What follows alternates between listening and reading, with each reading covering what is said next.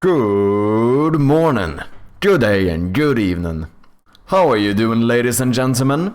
Hope you're doing good. Hope all of you had a good weekend. Anything fun happened? Let me know. First one in today, none other than Pirogi.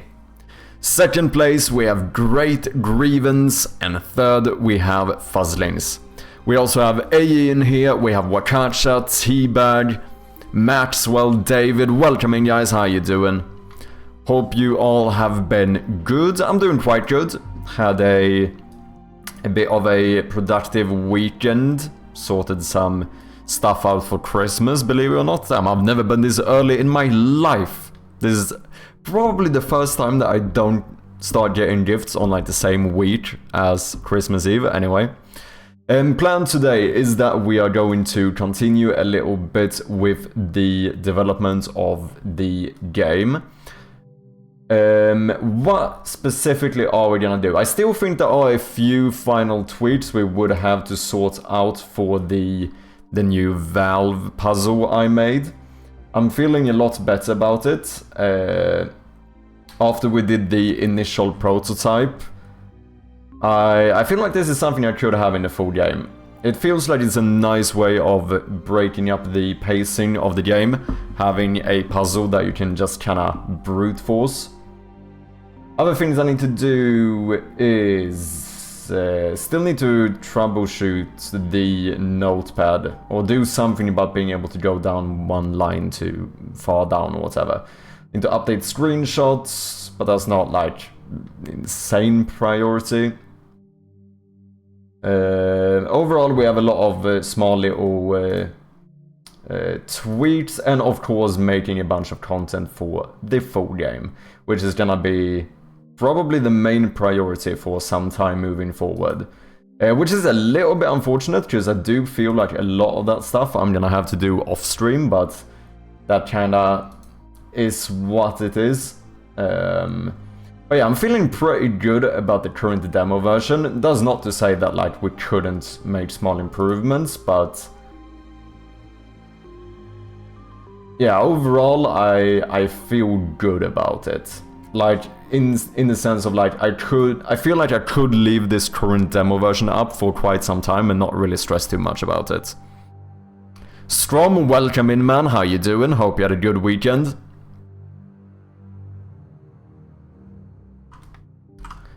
But yeah, I'm definitely getting a little bit stressed here. Like, once again, it's like the next fest is not that far away, right? Like, well, it's like 3 months or something.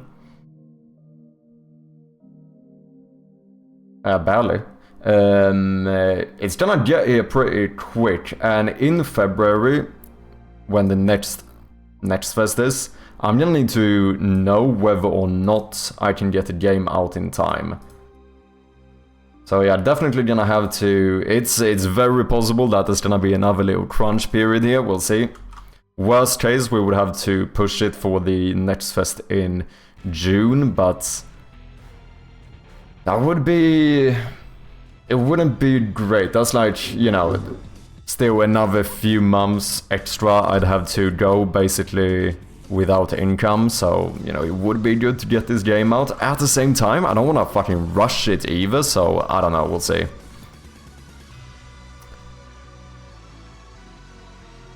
We can see your screen on the guitar, treat it as a warning for the future.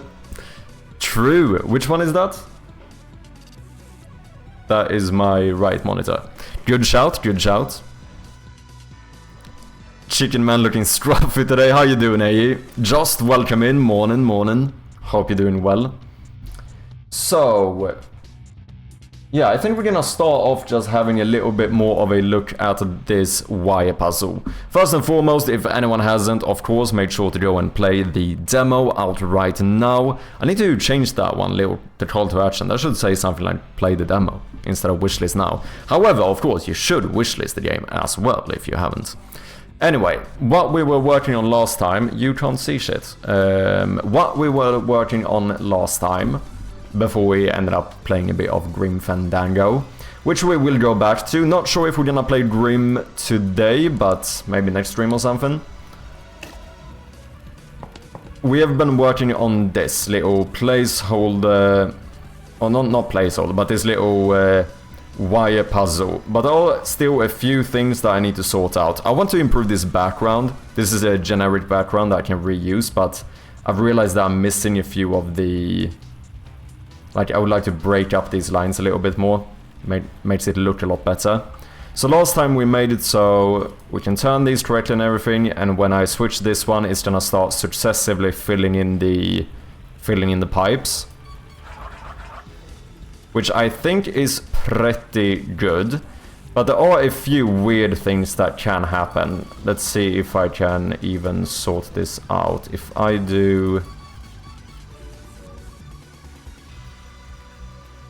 Yeah, exactly. If I do this... Now this fills in and we do a loop here. And it's a little bit weird. This is a very small detail, but I feel like it's a bit odd. Like, if I turn this valve downwards, then it's gonna start filling in these. Normally, if I cut something off, if I do, say, this, you see how everything that's filled in gets emptied, basically, and then we just fill in a new one.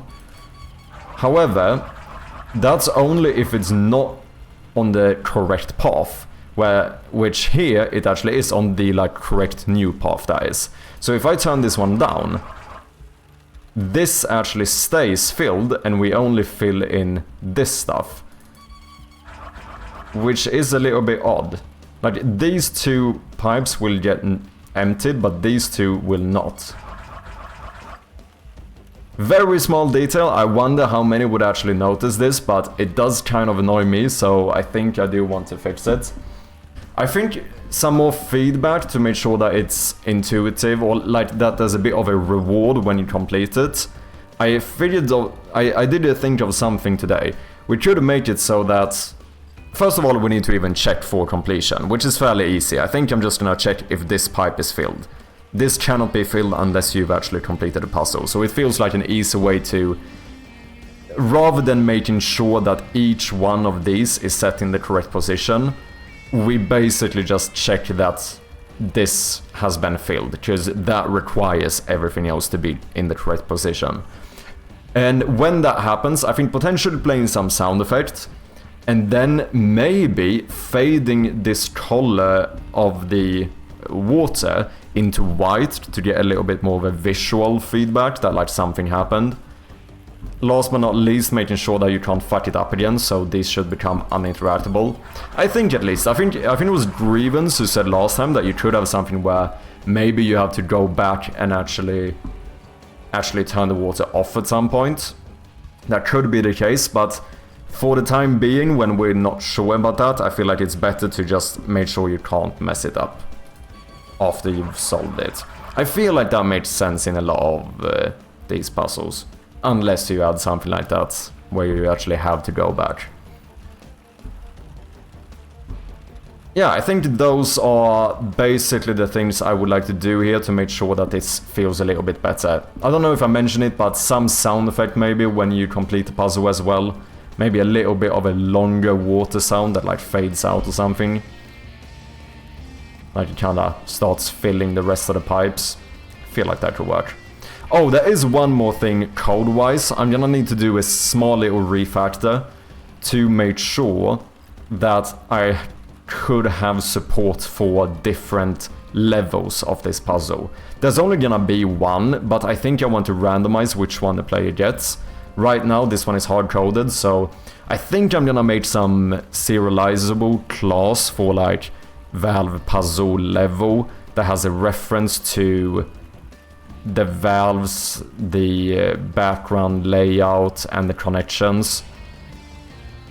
Something along those lines. It feels like a pretty intuitive way of doing it. Because then I could fairly easily just make 1 or 2 more levels like this and then just randomize which one the player gets. We probably need at least like 4 or something. But if I had 4 levels and you decided to do 2 playthroughs, there's only a 25% chance that you get the same one. What I could do as well is actually add a flipped version of each one. That would be fairly simple. And in that case I would double it, so well, now it would be like 12.5% chance of you getting the same level twice. Fairly low. Once again, this shouldn't be like the priority, because, you know, my main focus is not on trying to make this game replayable, but if we can make something feel a bit more replayable without too much effort, I don't see why we shouldn't do it, you know? First and foremost though, this is annoying me, the fact that this one just has clean lines. So I think I'm gonna do this.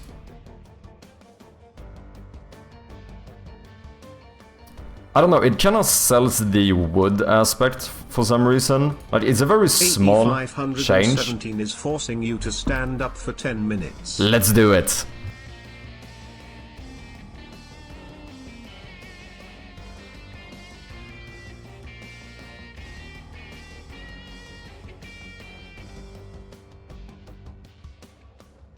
There we have it. I'm sorry, no comfy, rough start. So how you guys doing? Did you have a good weekend? Anyone do anything anything fun?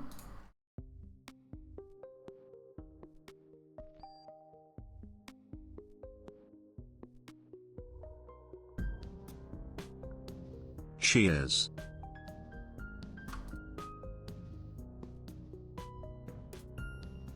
Cheers, Rui, how you doing? Good to see ya. Bem-vindo.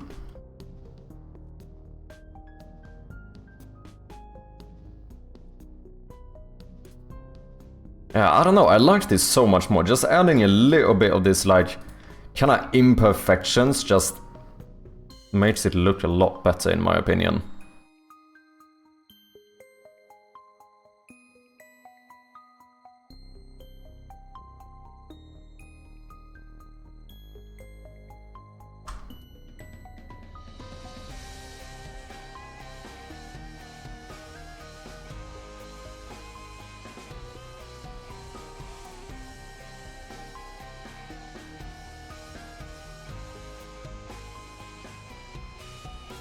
Yeah, boy.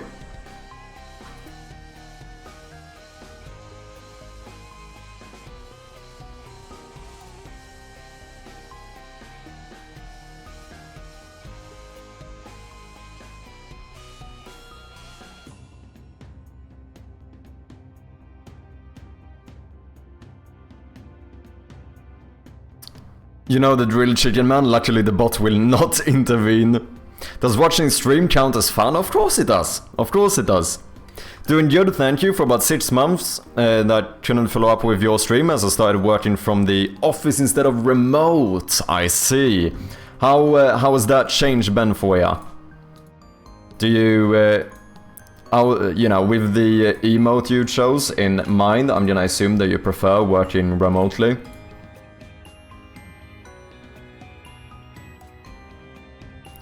Had a pretty lazy weekend, little hiking, chili and a couple of drinks. Nice, man. Doesn't sound too shabby. Chili as in like chili, like the pepper, is that what we're talking about here? Not at all, it counts as working.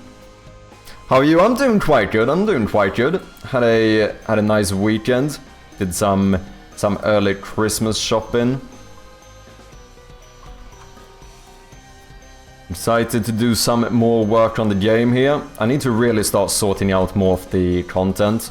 I'm only like halfway in terms of the content for the full game.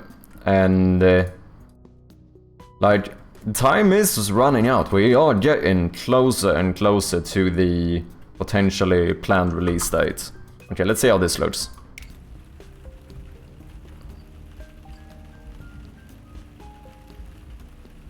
Yeah, I much prefer this. I much prefer this. Okay, so that's done. I wonder if we should see if we can fix this issue where these stayed filled in. I feel like that's fairly simple. I have some ideas of how that might work. Let's see, that would be in the main puzzle class. Well, I bought a motorcycle now to get to work, which is nice, and started doing 2 remote days recently, so I should appear more often. Nice, nice. Is it, would you say that, so what do you prefer, Rui? Like, do you like also then having those, like a few days going into the office? I think this is a very individual thing, right? I think some people prefer working in office, some people appreciate the variety, some just want to work remotely. Release, yeah. I do need to try and get this game out there eventually. I feel like from a business or financial perspective, I'm starting to feel like I've already been working on this game too long. Chili is a dish made typically from ground beef, beans, onion, and chili pepper covered in tomato and full of seasoning like cumin, garlic, paprika. Sounds very nice. It's like tomato soup stew with beef, onion, peppers, and bean. Nice! Friday job interview went well. Rest of the week, some beer, baked bread, and just chill. Sounds good, T-Bag. I'm glad to hear that the job interview went well. So here, clear unused pipes. That one is interesting.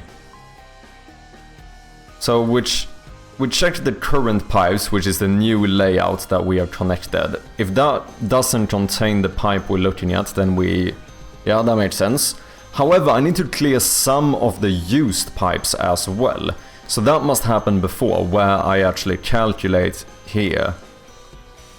Current get target pipes.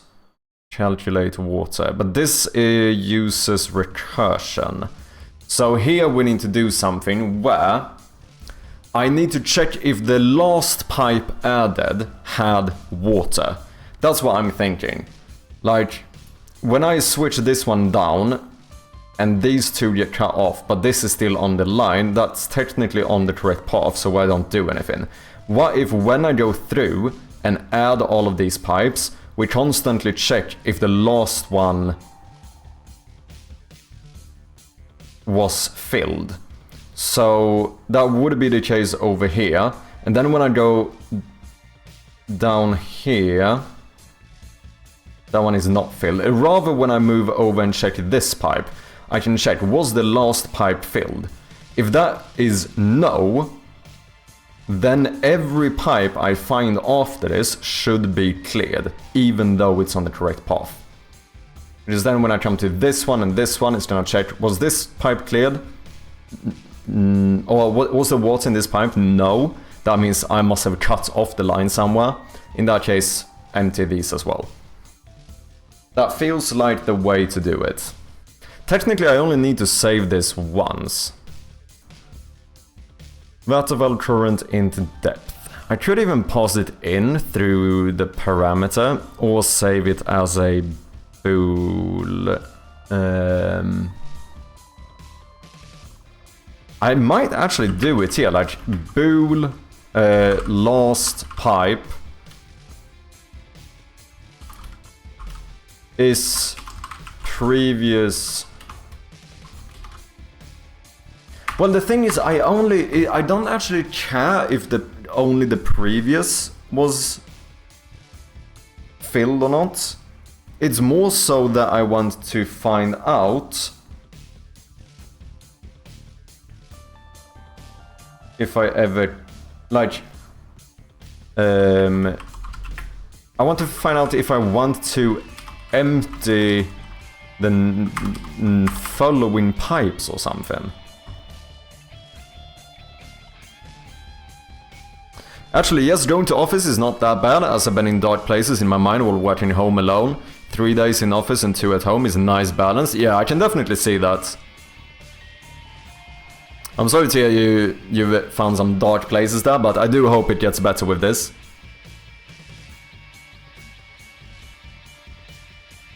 I've been fully remote since 2017, and you'd be hard-pressed to change that. I enjoy traveling for work 2 to 4 times per year for planning meetups, conferences, etc. But I'm not home alone. My wife stays at home and my kids are here most of the time. Yeah, I do suppose that does make a big difference, right? I'm trying my hardest to get back to full remote, just don't do full remote living up in the mountains, that was isolating. Yeah, what's up Tam, I hope you're doing well, man. Once again, I also think, like, this is probably semi-individual for a lot of people, right? Like, some people might not want to work home at all. There's also that thing that I can notice sometimes where I think that this is not really... I don't know if this is a problem with working from home, since I technically work from home now. It's more so the thing about not having an office. I mean, as in like a home office. Like, I don't have a separate room. That's the only thing where I can sometimes feel can get a little bit... Like, it can get difficult to truly separate yourself from work, because I cannot separate myself from the workspace. Like, you know, I'm in my living room. Do you know what I mean? That's the one thing where I feel like sometimes it would have been nice if I could have had like a spare room and had that as my actual office, so that you can still kind of get that clear separation between like the free time rooms and the work room, because now there's kind of a, you know, the line is a little bit blurry, if you know what I mean.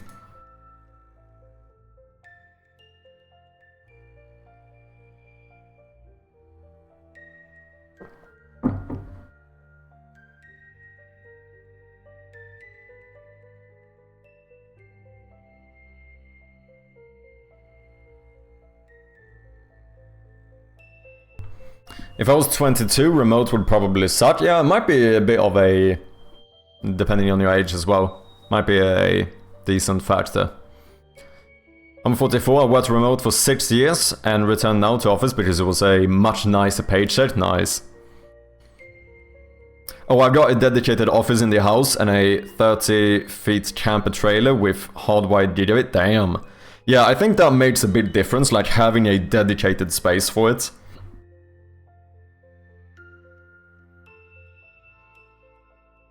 Yeah, separating home and work is hard. I have this routine that I do to get into work mode, basically cleaning up the desk, getting something to write on, closing all tabs and opening work tabs in my browser. Yeah. I do suppose I get a little bit of that with streaming, because obviously my setup changes a little bit as soon as I'm streaming, so this kind of feels different, but just, you know, I have my light on. I have some of my monitors are fully dedicated to the stream. You know, my boom arm for the microphone is out. Like, that kind of does give a change of like, now it feels like it's work time. But obviously that doesn't happen when I do off-stream work, right? So like I would say the difference is, it's more noticeable for me, this like blurry line between work and home when it's like my off-stream work, and then, you know, I might also be on the computer in my free time, and that does become a little bit odd. It's not like I wouldn't go as far as to say that this is something I like suffer from or whatever, and that's not really what I'm saying, at least not as of right now. But I could definitely see I can see the benefit of being able to have a more like separate space for work when you do work from home. I overpaid rent in the mountains to have a dedicated office. I want space and a big desk to be able to close the door and forget about it. Yeah. Separating yourself from your home is kind of important, or it can help with relaxing. Yeah, I think that's the thing, right? I do all my work on my gaming PC, so I never really feel that I'm resting. Yeah, exactly.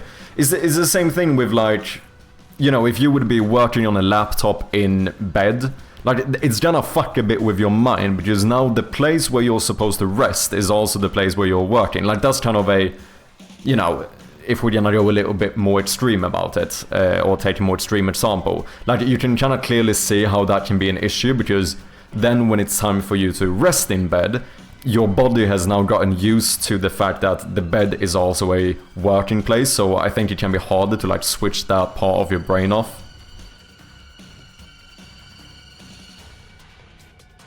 I don't really do the work-life split thing. Is it simultaneously always work time and never work time? Interesting.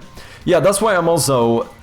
It's funny because I do probably agree to someone. Like, I don't suffer from working, at least not now when I'm like truly doing something that I enjoy. Like, obviously I've been working very long hours and stuff at times, to the point where, you know, my body is starting to tell me no, but like mentally I've never had a problem. Like, I don't feel... At least mentally, I've never felt burned out in any sense since I quit my job, and I think that is because I have a lot of passion / obsession for what I do. Yeah, I don't know. I would love to work in a shared co-space, so it's called, so that I don't just sit there and watch shorts on YouTube. I can't afford that, yeah. Yeah, I do also see the value of like, I understand the whole thing about being in like an office, for example. The fact that having other people next to you working almost puts a pressure on you to stay focused. Like, you don't want to seem to be the only one in the space that's like sitting there flipping your coin or whatever when everyone else is like in deep work. So I can certainly see that being a benefit as well. That's kind of, to be fair, you could argue that that's kind of what stream does for me. Now, obviously, I can spend a lot of time being distracted, which I'm kind of doing at this very moment. Although this feels like a related topic, like I am objectively not working on the game this very moment, right? So maybe it's not working perfectly, but to some extent, the fact that I have you guys here kind of puts a little bit of that pressure on me. Like, I also do need to get stuff done, you know? It would be... No... I'm gonna say, yeah, because it would be crazy if I sat here for 8 hours and I didn't get anything done, but let's be honest here, I've done that multiple times. So I don't know, maybe I'm being a bit fucking hypocritical here. I have dedicated spaces to focus, but time-wise, I may or may not be working at any hour of the day. Yeah. Chirpy suffers for us. You could get some screen / partitions to make a room for your PC setup. Yeah, that's a good shout.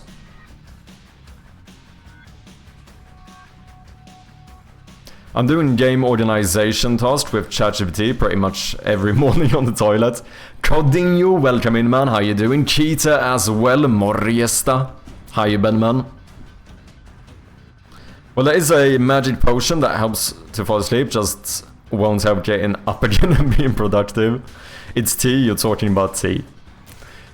But you stream, so that separates the deving from in real life. Yeah, it does.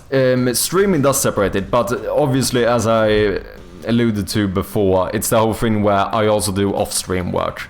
And that gets less of a separation from... Like, when I'm on my PC during my free time, or when I'm on my PC doing off-stream work, that almost looks exactly the same, do you know what I mean? So it's hard to like find the clear line. Not that, once again, I do want to make sure to say that this is not something that I actually feel like I'm suffering from necessarily, but it's possible that I can still see kind of the benefits of having like a more dedicated space for work specifically.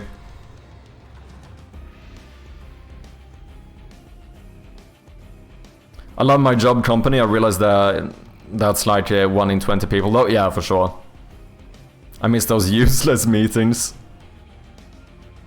I do most chores during useless meetings. I'm hybrid at least. Oh, I see, yeah. That seems to be a very like IT field type of thing. Everyone talks about all of these useless meetings.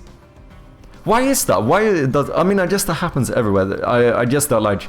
I wouldn't be surprised if non-IT workers in like government, they probably feel like they have a bunch of unnecessary meetings as well.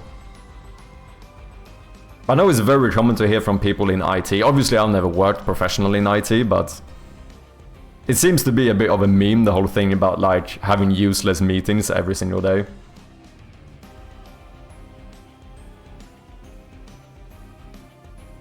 Useless for me, I'm low enough to not have to pay attention. People think that having a free schedule means that you are not working. Yeah. No, I definitely can feel that. Like, obviously I'm doing something fairly unconventional or unconventional here, right? And I can certainly feel sometimes with, like, people around me that might not really consider me to be working at the moment. It's more so like, oh, you know, Chirp is being lazy, just having time off at the moment. Whereas I feel like I'm, like, grinding out 14-hour days. But, you know, that kind of is what it is. I very much understand I'm doing something that's fairly unconventional. And I think that's one of them things you just have to take. Maybe not exactly the thing you're referring to, but it just came to mind. Bad blending, incompetency,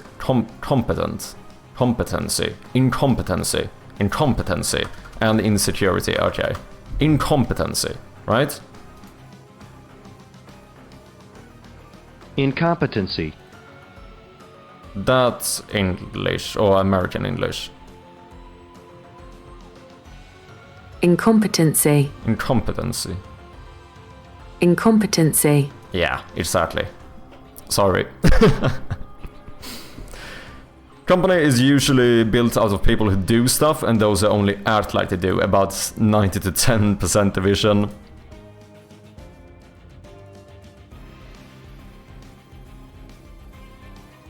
I would argue that most meetings are not useless, just too long. It should be used to get all the infos together and talk about it. If it's only about getting info, just send an email. Yeah, I think that's a good shout. Like, if the meeting you're having is all about just getting a bit of information to people, not really about any type of discussion or so, then it feels like, why wouldn't you just send an email? And this 90% of actors need to prove to everyone they are not useless. Now try pronouncing... Oh, fuck. Okay, so this is in... I don't know if I've ever heard this in English. Obviously, we have a coordinate in Swedish. Pedagogy. Pedagogy? Pedagogy. Pedagogy? No, that sounds... Pedagogik. In Swedish. Pedagogy. No. Pedagogy? Yeah, I think it's Goji, right? Pedagogy. Pedagogy. Oh, I wasn't too far off. Pedagogik. Gamian, welcome in, man. How you doing? Very dodgy, yeah. If it sounds like someone's eating a burger while they talk, then it's American. If it sounds like they think they are better than you, it's English. Oh, that's funny. Sounded somehow Italian. We meet twice per week for as long as we need, and then maybe once every couple of months for something extra. Otherwise, we just ping each other and pair up as needed. That sounds good. And we ship super fast. Now try... What the fuck? Wait, what? What fucking language is this? Karitnerika's noodle? What the fuck is this? Oh, is this a food?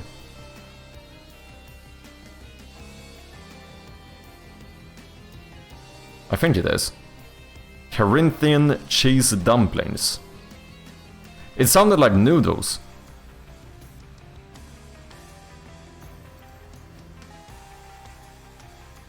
I mean, doesn't look too shabby.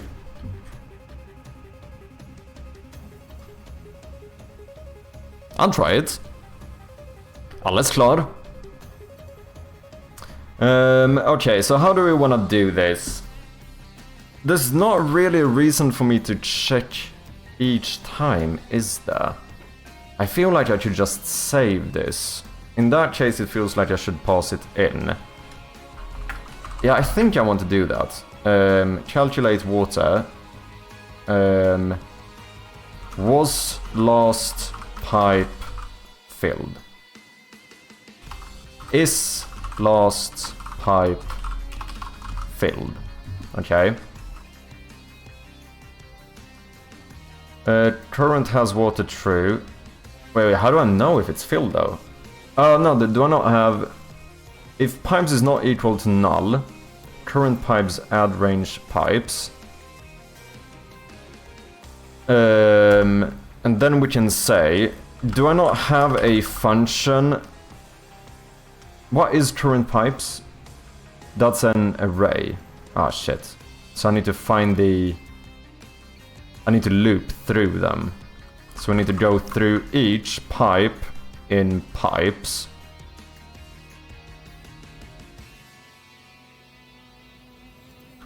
And then we need to start off by saying if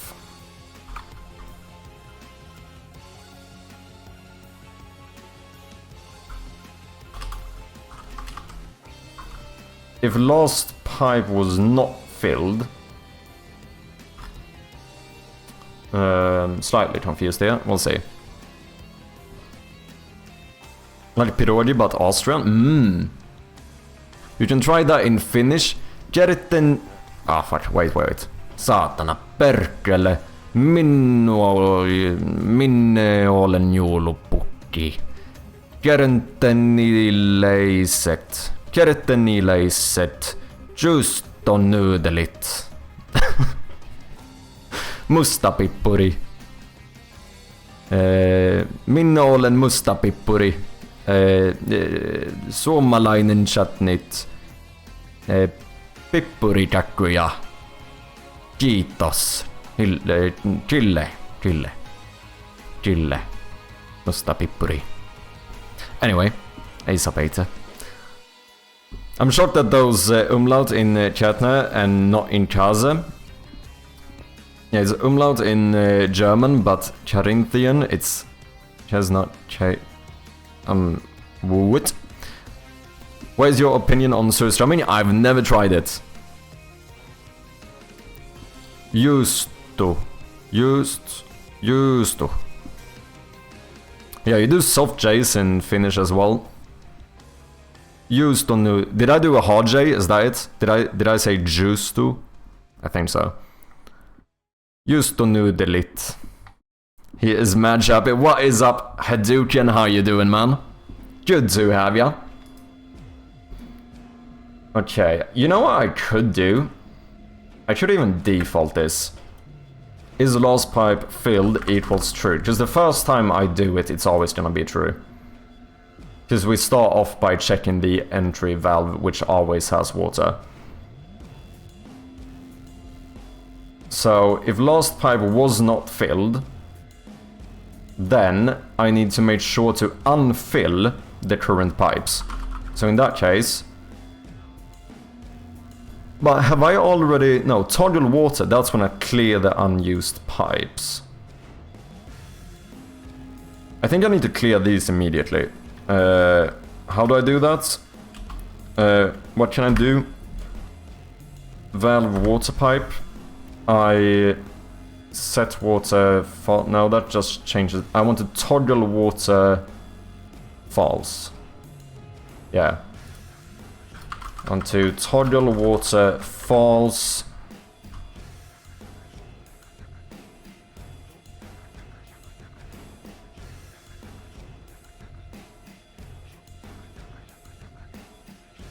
Shouldn't I place the for each loop inside of here? No, just this should happen at any point. If the last pipe is not filled, then we do this. Otherwise, if the last pipe was filled, then I need to double check whether the current pipe is filled or not. Something like that. Harry Chat, welcome in.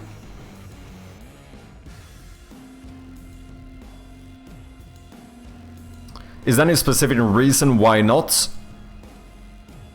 Oh, why I haven't tried it? No, I actually don't know if I've had the opportunity to. Not that I know if I would actually go out like seeking the opportunity to try surströmming either. I feel like surströmming, if there's any Swede here that would like to beg to differ, feel free to do so. But I feel like this is one of them things where it's like a very stereotypical Swedish thing, but my assumption would be that the vast majority of Swedes never actually tried it. It's just a thing we have in Sweden. I don't think it's like actually like popular for a lot of Swedes to eat it. Do you know what I mean?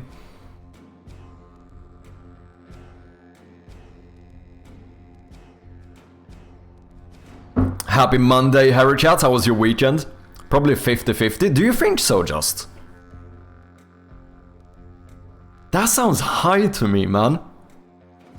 I would almost expect it to be a minority.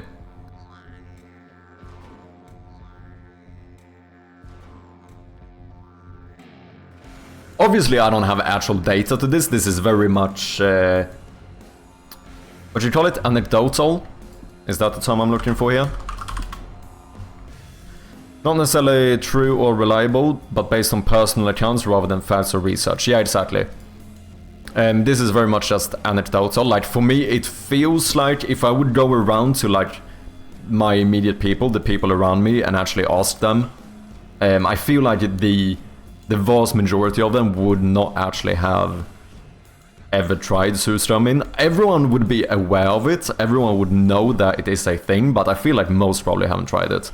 But once again, this is anecdotal and I could very much be incorrect.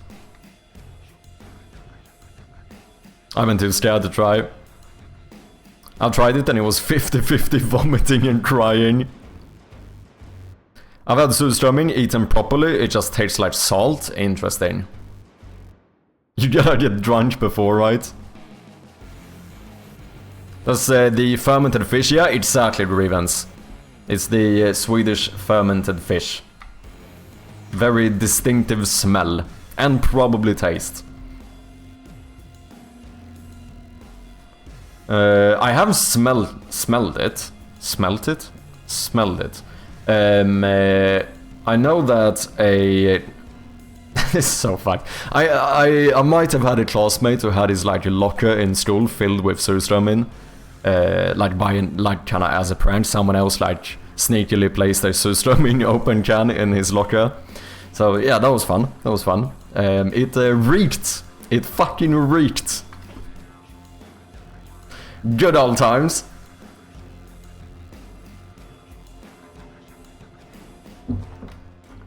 Okay, so if the last pipe is not filled, and then we should never change this. So this should be else if.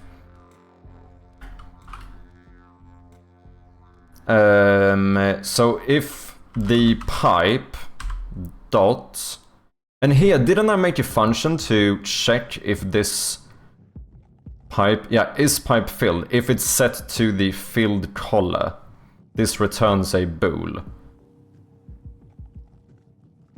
So then I could just say, where am I? I'm here.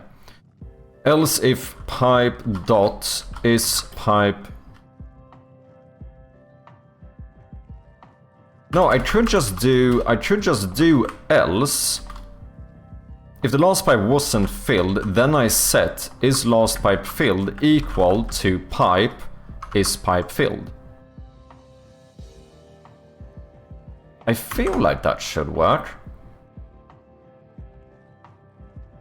Let's see if that does the trick.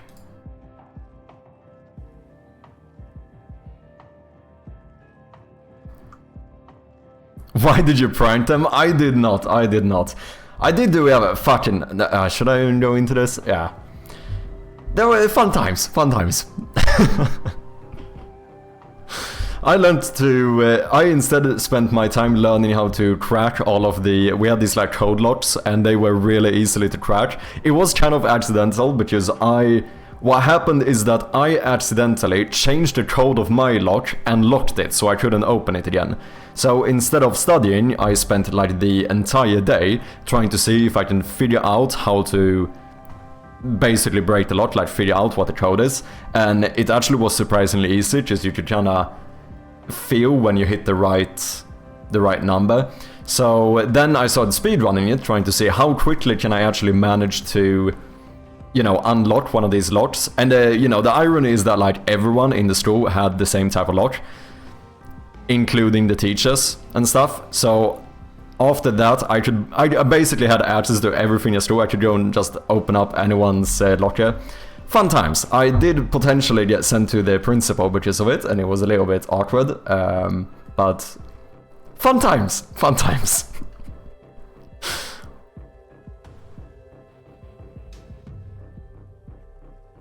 But I did not do the surströmming at least. There I am innocent.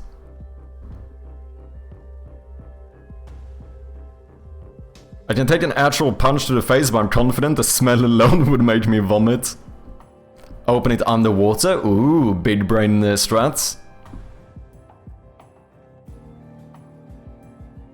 I don't agree about salt, to be honest. Those brief moments where it did not taste like sewers, it tasted like matured cheese. Oh man, 99.9% of lots on the market are hot jank. It really is, like, because I started, just for fun, I started actually timing myself to see, like, how quickly can I learn to break one of these. It was like a, you know, it's like a cheap 3-digit lock or something. And I think my record at the end was like, it was like a handful of seconds. Like I could, without knowing the code, I could open one of those in like 2-3 seconds or something. Which is, you know, not great from like a security perspective. But it's, I guess it's also one of those, like, you get what you pay for. Like obviously these were like the cheapest kind of locks you could find, but that's what most people ended up getting, so including the teachers once again, which, yeah, I don't know, fun times, eh?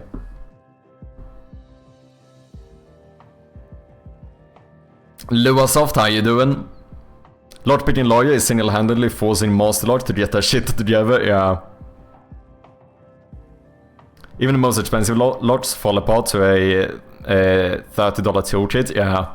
The irony with these though is that you needed literally nothing. Like if you just knew the like trick to it, like you didn't need any tool whatsoever. You could literally just feel what the code was, if that makes sense. I don't know if I should fucking condone this and teach you exactly how to do it, but just know that it was surprisingly simple.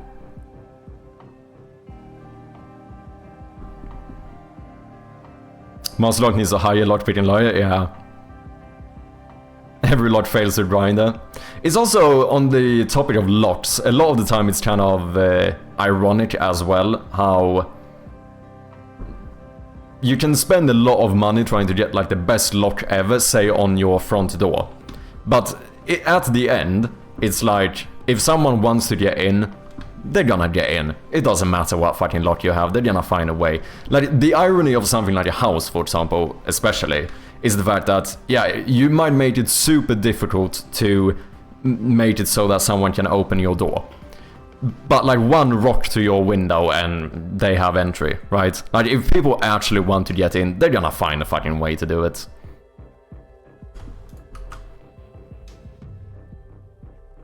But can the pipe possibly be cracked in 3 seconds?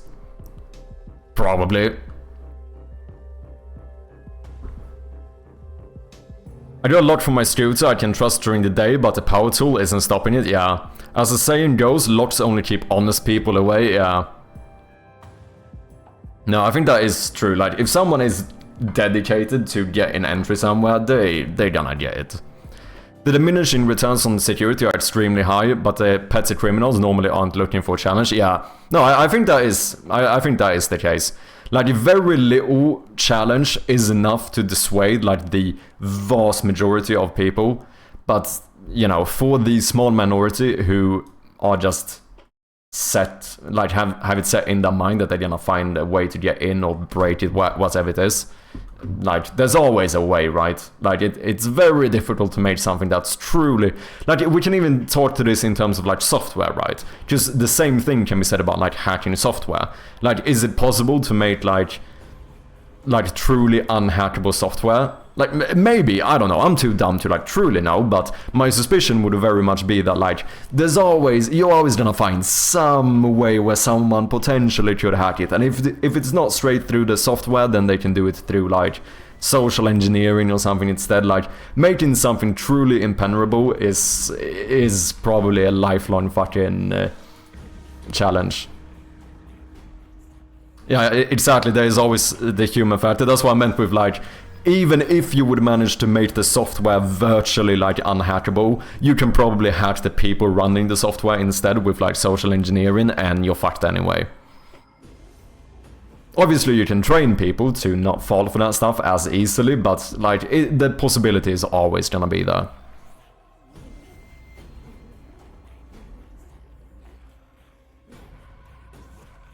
No, it's absolutely not possible. It has never been, and it never will be. Yeah, I would be inclined to believe that. It seems like it seems basically like an impossibility to actually create something something truly impenetrable in that way.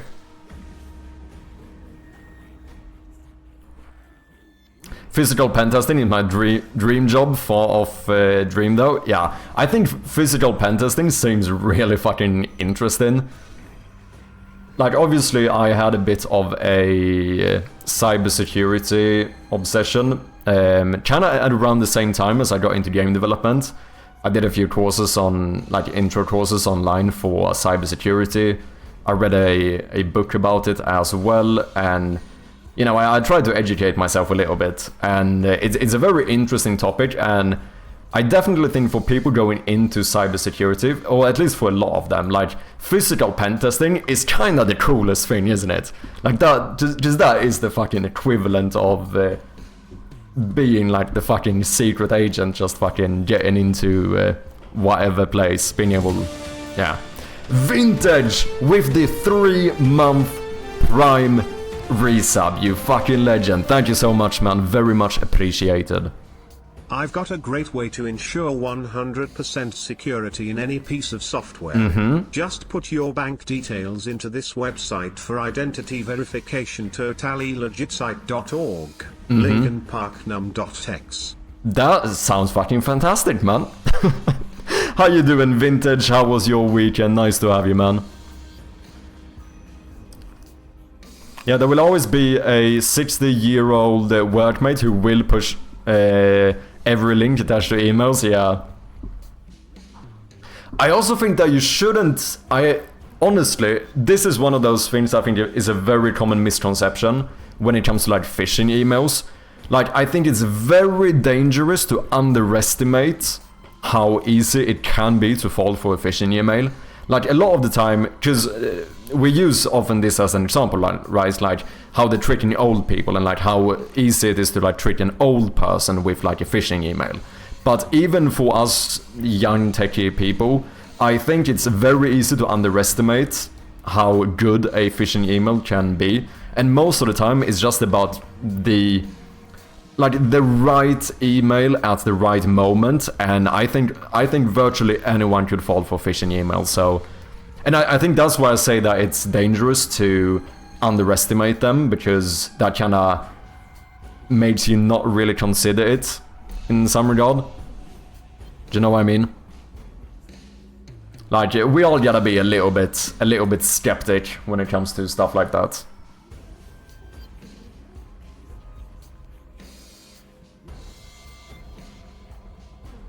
If you want a layer of defense, I live in a safe neighborhood where we know and watch out for each other. I got cameras on my house, locks on my door, a large dog that sleeps near the door, and a handgun in my lockbox. America! I'm joking. Dude, how am I not supposed to fucking... You know, it's just, you know, it's the ritual, man. I have to do it, sorry.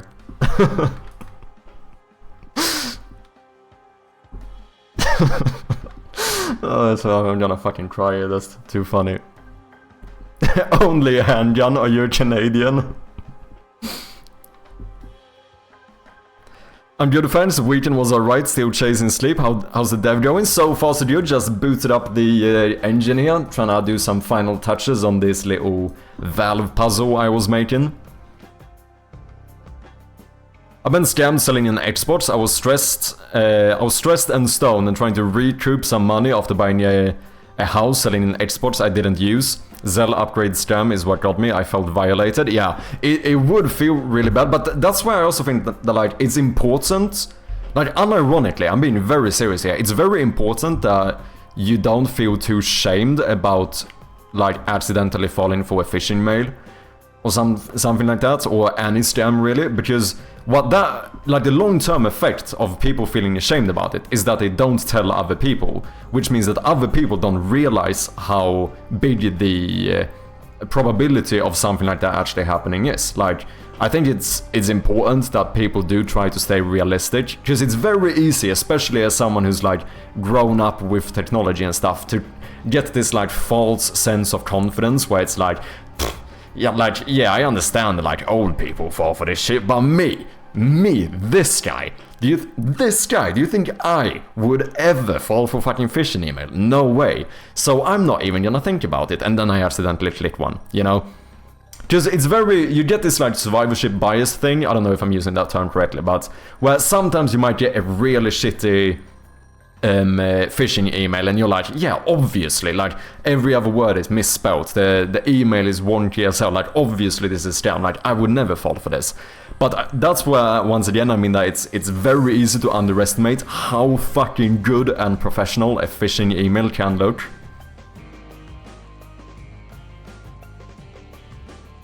That got a good laugh out of me.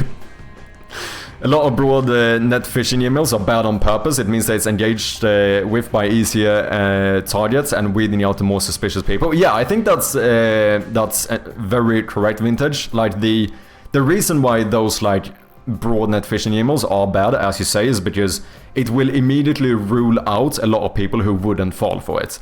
Because now, the ones who still click on the link, despite the email looking bad, are on average going to be easier to scam, right? However, this is the thing, right? We're talking about broadnet phishing emails.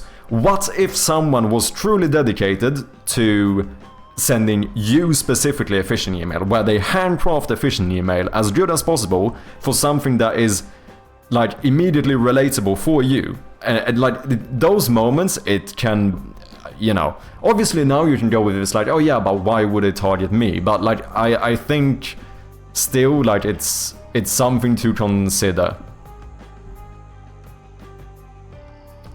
Just I noticed that when it comes to cybersecurity, a lot of people have this type of mindset where it's like, either it's like, with privacy, a lot of people go like, I have nothing to hide anyway, and with like cybersecurity, people go like, but why would anyone want to hack me? And I think that is like not a good mindset to have, because even if you're not a rich CEO type person in some important company or whatever it might be, that doesn't mean that people wouldn't want to hack you for any type of reason. Like a lot of the time it's the opportunity that creates the criminal, right?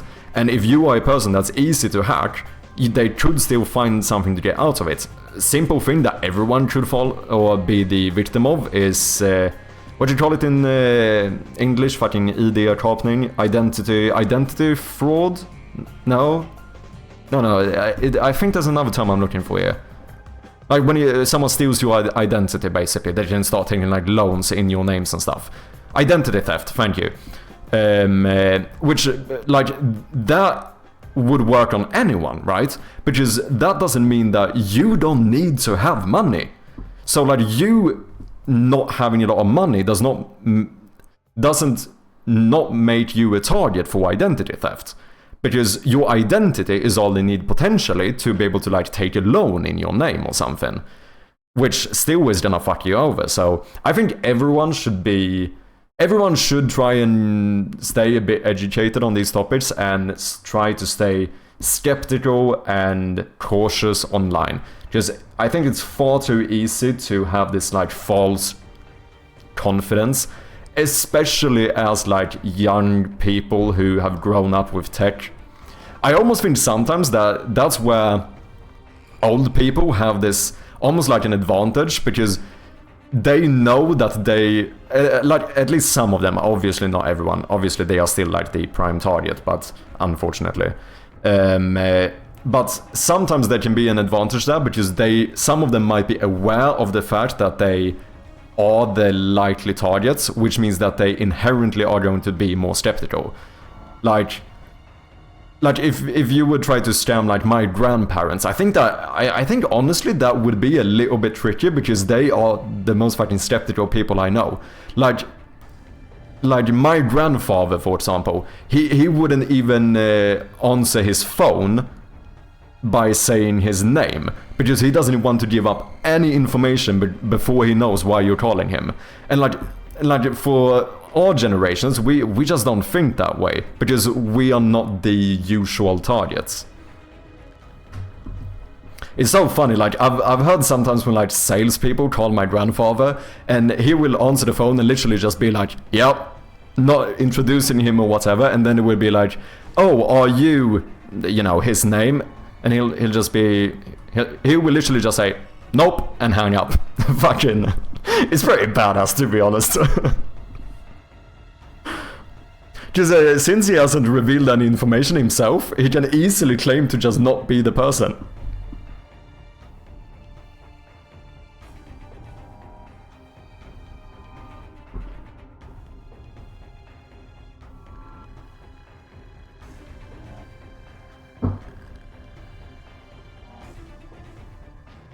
Yeah, of course, definitely everyone can be scammed.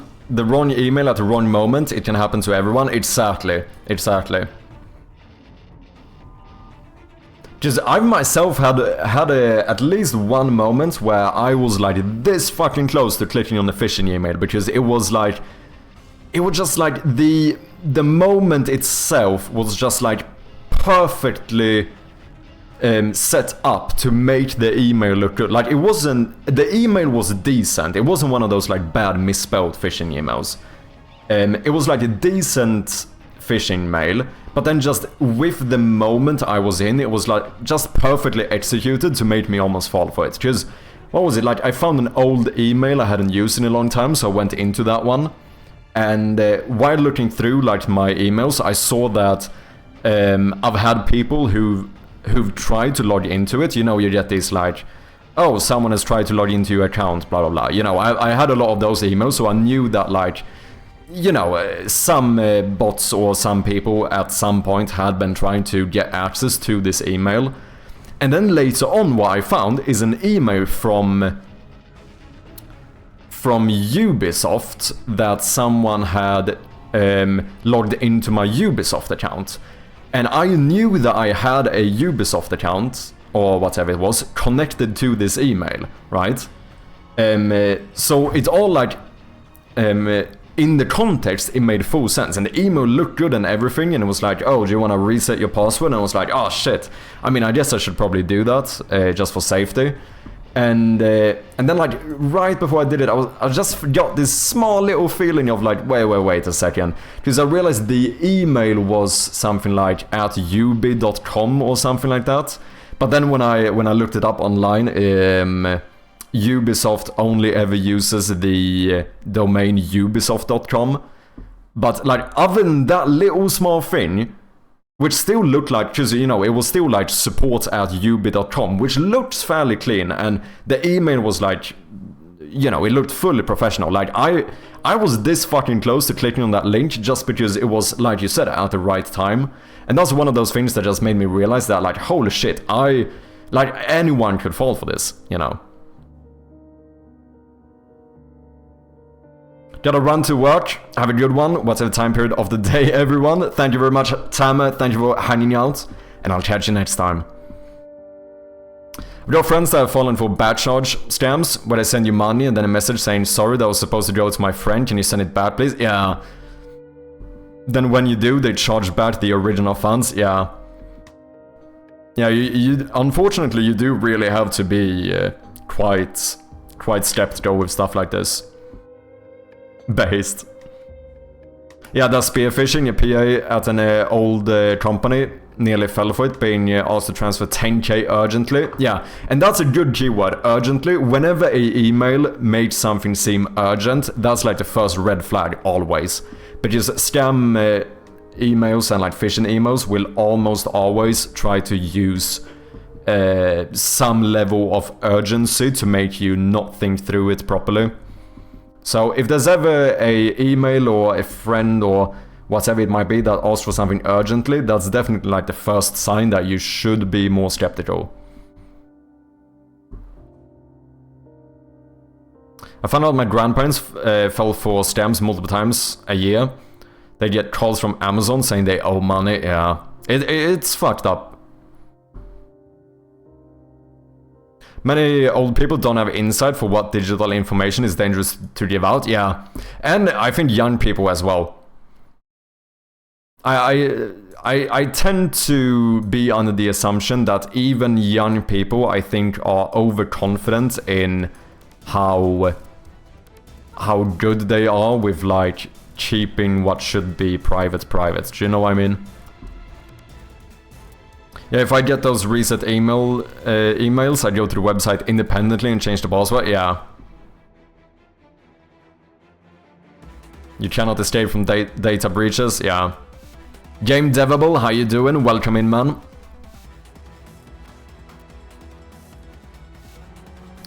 I tried going to Spotify and clicked the first link, then I got viruses.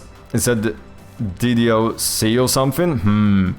Yeah, I think we, like, no matter who you are, we just need to stay a little bit cautious. My wife changed some tax information with the perfect timing. She got an email from the tax office, quotation marks, tax office, informing her that she received a decision concerning her request. So instead going through the browser to the service, she just clicked the link and used the bank information to identify herself. I just remember I got a blackmail email the other week saying we've hacked your PC and recorded you watching porn, pay us in Bitcoin or we'll send it to your family. Those I'm using, I didn't respond, but I wanted to say do it, yeah. Privacy is just fucked though. Nobody has leaked my info more than my health providers and insurance companies. Yeah, fucking Sweden, eh? The people who've leaked my information the most is my own fucking government.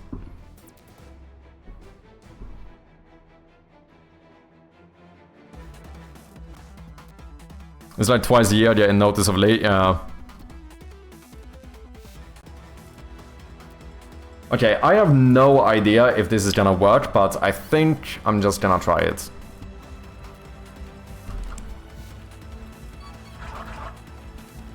Okay, that seems fine. Okay, let's set all of these... No, let's go this way. And then move you. And then I'm gonna move you down. Nope. Those two stayed filled. Wait, this doesn't work. That one gets emptied, but those two stay filled. Calculate water. So this is going through the... This is finding the roots of how we have made the connections or whatever. We get target pipes. If the pipes are not null, then we add them to our range of... our current pipes, yes. For each pipe in pipes... Oh, wait. Wait. No. I need to check this first. Don't I?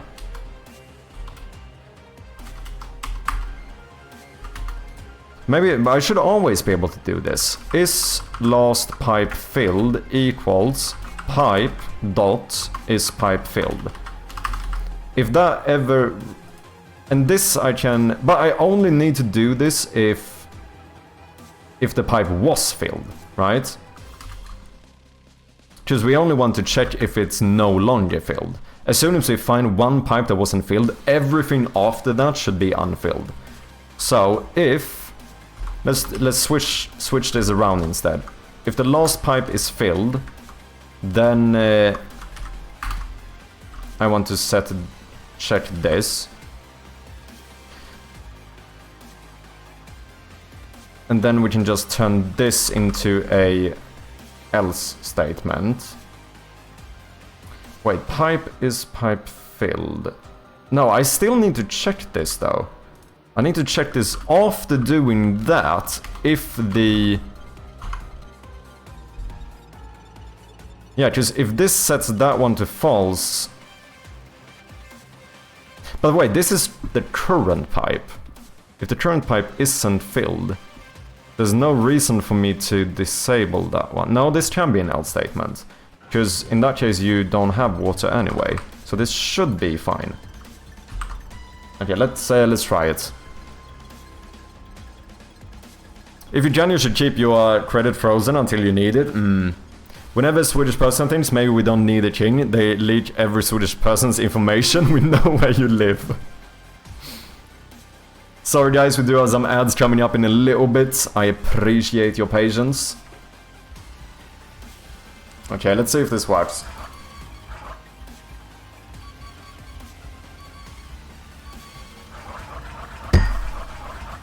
Oh, accidental cheers with the microphone. Okay, so these should get unfilled. They don't.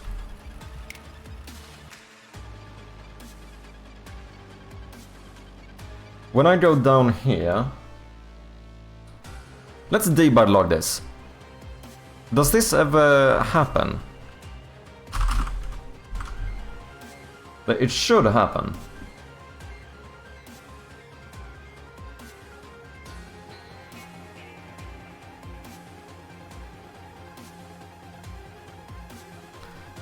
Damn government knowing where I live.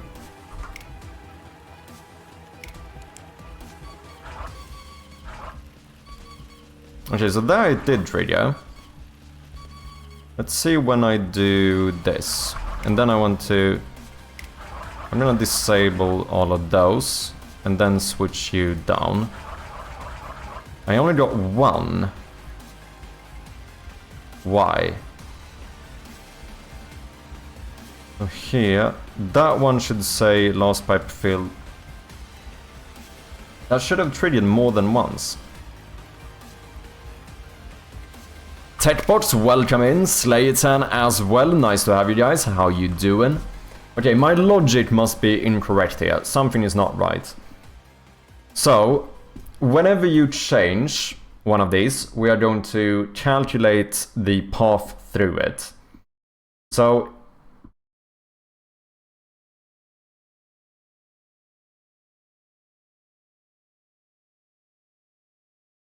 yeah. Maybe I should do this afterwards. I add all of them here. And then clear unused pipes.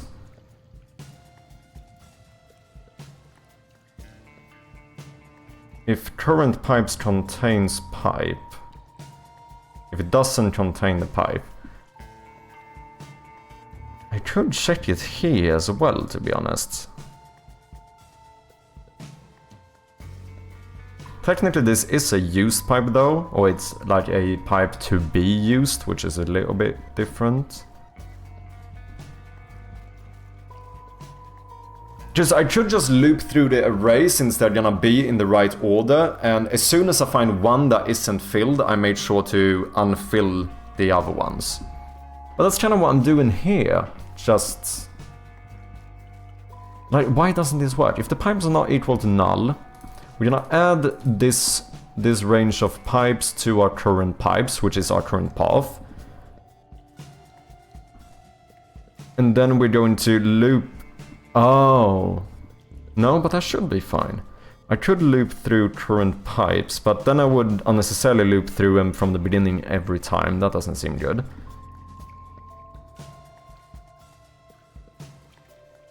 For each pipe in pipes, the pipes we just added,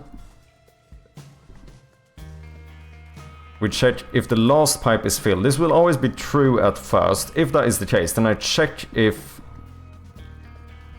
this pipe is filled, if the next pipe we add in is filled, which means it's set to the filled color.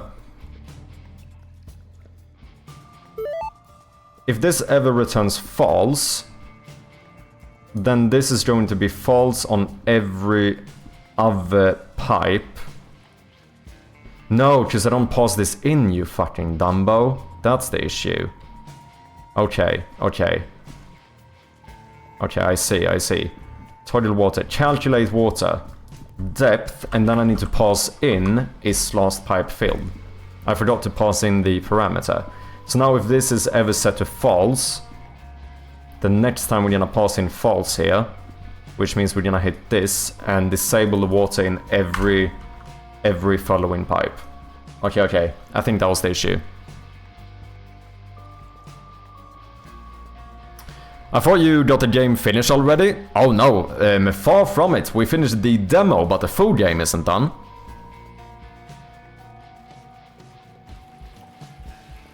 Just got home after a 1-hour exercise walk, not too shabby tech box. Actually, I wanted to ask you a very important question and I almost forgot. What happens if your game just doesn't pick up? Then it is what it is.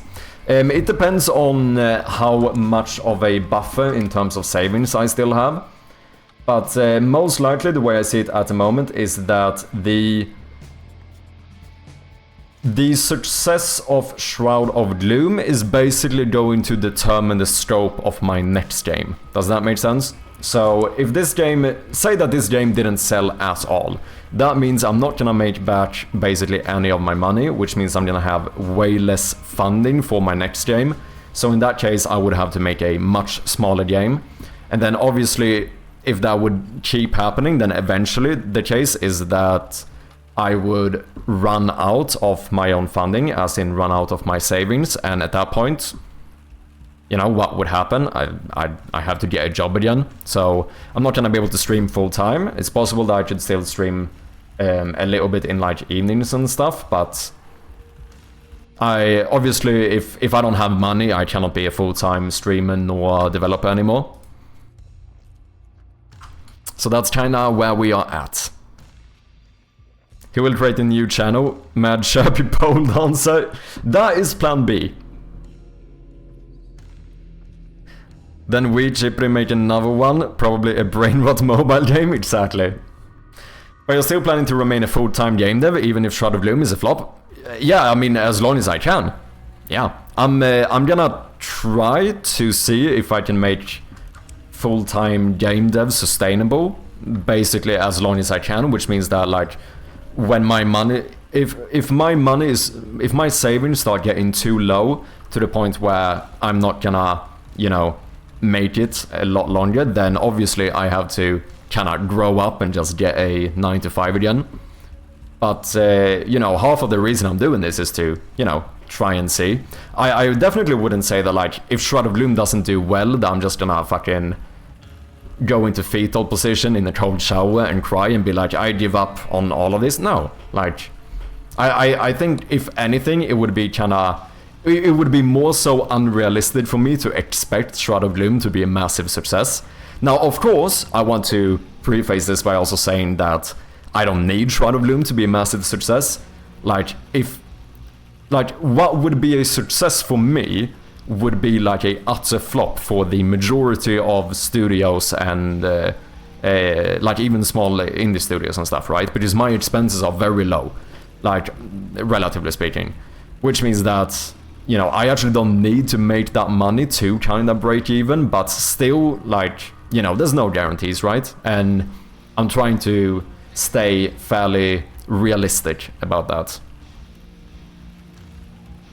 You have a monthly break-even / sustainability number? You mean in terms of like, because this becomes a little bit weird when it comes to game development, right? Like at the moment, I'm basically making zilch, or well, I'm making the money from Twitch, right? Like obviously the subscribers here help me out to get a little bit of an income. It by no means pays my rent, but it does help me out, like not having to use as much of my savings.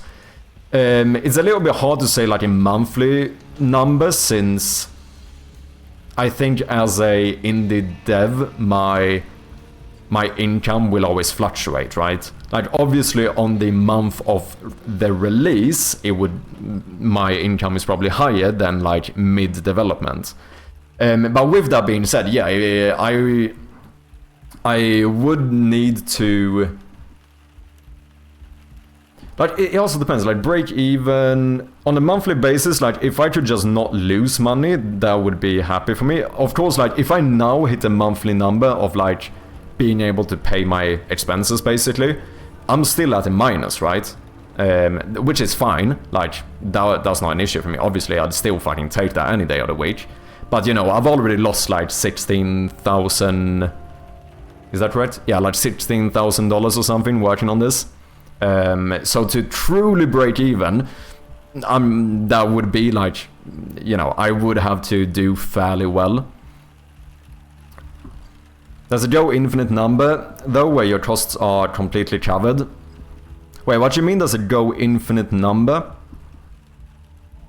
But yeah, if you say on average, if I would be able to make like technically, I don't even need to be able to pay my bills. If I could just pay the majority of stuff with the income, so I didn't have to use that much savings, that would pretty much put me in a very good... Like, even if I still had to pay, like, 100 quid or, like, $200 or whatever a month from my savings, that would still, like, you know, heavily extend the amount of time I can do this. But I would say, as of right now, throughout the last year, my expenses are somewhere around, like, what, like 1,200 quid or something a month?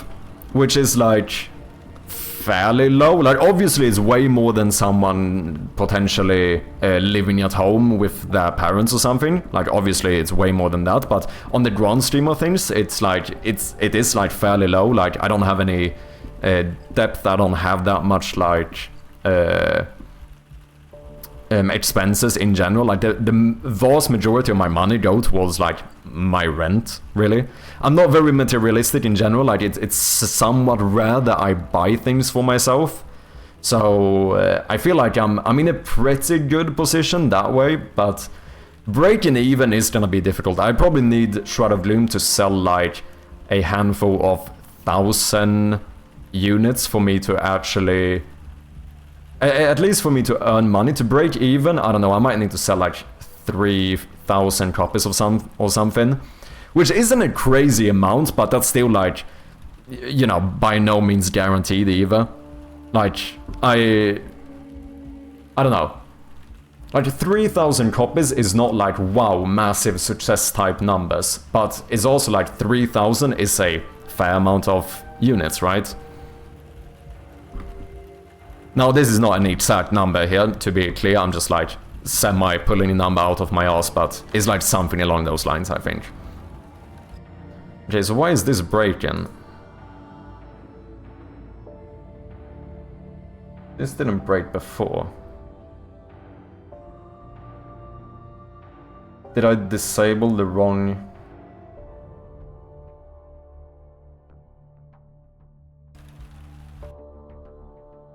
what have I done?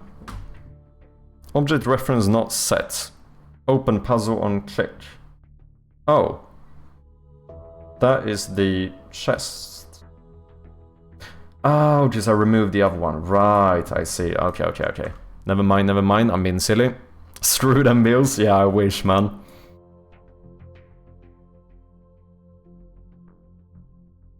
But yeah, I do, the way I see it at the moment is basically that, like, in all honesty, I don't really give a shit about actually making money. Like, if I can just survive, I would be fucking happy, man. So even in terms of breaking even, like, I don't even know if I need to actually break even to consider Shroud of Gloom to be a success. Like, if I only lost, like, you know, a few thousand, I would still see that as like, damn, that was definitely a successful release, right? So what would be your projected sales / earnings that would satisfy you? Any time span, really?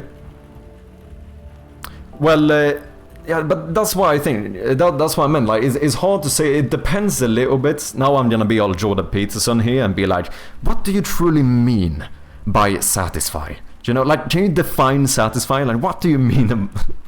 Because there's different levels to it, right? Like, if, obviously, at this very moment, I would need to make, like, $16,000 or something to actually break even, which would be, like, I'd say there's, like, 3 tiers to this. Like, obviously, the best thing for me would be to actually make money. Like, if I could even make a bit extra so I have more of a buffer, that would be fantastic.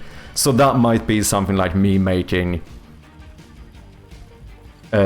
wait, am I saying this? Yeah, that would be like me making $20,000 or something, right? That would give me even a bit extra on top that I could add as a buffer for my next game.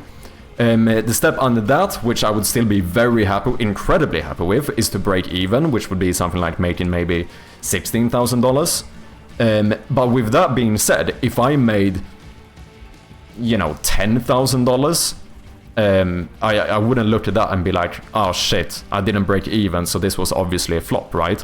No, because that's still like an extra 8-9 months or something that I could that I would buy back to be able to continue doing this, right?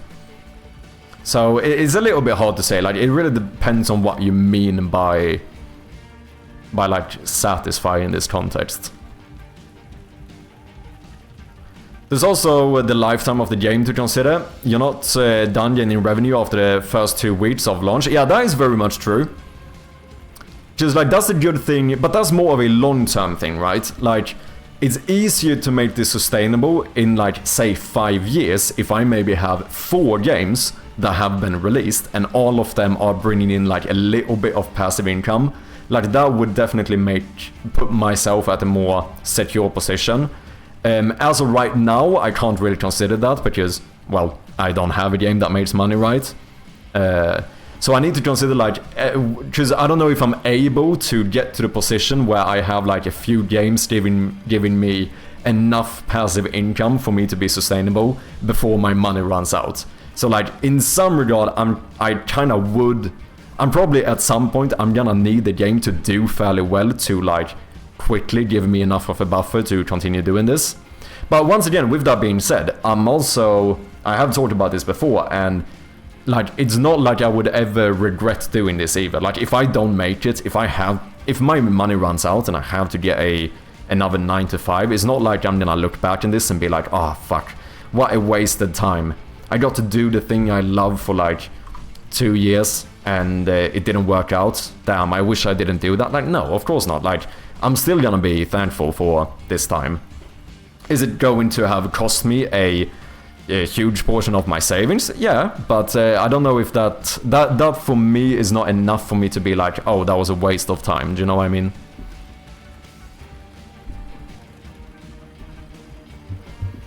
How about this question? How much money do you need to make to work on the most ambitious idea you're genuinely interested in pursuing? That would be a fair bit more. I feel like for me to justify working on the most ambitious idea I'm genuinely interested in pursuing, I would probably need to make maybe a couple of years worth of expenses or whatever, so that I know that I have like a decent buffer to be able to actually put a lot of time into something. Obviously, it also depends on when this happens. Like, does it happen at the end of my savings running out? Then I need more money. If it would happen right now, I need less, because obviously, although my money is decreasing every month, I still have a little bit of a buffer moving forward.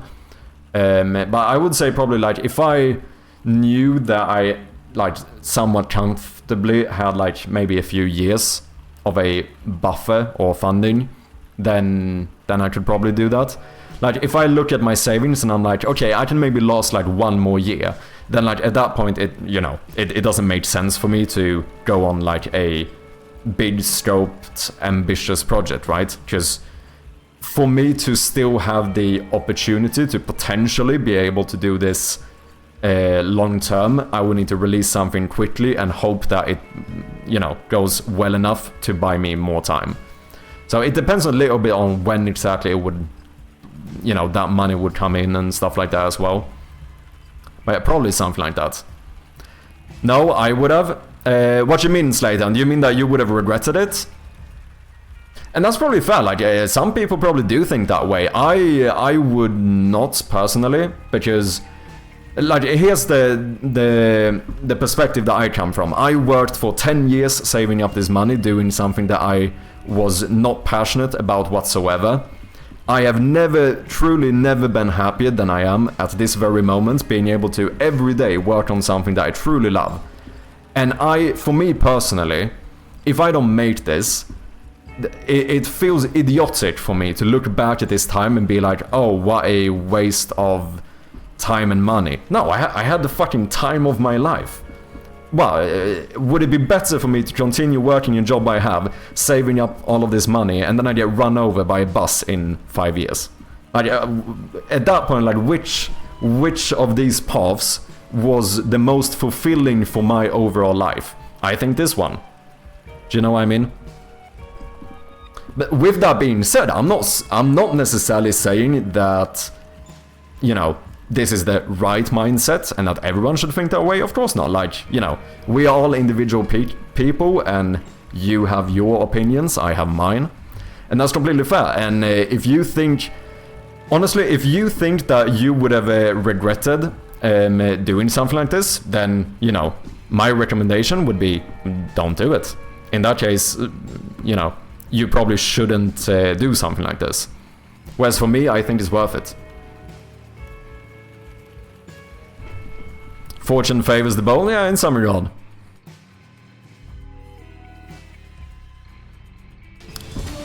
Hey, Jin with the 10-month Prime resub, you fucking legend. Thank you so much, Jin. How you doing? Welcome in. You'll break the Megabonk record for sure? Probably not. But that's fine, I don't need to break, like, the Megabonk sales are fucking way higher than I would ever need. Because like I said, I don't care about making money. I care about being able to do something I love for as long as I can do it. So, you know, whatever I can make, I'm still gonna be happy with it. Now, with that being said, like, would I say no to the success of Megabonk? Of course not, right? Like, I'm not gonna sit and pretend like I would be like, oh shit, no, my game sold millions of copies, oh, poor me. Like, of course not. I tried calculating it out of curiosity. I calculated part-time working and how many units I would have to sell in a year to make a good living without luxury. And it's not that much, to be honest, but full-time game dev, yeah, that's something different, yeah. No, that's the thing, like, I think it's important to keep in mind that, and that's why I say, like, when you take the example of, like, Megabonk, like, for me to live a decent life, and obviously I have fairly low standards here, like, if I can survive, I'm pretty much happy. I don't need anywhere close to the sales of Megabonk. Games like Balatro, Megabonk, Vampire Survivors, etc. are lightning in a bottle. Best just to make games you enjoy and hope you get lucky. Yeah. Yeah, just it would be unrealistic of me to even expect to make something like that. But once again, it's not my goal. Like I said, like, if I would just sell a few thousand, that would be more than enough for me. I'd say you have a probably decent job. You have probably decent financial assets, and then you quit it, spend 2 years, I think you mean, on something you might have liked, and you get virtually nothing tangible in return. But that's the thing. And now you have no job and no money. Yeah, but this is where we disagree, Slayton. Because you say I have virtually nothing tangible in return. That sounds like... Like, what are you looking tangible, like, as in, like, actual physical thing? Like, you need something physical to show for it? Like, that's just not my goal. With the risk of sounding a little bit crass, like, I just don't give a shit if I have something tangible to show. Like, I care about my experience and how fulfilled I feel in my life, and that is not something tangible to begin with, right? So I understand that, like, if your goal is that, if you feel like, for you, for something like this to feel like it wasn't a bad decision, if that requires you to have something tangible in return, then yeah, of course failure, quote failure, would be regretful for you. But that doesn't mean that's how everyone else sees it, right?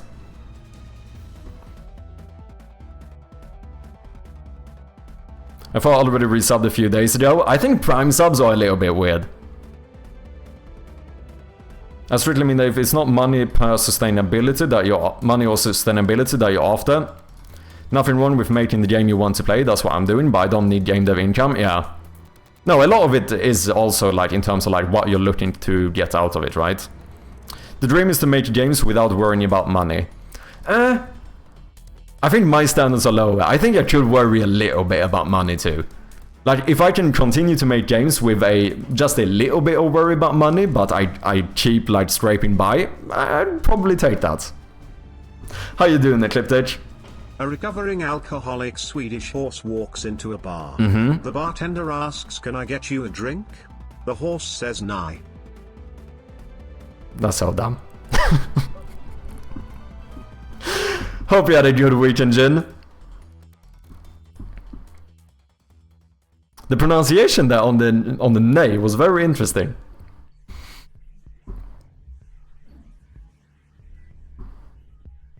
Fun and learning is for losers, you only need money. Yeah, exactly. Tangible, like in you can't pay bills with fulfillment alone. Yeah, but once again, like we're going at it with different goals. And to be very clear, Slayton, I very much understand your thought process here.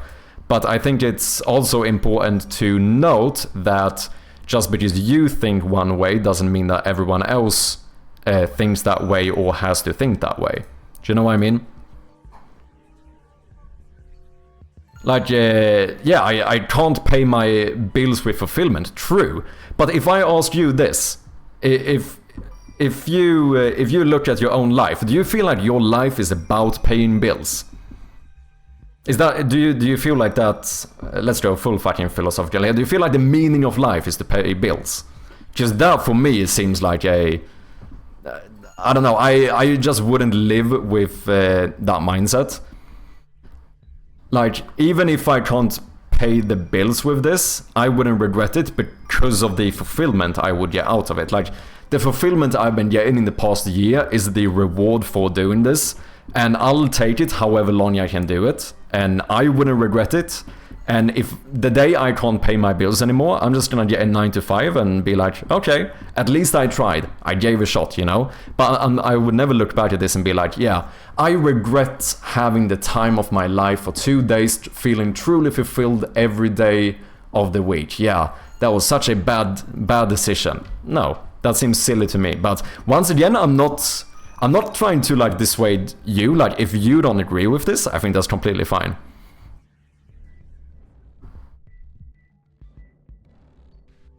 Like, obviously, like, if I had the same mindset as you, Slayton, I wouldn't be here, right? I wouldn't be doing this. Like, because it would be illogical to go in with that goal and then take a risk like I'm doing. Like, I can take this risk because I feel like the fulfillment in the end is gonna be enough for me to justify this decision, whether it works out or not. Not to mention, game dev isn't just you sitting on your ass, learning nothing and not challenging yourself. You're learning, pushing your boundaries, making your art. There's loads to gain. Yeah. No, exactly. And who knows? Like, it's possible that this is something I could end up using in the future as well, right? Even if it's not in, like, specifically in the game dev sphere or even in the game dev sphere.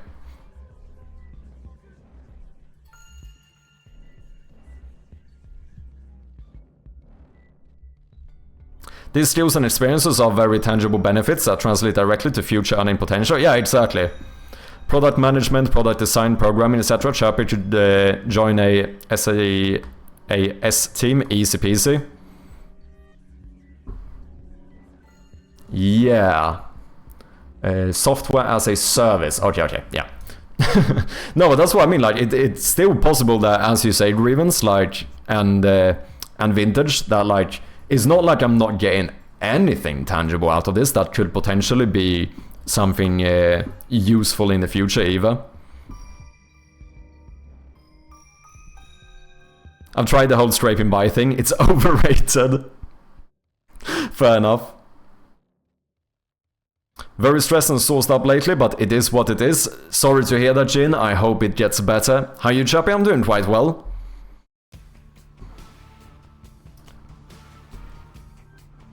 I never said I want everyone to think the way I do. Yeah, fair enough. I'll be honest, my life feels a lot like just paying bills at the moment. Yeah.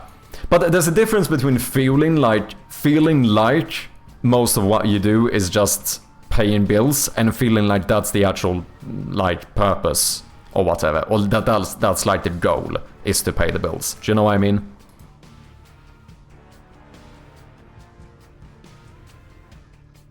Plus the bills are paid, Shop isn't going to bankrupt himself. No, of course, because the way I see it, like, obviously I'm not gonna pursue game dev until I have $0 in my bank account and I'm like at the brink of personal bankruptcy, right? Obviously when I only have X amount of months left in terms of like my buffer, like that's when I need to quit and start looking for a job, because it would be too risky to literally run out of money. One more. It's not the fart that kills, it's the small. That is a fucking classic. That's a classic Swedish one.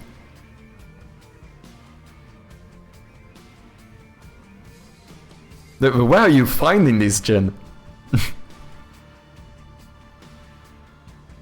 I think paying bills is a very important part of my life, because otherwise I have nowhere to live, nothing to eat, etc. No, it's definitely important to be able to pay your bills.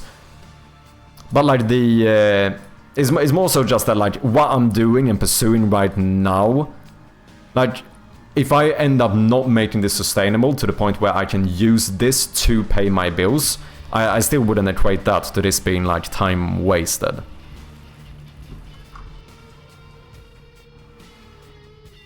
Like, I'm by no means trying to say that, like, I wouldn't mind going homeless. Like, that's definitely not my argument here.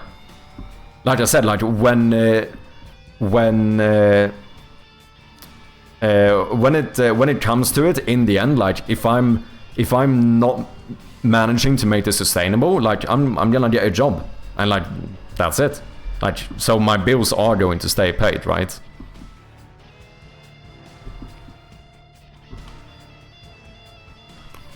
Even if I need to go back to the corporate world, I would still have made the progress I had, made connection and friendships. The ball is still rolling, if a bit slower, yeah. I think the paying bills scare is kind of different in Northern Europe, as most of the countries are socialistic. The meaning of my life is not paying bills, don't worry, yeah, exactly.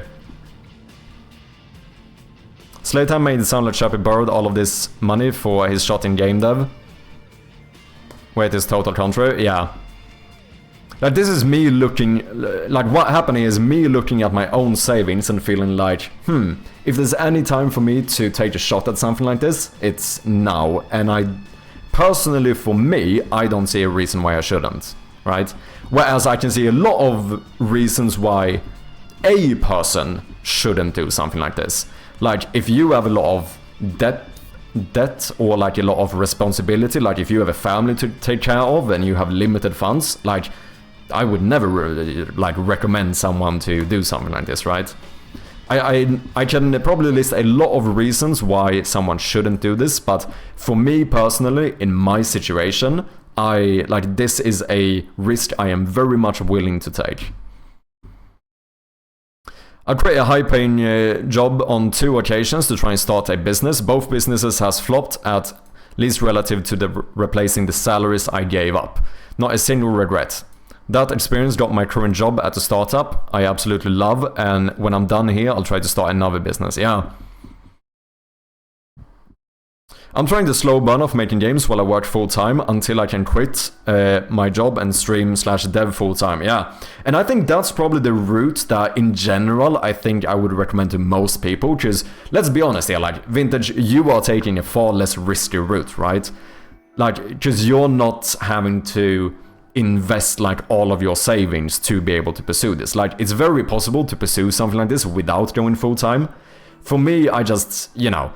I had been working for like 10 years saving this money up, and I felt like I wanted to give it a shot, whether it like made sense or not, because like I said, what I'm looking for is not necessarily to of course I want to make it, but like my end goal with like my decision to go full time is not particularly to make it, right? Like, I just wanted to have more fulfillment in my daily life, basically. Let me rephrase, because I feel like I misspoke in some way. I wouldn't be as upset that my game was a total flop in itself. I would have been more of considered that I maybe should have done it part-time at first and see how it goes. Yeah, no, and that's a fair thing. Just like I said, it's definitely way less risky to just go part-time, but then it's like, I would not have learned nearly as much of this. Like, I think the experience of going full-time has also given me a lot of benefits that I would have missed out on doing it part-time. Because, you know, I've been streaming for like almost like 30-40 hours a week. Like, I wouldn't have done that if I had my full-time job. Most likely I barely would have been streaming. Like, now when I came back to Twitch again, that was when I went full-time. All of the prior game development I did, the vast majority of it was off stream, right? Because I didn't have the energy to stream. And the amount I've learned from streaming is fucking invaluable to me. And of course it's also just a thing that like I didn't want to, like I wanted to do this full time.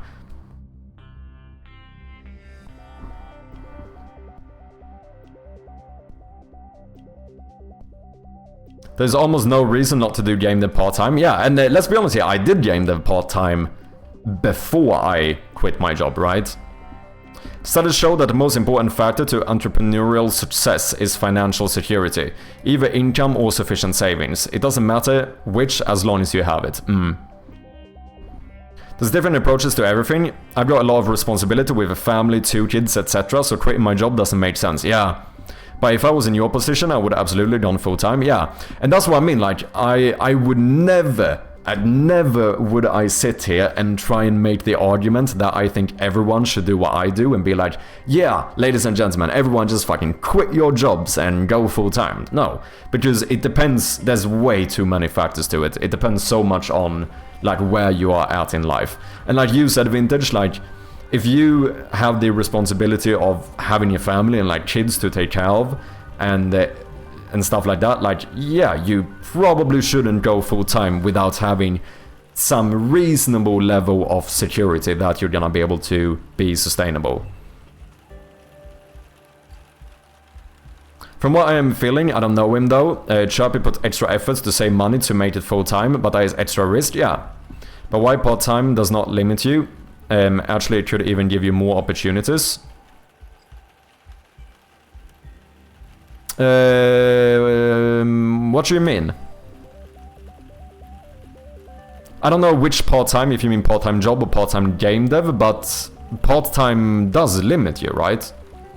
There's always gonna be some amount of limitation you put on yourself, right? Because if I have to do a other job like 9 hours a day or something, that's gonna limit the amount of time I can put into game dev. Do it. Tell everyone to quit their jobs and become the Andrew Tate of game dev.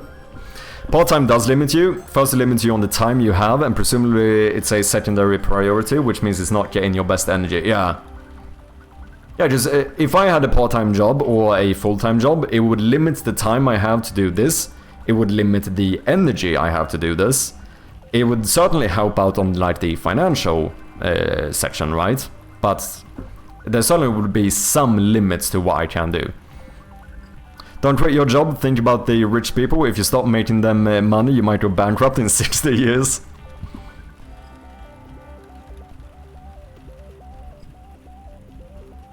It limits the time you spend on it each day. What if you run out of budget though? Yeah, no, and there's definitely a balance to it, right? But like in short term, right now, I would definitely feel more limited if I had a part-time or full-time job. Long term, possibly not, but that's the thing, like, nothing says I can't get a part-time job, right? Like, when I feel like my budget starts to run out, that's when I would get like a part-time or a full-time job. So in some regard, from my point of view, from my position, I would kind of say that I get the best of both worlds. I get no limit short-term, and when this doesn't work anymore, I would I still have the option to get like a part-time or full-time job to still be able to do this long-term, not with the same amount of time invested into it, but yeah.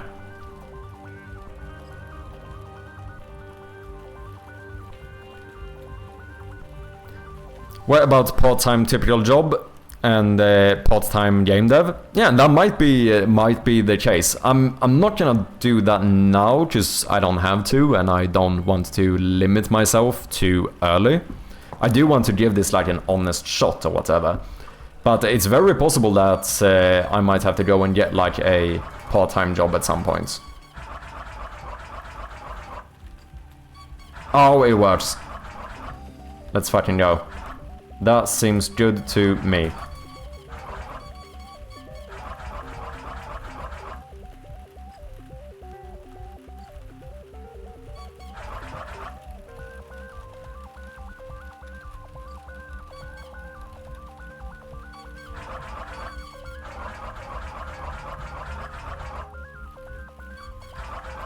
Yeah. No, it redraws the entire line. GG! Did you end up randomizing this? Slightly. I randomized the starting position, so I randomized amount of turns on all of the valves randomly between 1 and 3. So if I would restart now, it's not gonna be the exact same starting position. Right now the solution is always the same though. But my plan is to probably make like a handful of variations of this puzzle with like hard-coded solutions and then just randomize which one you get. That's kinda where I'm leaning at the moment.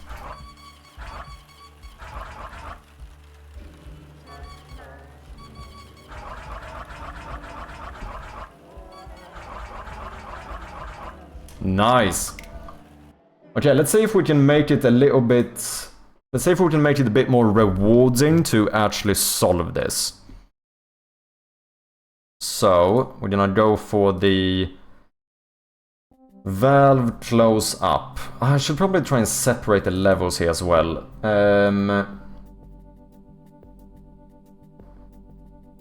You know what we should do? Do I have a... How do I check for the end pipe?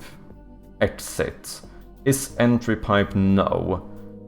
I could just add a bool here. Or... I could just... Let's see, do I not here have a reference to the entry pipe? I do. So let's serialize a water valve called... Well, that's the entry valve. I want the exit pipe. Yeah, that's what I want. And then, whenever we toggle water, start the flow, I guess at the end of this, we will just check if the exit pipe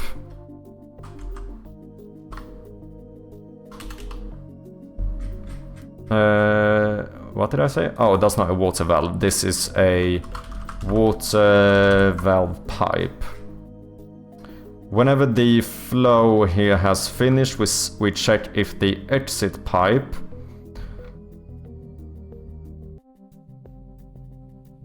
no. I'm gonna have the yes. The thing is that it takes some time for this to be set to true, doesn't it? I could check has water though, because that gets checked immediately, because otherwise it's a 0.5 second delay until this is done. So what if I check that instead? If the exit pipe, rather than is pipe filled, we're gonna check if it has water. If that one has water at the end of the flow, then the puzzle must be solved. Let's see if that works. 7 stream streak from AO. Thank you very much. How you doing, AO? Hope you had a good weekend. And thank you for the streak.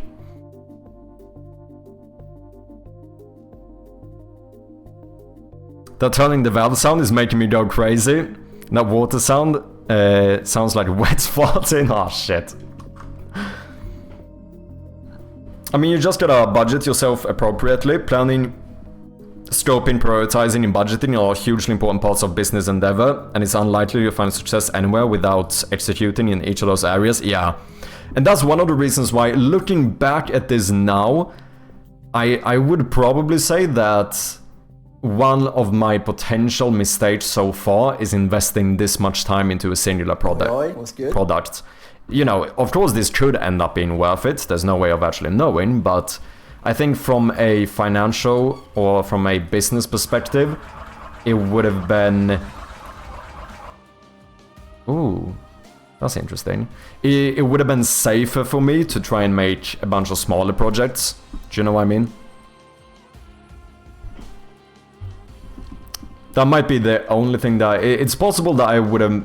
Now, if I would have gone back with the memory and experience of what I have now, it's possible that I would have tried to scope this game down even more to get it out earlier. But there's no way of ever, like, objectively knowing whether that would have been a good decision or not. But it feels more like financially it feels less risky.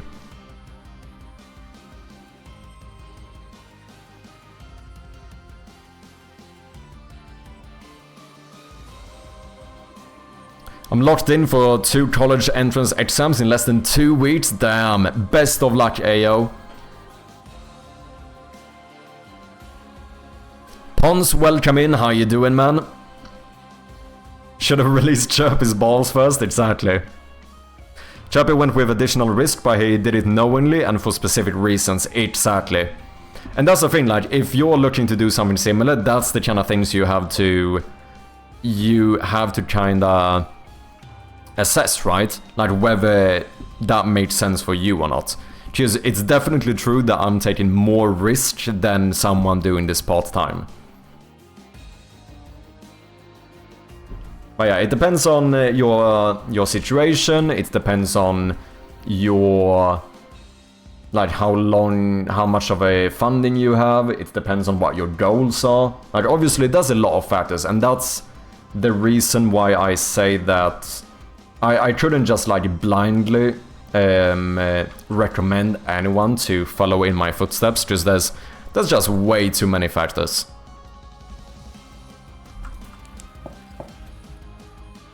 Ooh, we're getting a lot of interesting bugs here. What is happening here? If exit pipe has water... Oh, that is the case in the beginning, but then I probably haven't set up any... I see. So the issue is that I'm calling this, but I don't have a solution set up yet. But that's an issue, because that means that this one is called immediately. Well, you know what? That is fairly easy to... why is that called immediately? Has water should be set to false. Shouldn't it? Water valve pipe. Pool has water false.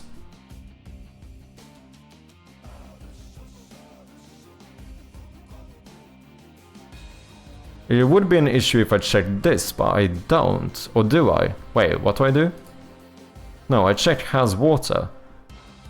I shouldn't have toggled water yet.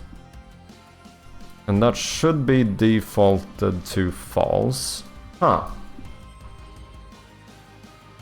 Interesting.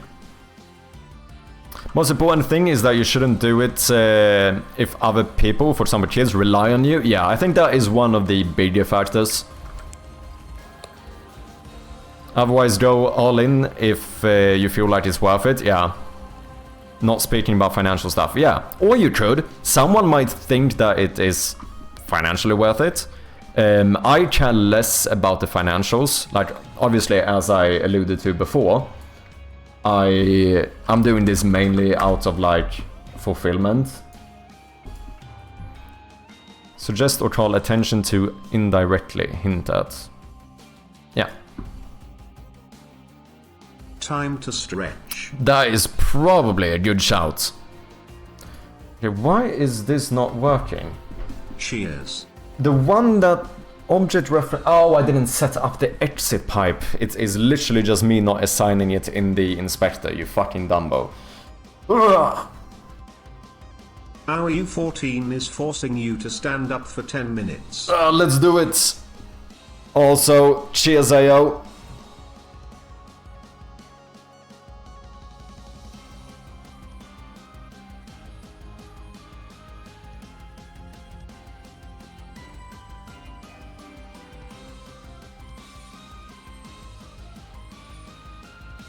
I've got a wife and kid, and I have quit my job multiple times. Okay, yeah, I think that's another good thing to probably add. Because even just having people that rely on you is not enough of a reason, perhaps, to deter someone from this. It's more so whether you have people relying on you, and you don't have the current financial stability to long-term take care of them. Like, basically, it's more about this, right? It's whether or not you are... If you're taking a risk, that's kind of fine, even if you have people relying on you, as long as that risk probably doesn't hurt them. Like, if I would see someone who does something like this, where there's a possibility that maybe the child of the family wouldn't be able to have food on the table, like, then it's like, that person probably shouldn't. However, if you have like a vast amount of savings or other types of incomes that makes it more viable, then I think that's completely different, right? So I guess there's more of a fine print there, or there's like caveats to it, right? Proper stretches, yeah. My wife, 2 kids, 2 pets, mortgage, etc. I'm still perfectly comfortable creating my job, not that I want to. Yeah. And that's probably fair, like, if that's realistic in your specific position, then that's probably fine. It's more so if someone is like, if you're already struggling to make ends meet, then it would be, that's where it would feel more fucked to recommend someone to do something like this, right?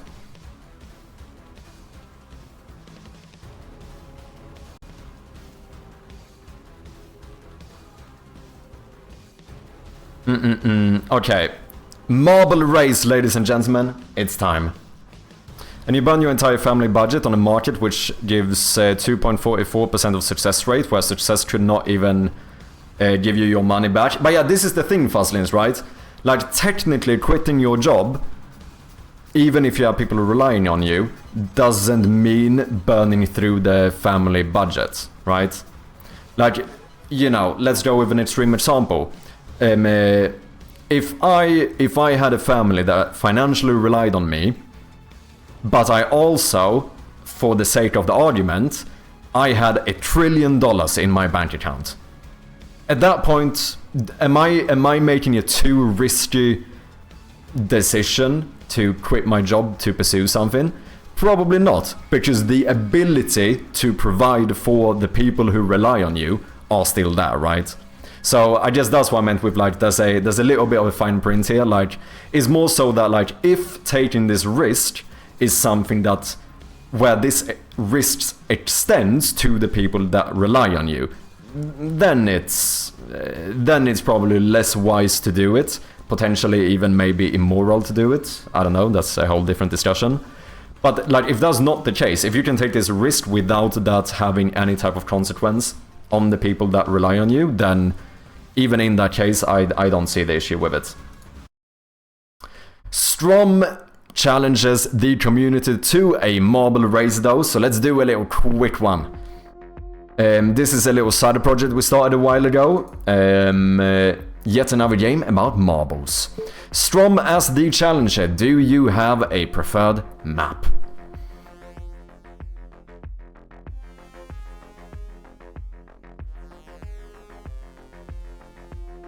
Depends, maybe you'll spend $1 trillion on a game. Yeah, fair.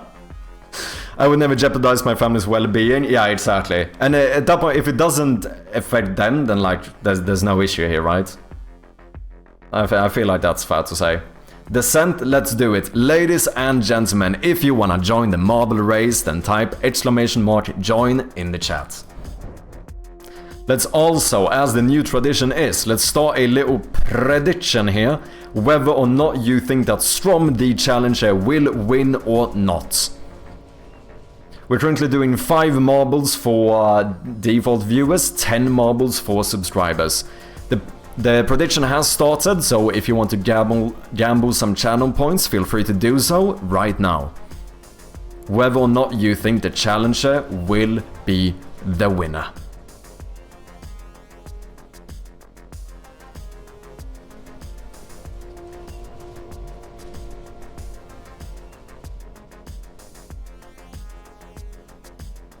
Getting a fair bit of marbles in here. So far, oh, we're getting some points bet, ladies and gentlemen. We have a 4,000 points bet on the 6,000 points bet on the challenger winning, and we have 16,000 points bet against the challenger.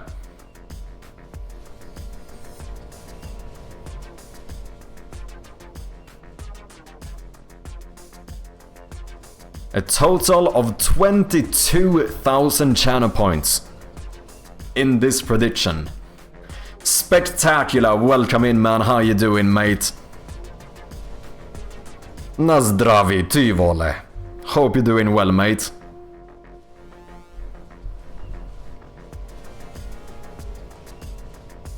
We have about 30 seconds left in the prediction. Currently, we have 6,000 points bet on the challenger, 19,000 points against the challenger.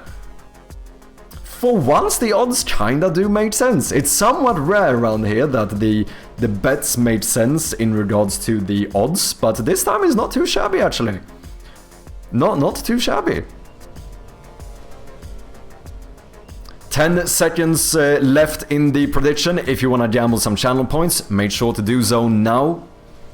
If anyone else wants to join the race, type ! join in the chat.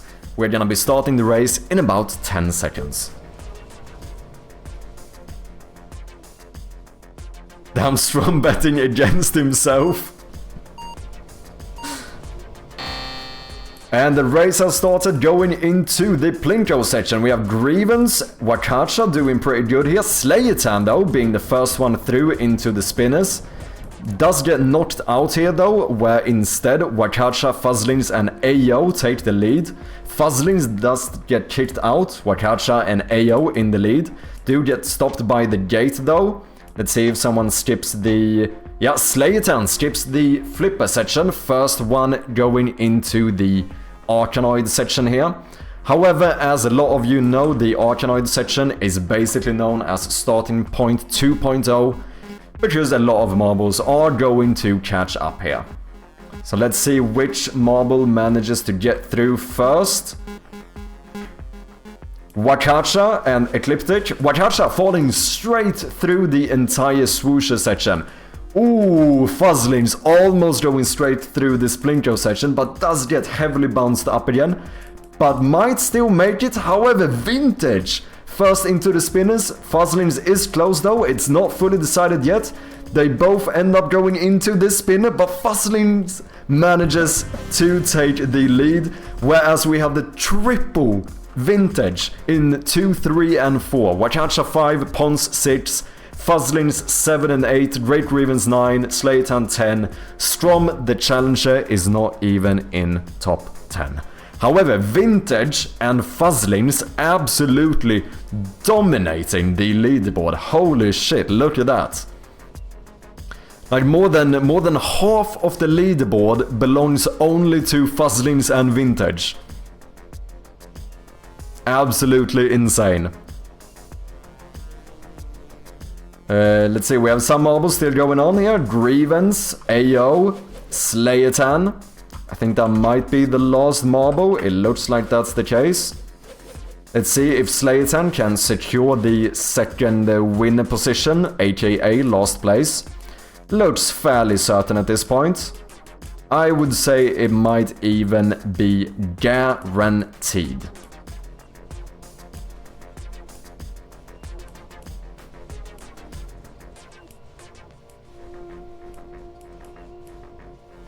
And with that, every single marble has reached the finish line. Unfortunately, that does mean that the challenger Strom did not end up winning. Let me catch up here. I dream of one day being wealthy enough that my wife can have a little indie business that loses 10k a year. Yeah. If you have $1 trillion, then you don't care about commercial success of your indie game dev. I mean, we were talking about the case where there was a dilemma between quitting your job and not, so you could afford to live from your game dev endeavor. I see what you mean. But yeah, there still needs to be a caveat there, right? Compared to just saying that, like, if you have a family, you shouldn't do this. That was more so the point I was making. There's still, like, some caveats to it. It's like, yeah, if you have a family and you would have to rely... If you have a family that relies on you, and you would have to rely on your game dev venture to make you enough money to be able to support them, then we might have an issue, right?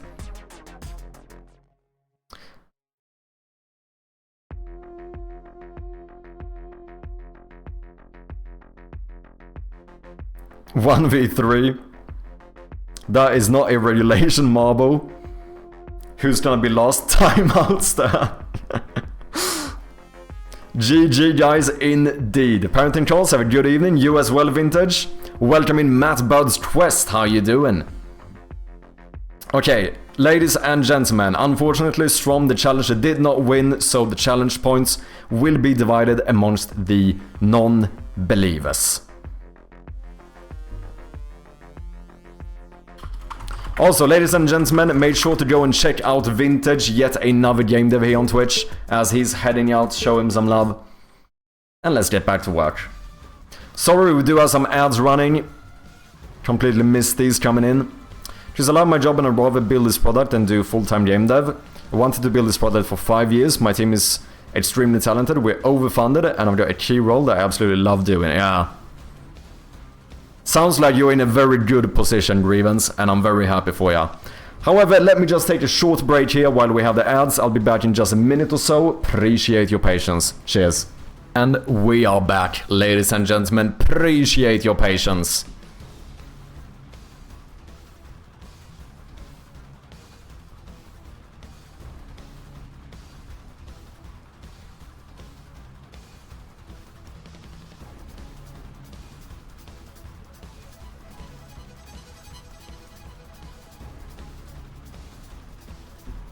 Okay, let's have a look. So what I fucked up here is that obviously I've forgotten to assign the exit pipe. This is another thing that's gonna have to be moved over to like some array of levels. I think, like I said, I think it made sense to make a serializable class called levels.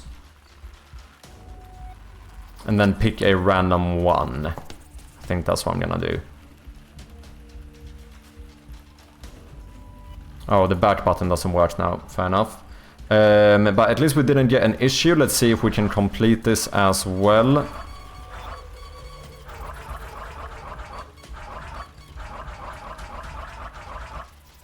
We can. Debug log solved.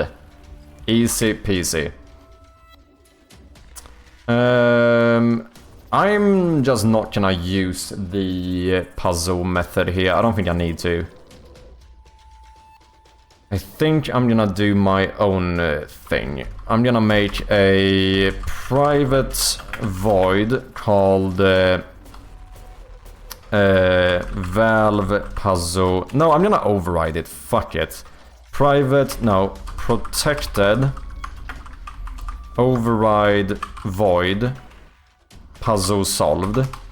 And I think I'm just not going to call this. Yeah, I'm gonna handle it all from here. I don't care. So we're not gonna do that. We're gonna strip this, do that. Protected override void puzzle solved. What happens when you solve this puzzle? A few things. For now, I'm gonna make it so you cannot unsolve it, which means that all of the valves must be set to non-interactable.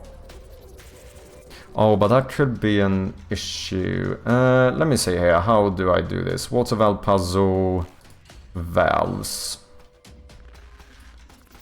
I do have the interactable. Do I even use that one? I'm actually not sure if I do. Interactable.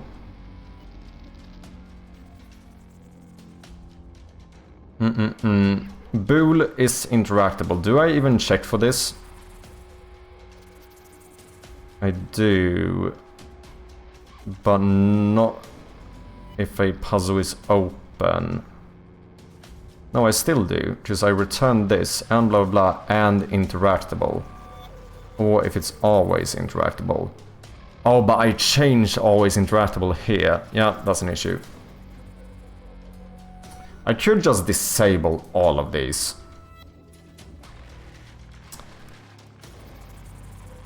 I can't disable the objects themselves, that would be an issue.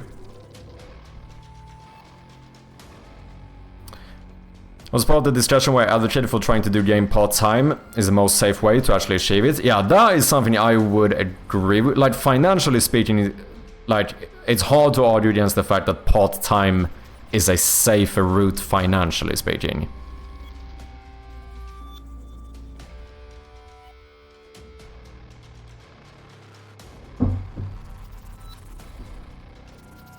Let's see here, how... I can't disable this now, can I? No. How do I make sure that you can't unsolve the puzzle? I could have a different interaction happen if the puzzle is solved.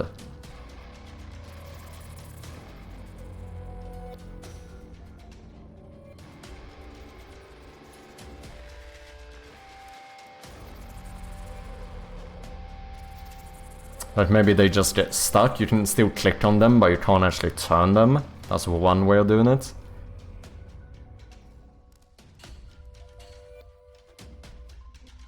I'm gonna do... because the issue is, I don't know what happens if I would just set interactable, if I would disable this component. I think that could cause some issues where one component might still be highlighted. Unless I change the trigger to change the color of them as well. Like if I hover one of those as the puzzle gets completed, I think it's gonna stay... Is it? Yeah, it should stay highlighted, because the highlight false is not gonna be called. That is an issue. How do I want to solve this? I could have the water valve component say that, like, if the puzzle is solved, then don't do anything.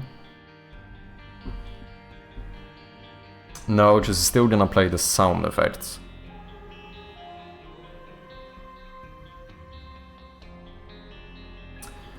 I can't disable the objects, because then we are obviously gonna have the issue that they are going to disappear. And you could say, okay, just draw them on here. I could draw them on here.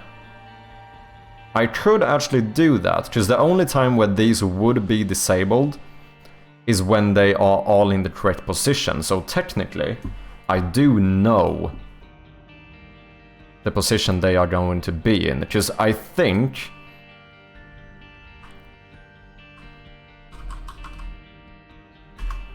For each of the puzzles, I'm gonna have to draw a new one of these, since I need these connections for the valves, and I might change the layout like I did here. So in that case, I think the easiest thing is to actually add these ones onto here.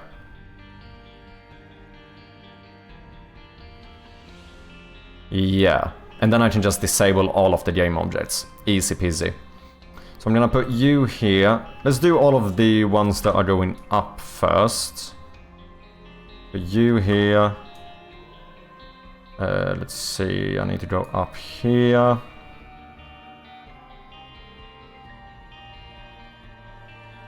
And that is it. Then I'm gonna paste you again, and now I'm gonna turn you to the right. I'm gonna put you over here. Copy paste over here.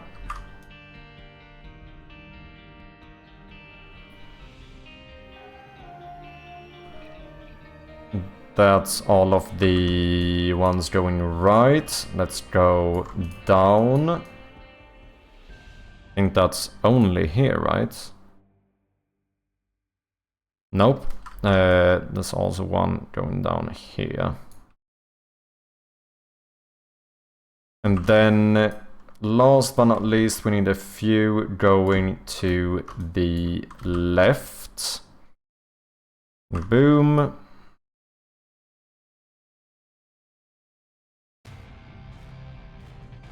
Boom. And boom. Boom, boom, boom, boom, boom, boom, boom, boom, boom, boom, boom, boom. I want you in my room. Bum, bum, bum, bum, bum, bum, bum. The only issue that this could cause is where potentially I make a puzzle where it doesn't actually go through each one. Then one could be in any position.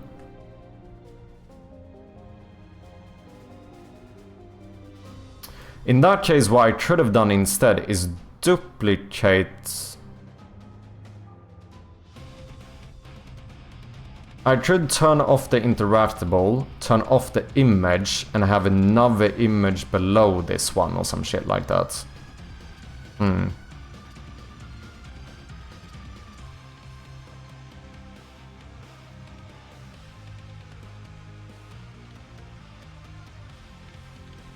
I would argue that the risk should be justified. For Chope, it were personal reasons to do so. Yeah, I agree. I don't say that you should stay at your very first job, because that is safe.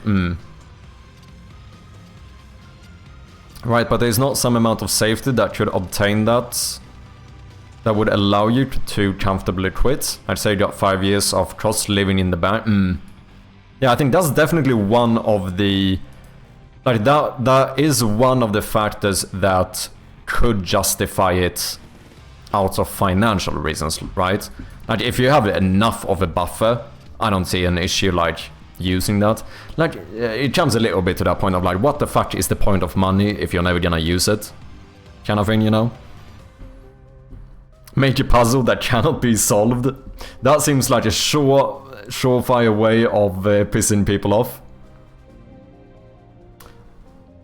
I wonder, is there an example of a game that has an unsolvable puzzle? Which I suppose could just be something, you know, obviously it would have to be like a side objective thing, where they maybe hint at something being a puzzle, but in reality it is actually unsolvable.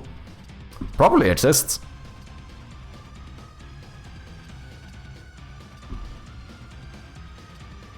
Or make a solution that cannot be puzzled.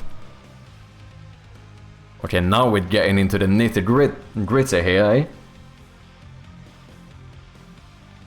The point of money is to buy the freedom to do the things you want, yeah.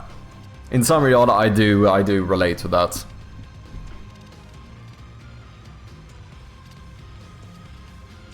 Fuck it, I'm just gonna do it this way for now. I am going to save this. Why did something change here? Am I crazy, or did I see something change there?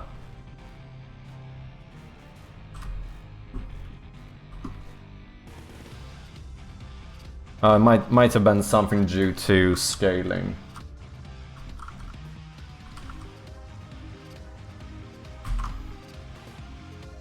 Yeah, now it didn't happen. I think that's fine. Because now, if I disable all of the valves, they still remain here, exactly. Nothing actually happens. So now, as soon as you complete this puzzle, water valve puzzle, we can just say, all we really need to do is go valve parent. Is this a transform? It is, okay. Game object set active false.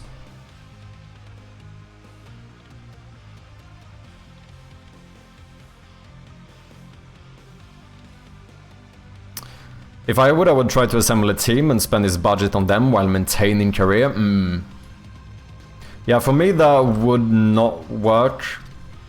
Since I have enough savings to be able to sustain myself doing this for a little bit, but the amount of time I would have as a buffer would be like heavily cut down if I had to pay other people for things, right?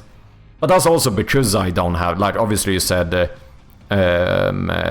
while maintaining a career, so I assume you mean that you still wouldn't quit, and that obviously does change things, because then I could have had more of a... Then the buffer wouldn't mean as much to me, I suppose. It wouldn't hold the same value. Why did I get an error here, and why did I remove it instead of looking into it?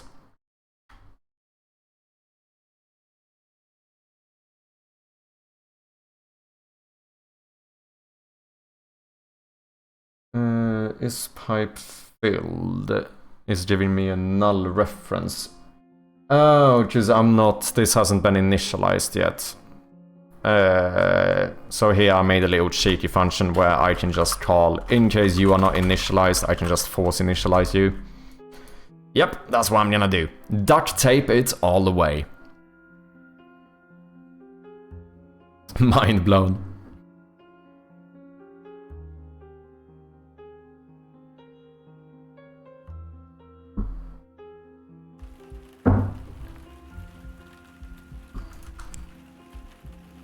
Now it seems to be fine. Let's see if we can solve this.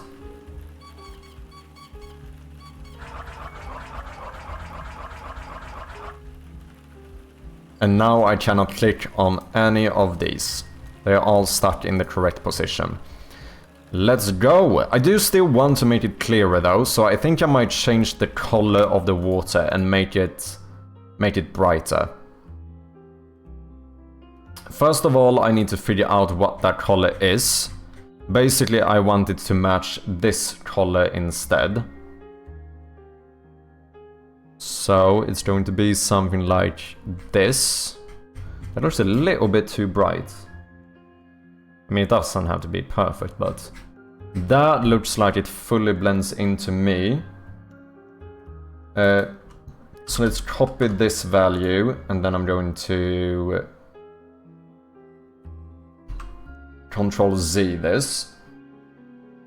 Now, water valve pipe. Do you? Yeah, you have private fill color, empty color. Let's add another one. Let's do a private color.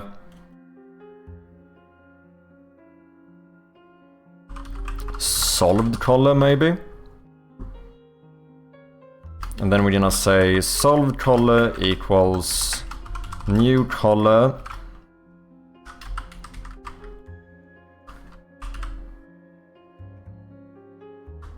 We're just gonna pass this number in. Then toggle water. Bool add water. Oh wait, that doesn't work. I could do a new function for this.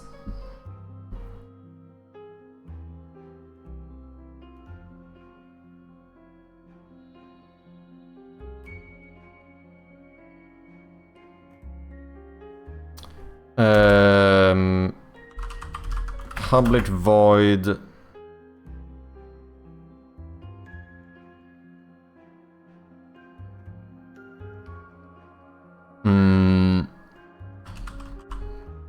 Puzzle solved. Sure. If the puzzle is solved, then there's no reason why I would have to initialize here. You must be initialized. Let's do it anyway. And then I want to say image do color solved color, maybe with the same time. We're gonna fade into that one. I could call this on every single one and just check here if I already have water. That's fairly simple. If this one has water, then change it to the solved color. And then in the water valve puzzle, when the puzzle is solved, we are gonna go through each... Oh, I could also just go through current pipes. Because that one shouldn't be cleared. That should be fine. And then say pipe dot puzzle solved. Let's see if that works. Just another thing to give some like visual feedback that this has been solved. I feel like that could work.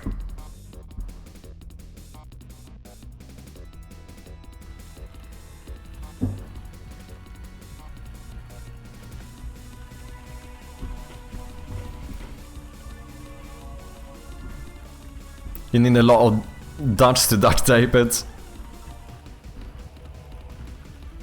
Brownish water with a bit of yellow. That requires me to add new colors to the palette though. That's a little bit iffy. Potentially illegal. I think doing like a flowing particle effect could be cool, but it's a little bit tricky because the water could be flowing multiple directions through the pipes. It's the same thing that we said before with like when I turn this one, rather than fading in each pipe at once, you could have made it actually slide like it gets filled, but that requires me to figure out a way to keep track of which direction it should be filled in and stuff. It would definitely be a nice touch, but it does add some complexity to it.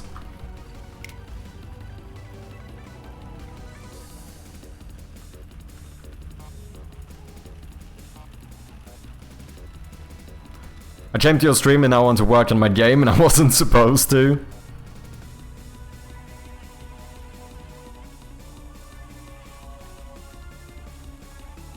You can make it floaty only for the section you're filling with water. But the thing is that if we have anything, shouldn't that be like... have a direction? Do you know what I mean?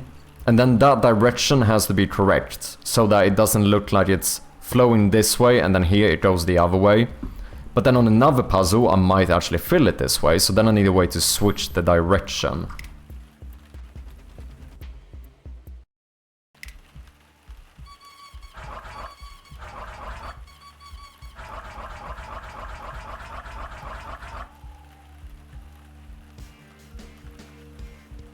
Oh, it didn't work everywhere. That's interesting.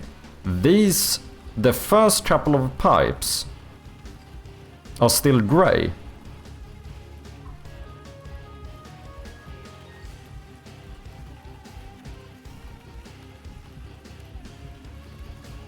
Why?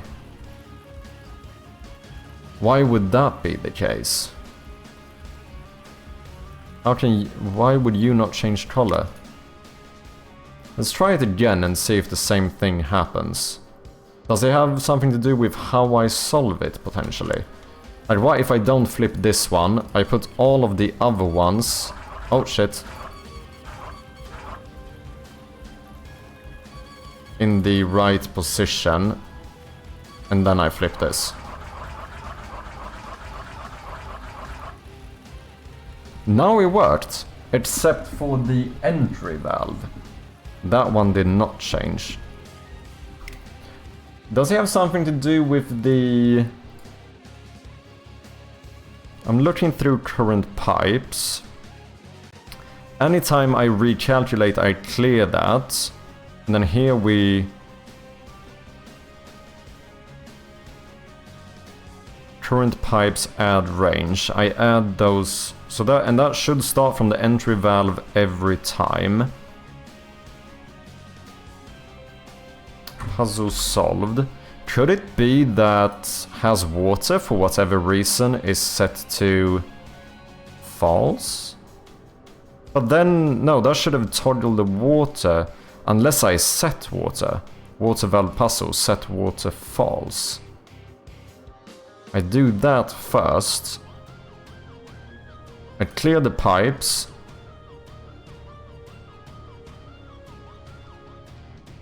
I set the water to false.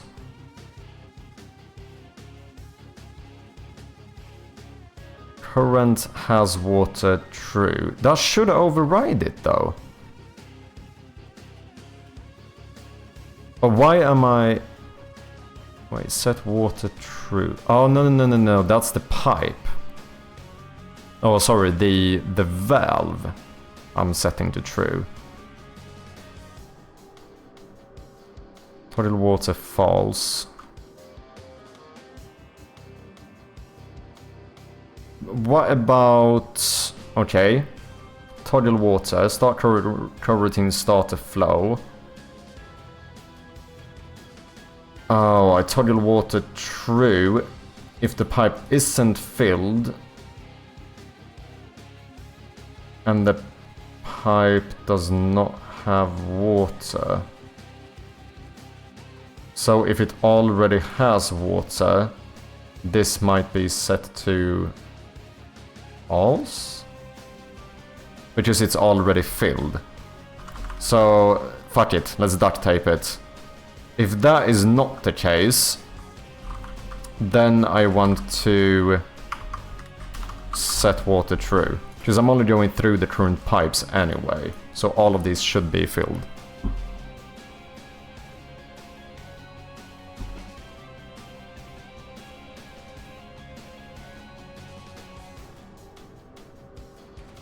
What a beautiful opportunity for new collectibles. What do you mean, Fuzzlings?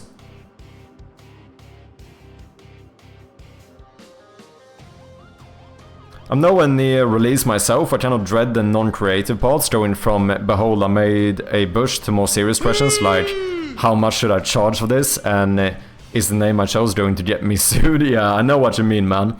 Okay, Dodd, welcome in.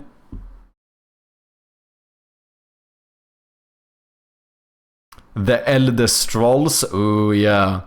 A mall walking game controlled by Twitch chat in a similar vein to Chavi's Marble game.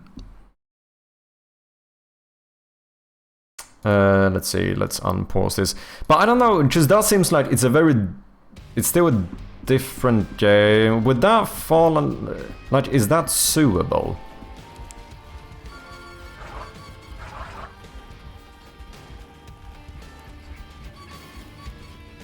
It feels like it shouldn't be, but I'm not a lawyer.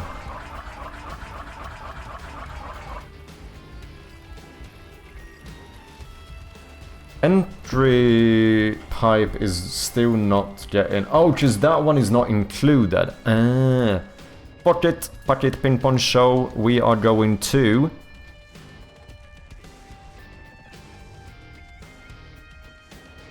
We are going to duct tape this even more. I don't know what the case there is, but after doing this, I also want to make sure that the entry... Oh, do I not have a reference to the entry pipe? I have the exit pipe, but not the entry pipe.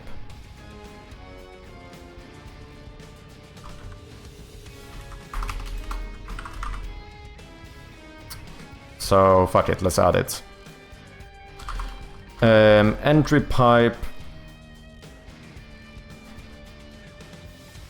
I don't want to do anything here though, it's in here. Go through all of those, do that. Before doing that though, let's say entry pipe puzzle solved. Yeah.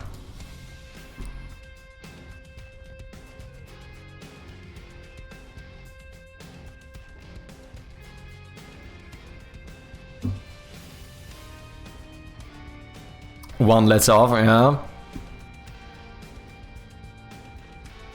But I think it's different having a very similar game like that, but making a very different game, compared to like making a high fantasy RPG game called The Elder Scrolls and like having the entire product be similar. Do you know what I mean? But once again, I am by no means a... I'm by no means a lawyer, so I have no fucking clue how this stuff works. This is not legal advice.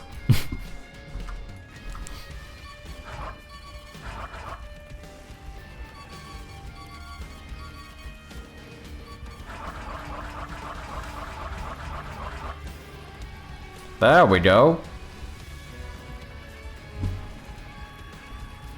That feels pretty good. Getting a little bit of a visual representation. I think adding a sound effect here as well could be nice. I mean, like a longer water flowing sound effect that like fades out or something. Because it still feels a little bit... I don't know, it feels a little bit like anticlimactic solving this. Now, the weird thing is that it might be no matter what. Like, when someone solves this puzzle, it's possible that they're not gonna be entirely sure what it does. Which might be inherently anticlimactic. Fuzzlings with the 5-stream streak. Cheers, man. I think at this point it would be a bit flattering to get a seasoned assist. Oh, that's funny. I'm officially addicted. I was staying on a Boolean stream till 2 AM yesterday. Today, damn.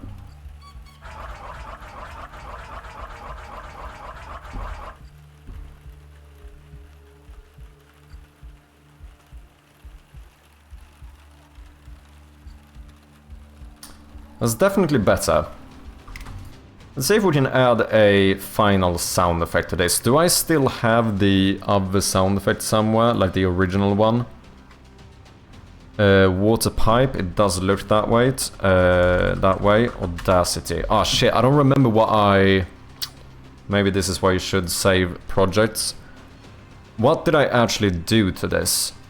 I did something like... I mean, the good thing is that theoretically we could just go back into the VODs to find out. I think we... I mean, obviously we added a bunch of low pass. Oh, I think that even saved the amount. And then we added some amplify here. Yeah. Sorry if that was loud. I think so. So what we're gonna do now is to just make a slightly longer one that like slowly fades out.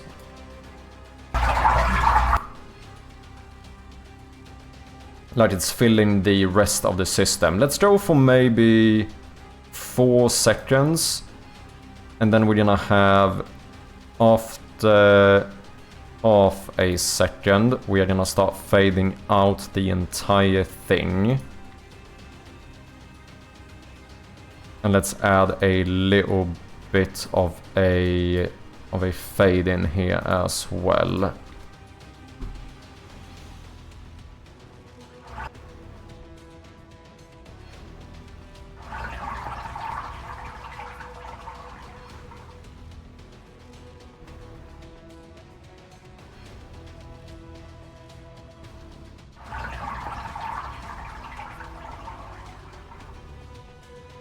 Is that too long?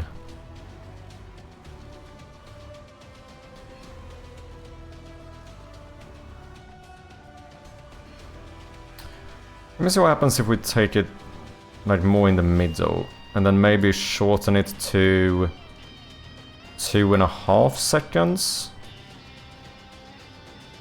Add a bit of a fade in and add a lot of fade out.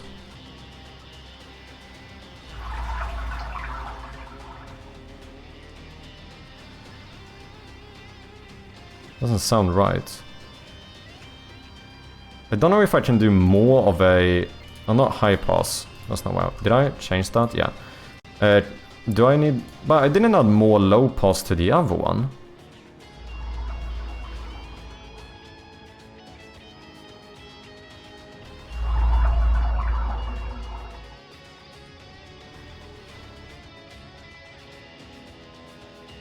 Reverb. What happens if I would throw distortion on this? I don't know. Sure. Okay, let's lower the volume.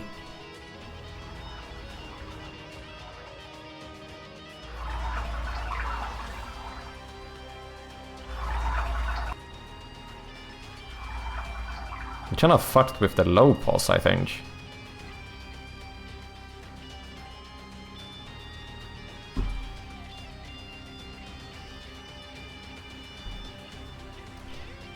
Pitch down towards the end as the valve opens. The thing is that this technically doesn't have anything to do with the valve opening. Because that's the issue, I use the same sound effect everywhere, but it's only the first pipe that gets filled that happens when you turn the valve. The other ones are just showing the water going through each section, where there's technically not a valve turning. Whereas this one, that's a bit longer with a longer fade out, is supposed to be used for the final pipe when the water exits this entire system and fills out the... It's kind of like the rest of the pipe system, do you know what I mean?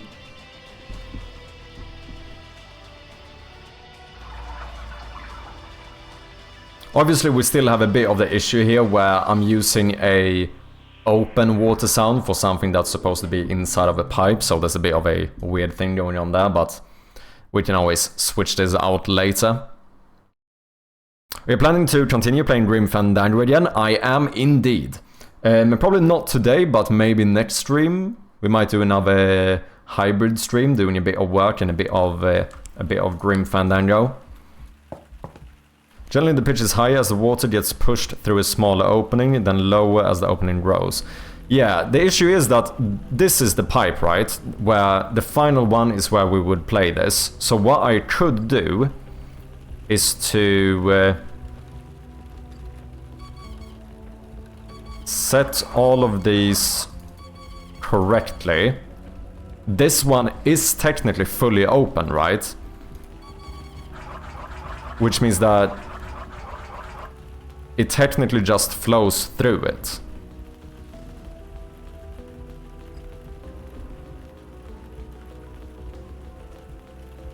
I guess what would happen here is that the pressure would get higher and higher as it fills up the system. At first it would flow kinda easily into the pipe, and then it would start like fighting against its own pressure. If we imagine that like the faucet on the other end or whatever it might be, would be closed. Now obviously you wouldn't be able to hear the entire pipe. No, the sound wouldn't become continuous unless... because continuous means that water is flowing out of the system. So what happens here is that technically we are only filling up the pipes, but somewhere it's going to stop, right? Unless someone is like... unless say that there's like a water hose on the outside, if that one is fully open, then it would be continuous. But if the water hose is closed, then it's only gonna fill the pipes until the closed one. Technically it might not even do that, because you can also have air stuck in the pipe.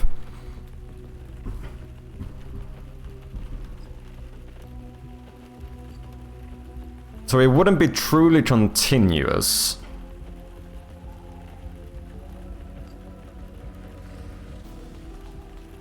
I think we should just try this and see what it feels like. I think it could work. Question is, where do I actually trigger the sound effects? I think I do that from the actual valve puzzle, don't I? Yeah, water sound effect. So we could just add a like final water sound effect.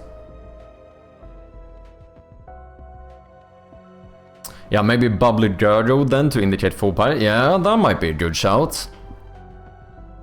The longer with the fade out sounds really strange. I think towards the end when the pipe is filling up it should splash less and become more continuous sound. Yeah, that's probably good shout too. Yeah, it would become less and less chaotic, splashy, the more the pipe is filled up. Yeah, it's definitely possible that I need to have a different sound file. I'm gonna try this for now. Like I said, this is kinda placeholder anyway, so it's very possible that we have to change this at some point. But let me try this. So we are going to export this into what did I call the other one? Water pipe. Let's call this one water pipe final. Save. Export.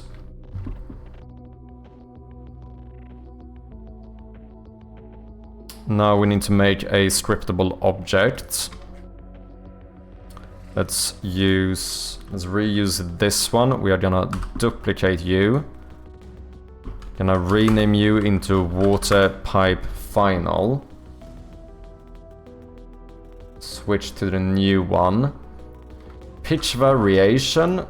Probably not on this one. It's not gonna be repeated anyway. Full pitch, full volume. Sure. And then in the water valve puzzle, I now need a, let's see, water sound effect. We're gonna do a new sound effect. Final water sound effect. And then whenever I play this, which I think is here, yeah, we're gonna do a little ternary operator. We're gonna do sound effect equals if pipe is equal to exit pipe question mark, then it should be the final water sound effect, otherwise it should be the water sound effect. And then we're gonna pass the sound effect in there.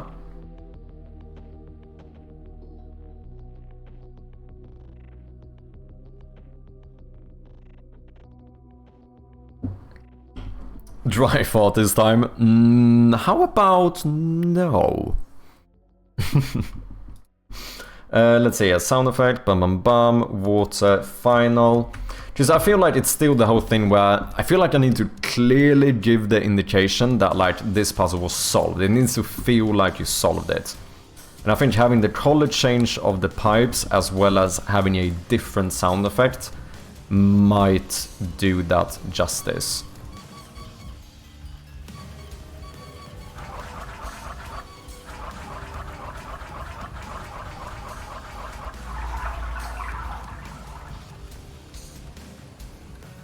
That's not too shabby, is it?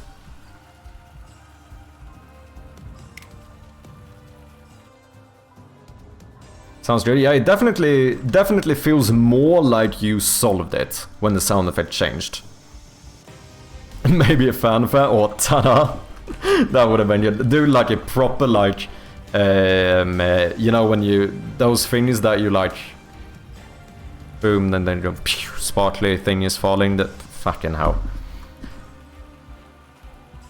You know what I mean. Claps. Like, when you solve the puzzle, we just go... That should make it fairly clear, right?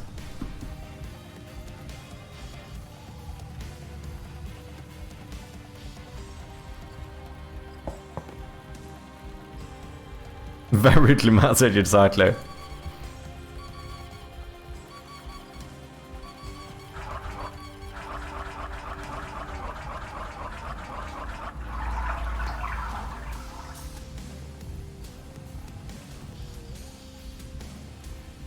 I think I like this.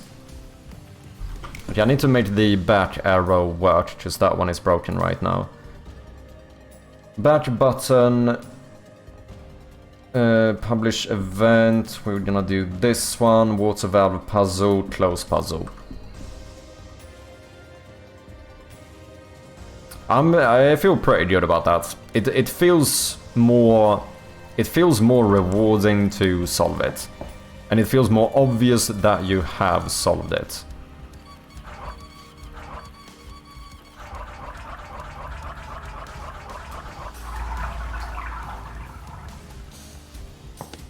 And now we can also go away. If I go back to it again, it's gonna stay solved and I can't unsolve it.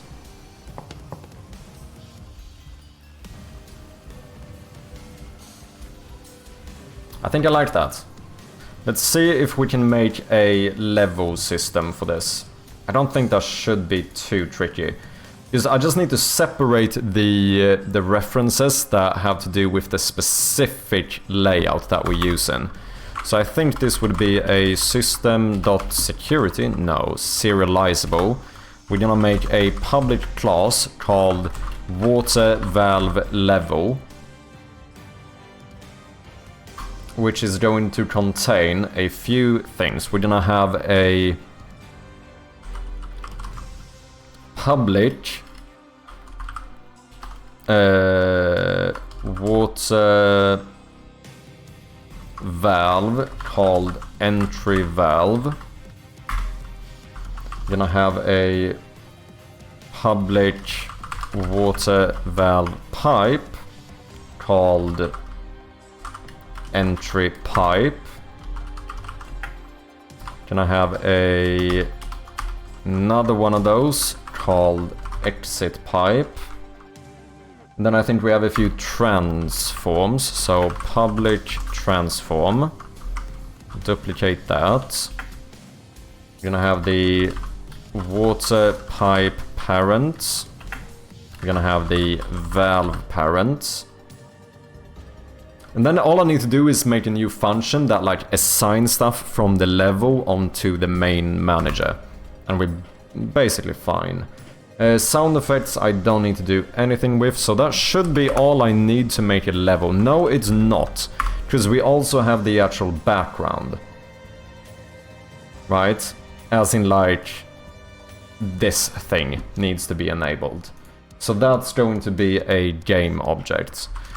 A public game object called level... called base art. Level art. Level... Fuck. What do I call this?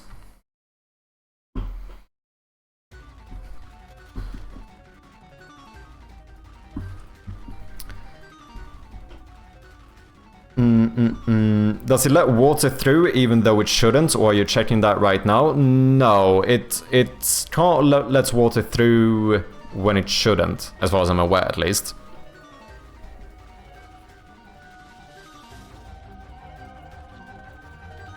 What devs often use is a hard sound, aka something clicking on a position. It's a rewarding sound. Yeah, that's a good shout. Harder to know what that would be in this context. I guess you could potentially just have like a random... We could try just adding a random click sound at the end, like some button sound or something.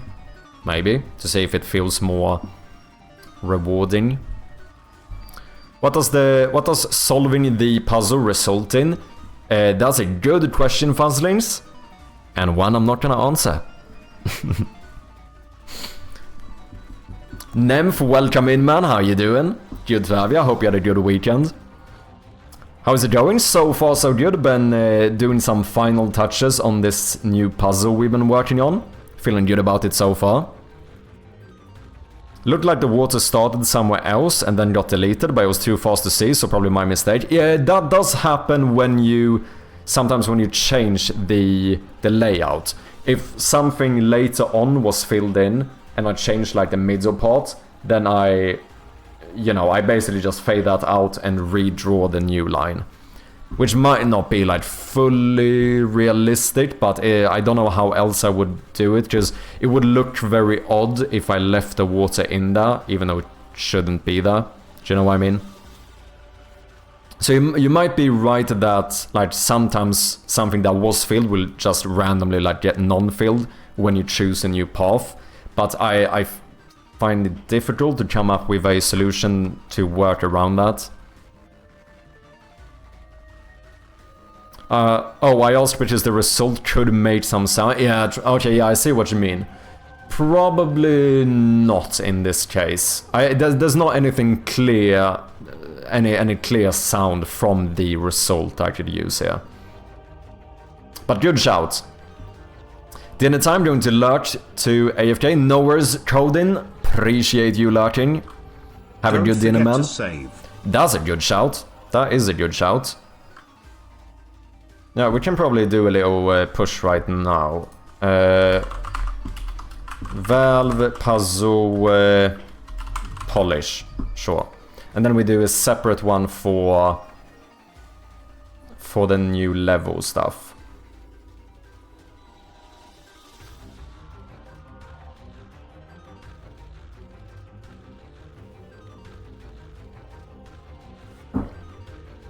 A heater turns on and melts ice, in which a bear is frozen. To be able to ride it, to jump over a chasm, to reach the next puzzle. That is actually, like, the worst thing is that unironically could have been the solution in like a classic point and click game, and no one would have bat an eye. Do you know what I mean? Actually funny. That's what I thought. Brainard James, welcome in, man. How you doing? I don't know what to call this. I'm just gonna call this level object for... Well, this would actually be the parent object as well. Yeah, let's call it level object, sure.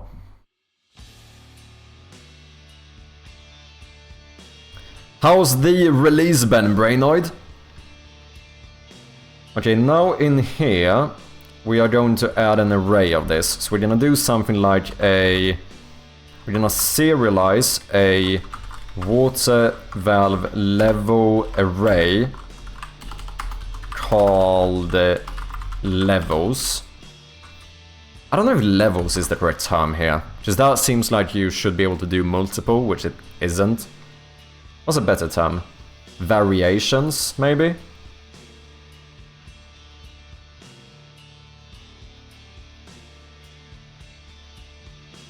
Because that, yeah, that seems to make more sense. Water valve variations. Because when I call it levels, it seems like you would go through each one. But that's not something we're gonna do here.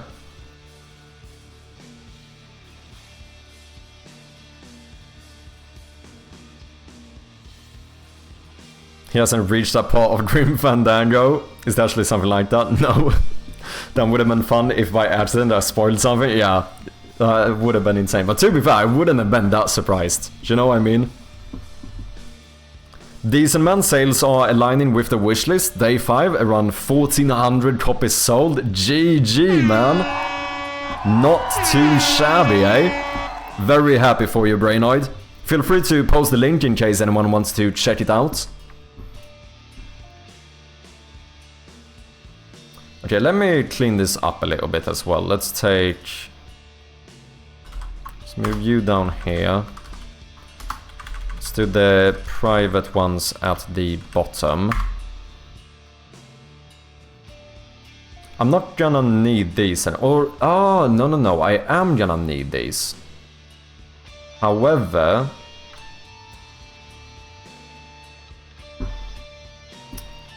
You don't need to be serialized anymore, because I'm gonna assign those. So, we are going to need... Let's do first things first. We're gonna need a private void called select variation, which is going to take a... We're gonna do random roll here. Int... random is equal to random dot range between 0 and variations dot length, and then we're gonna say water valve variation. That should be called variation, not variations. Variation equals variation at the index of random. Now let's see, can I rename this? There we go. So now we can select that one, and then we are going to say, now we need to assign all of this stuff. all of these 5 things here needs to be assigned from the level, and then we can make you non-serialized. We can actually do that immediately. And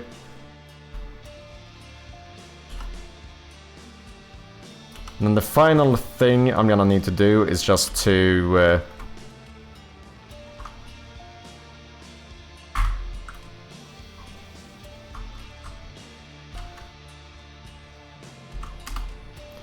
I don't know why this happens. Why now, when I do Alt down, do I make a little smiley? How do I get rid of that? I think this is one of the lock things, isn't it? It's not num-lock. But why? No, it wouldn't be scroll lock either. I don't know, it doesn't always happen, but sometimes it does. Okay, I'm gonna be lazy. We're just gonna copy this. Gonna do that. Go down here, paste you here. So these are the things we need to assign when you select a level. So let's do that. Entry valve, exit, entry pipe, exit pipe. Do I need... No, I don't really need to assign the level to anything. I don't know if I need to save all of these. It's possible I don't.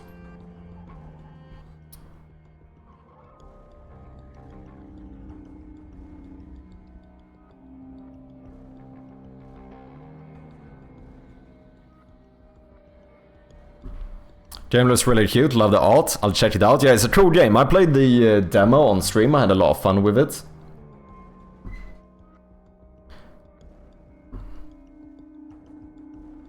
Do I actually need to assign these? Yeah, fuck it, let's do it.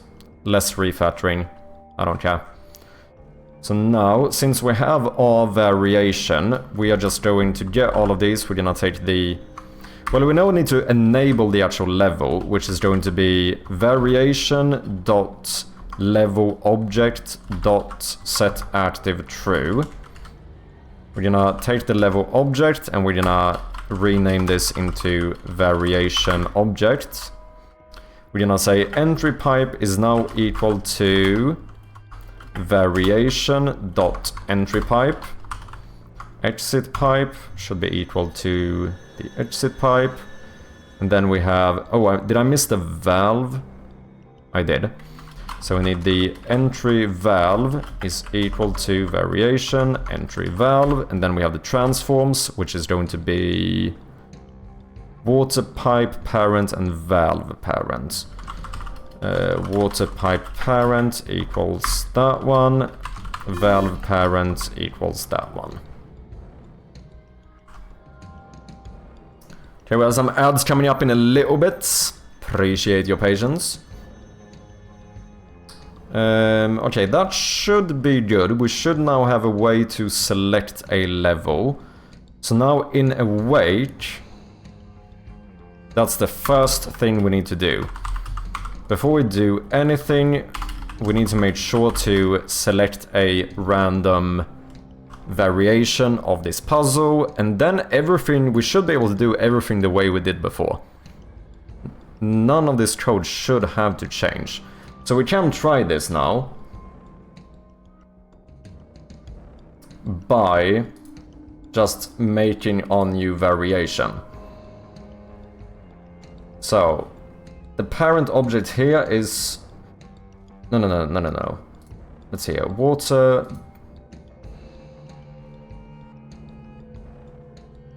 Valve base. Okay, we should be fine. Okay, ads are running. Let me take just a short break here and I'll be back in a minute or so. Appreciate your patience. Cheers. And we are back.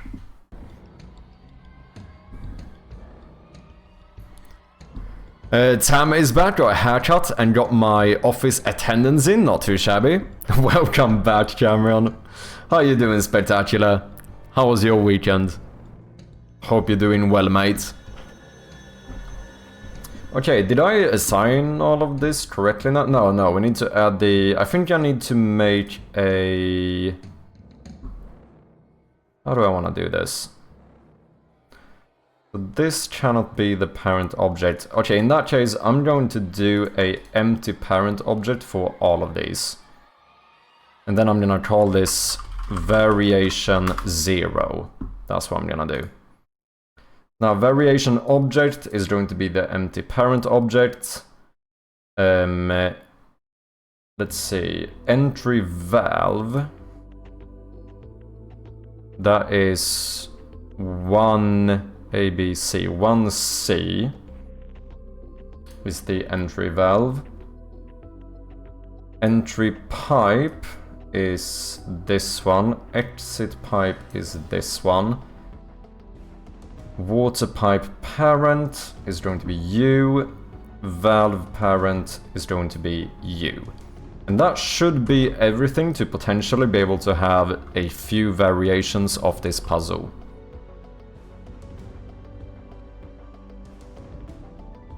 Who's Cameron? People sometimes a bit tongue-in-cheek call me Cameron because we had a fun moment where I got contacted by another developer who wanted me to play that game, and they started the email by saying, "Hi Cameron." And, you know, basically what I said is that I also have no idea who Cameron is, because he fucking ain't me. But yeah, then people kinda a bit tongue-in-cheek started calling me Cameron as well. Just a silly little joke.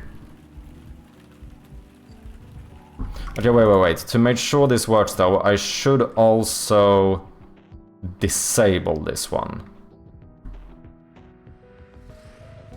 To make sure that it gets enabled correctly.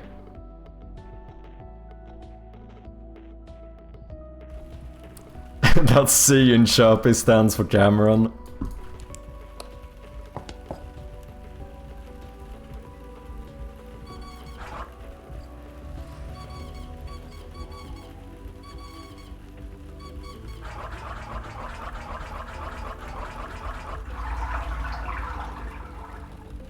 Okay. So I wonder if I should try and set up a variation of this. Just for fun. I mean, overall, this very much does seem to work. Let's see, we have a little bit of time left until I have to stop the stream. Yeah, fuck it, maybe we should try and make another puzzle. There is one very simple one that I could do, which is to just flip this puzzle horizontally. I don't know what other path we could take. It's technically a bit more fun doing a actual new one.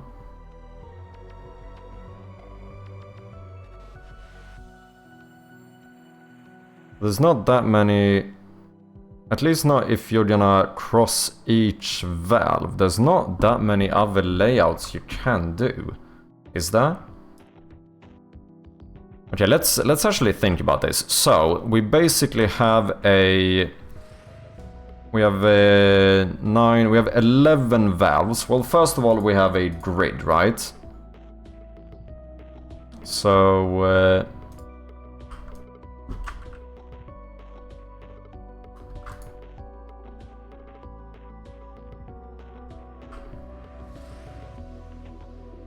we have a grid looking something like...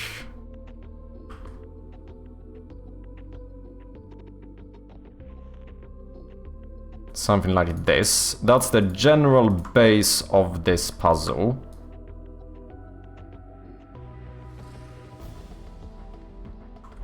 Now the question is, technically I could move where the entry and exit pipes are. Like, nothing says you couldn't start the puzzle here. That would definitely give us more variations that we could do. Because right now it looks like this, and then we have valves on each of these. I don't have valves in the corners because they feel kind of redundant. They wouldn't actually do anything. Now, how many ways can I go through here? Obviously, there's a lot of ways if we choose to not go through every single one, right? Let's copy this.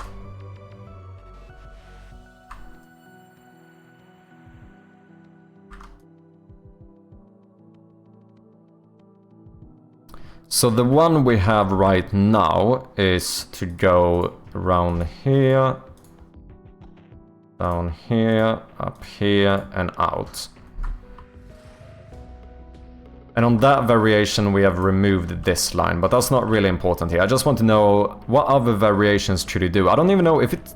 Like, obviously we can do this, right?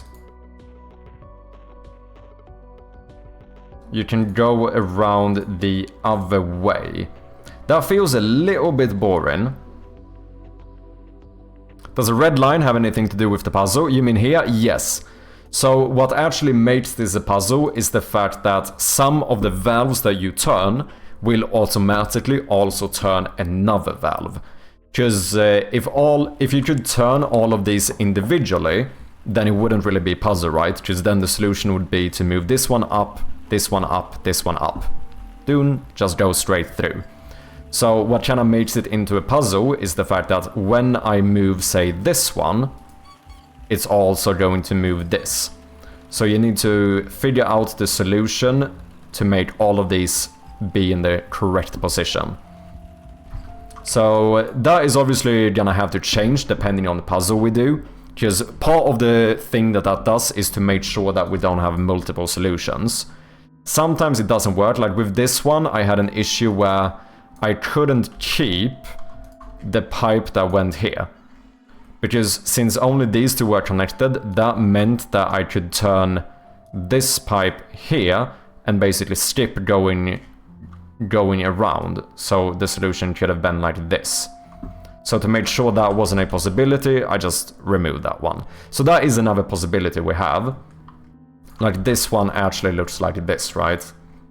And obviously we can do the flipped version, but is there, out of curiosity, nothing says that we have to go through every single valve. That's not really important, because we could have a solution that's like this, for example, which was the other one, right, when you crossed over there, and just not go through this one. I wonder if there is another way. I don't know if there actually is another way I could go through every single valve here. Because if I go up here, I'm already fucked. There's no way for me to get to this side. So it has to be that I need to go here. If I go up here, I can go up here. Wait, that could... I can go up here, turn over here. No, because then I can't go down again. Unless I added a special valve that can go two different ways, but that does add a bit of complexity to my calculation and stuff. The algorithm to figure out the way around. Cancros, welcome in, man, how you doing?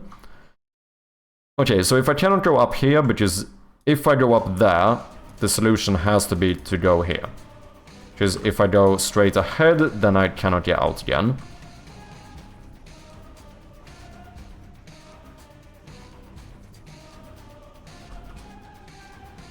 Which means I'm forced to go here. If I go here, then I'm fucked again. So I have to go up. Here, I'm fucked, so we go down. Here, I'm fucked here. Yeah, this is the... I think this actually is the only possible solution that goes through every single valve.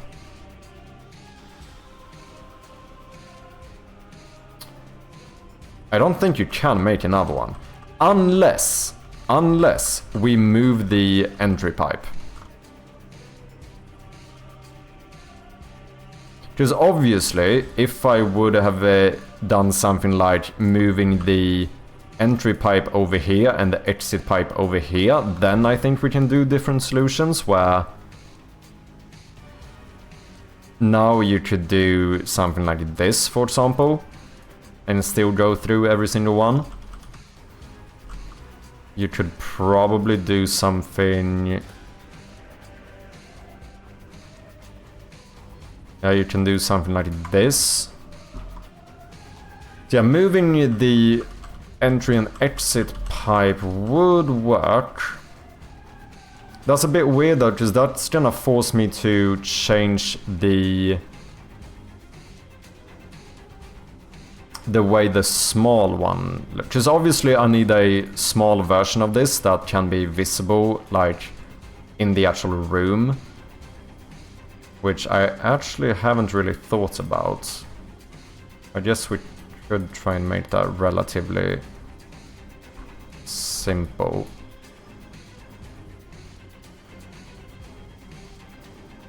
Oh damn, this is actually gonna be pretty big. Isn't it? Nothing says I have to do it this way though. We could... I could just do this to make it smaller.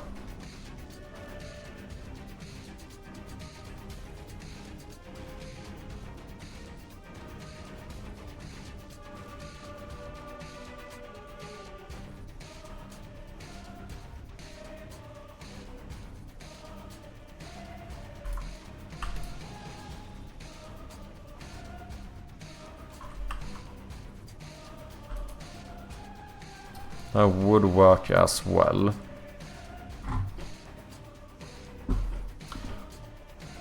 But yeah, that does mean that it would be a bit weird if it looks like this in the miniature version.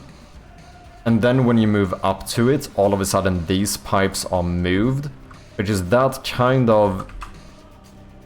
That would kind of mean that this one actually should look like... Well, I guess you don't have to look like that, but you kind of need to look something like this.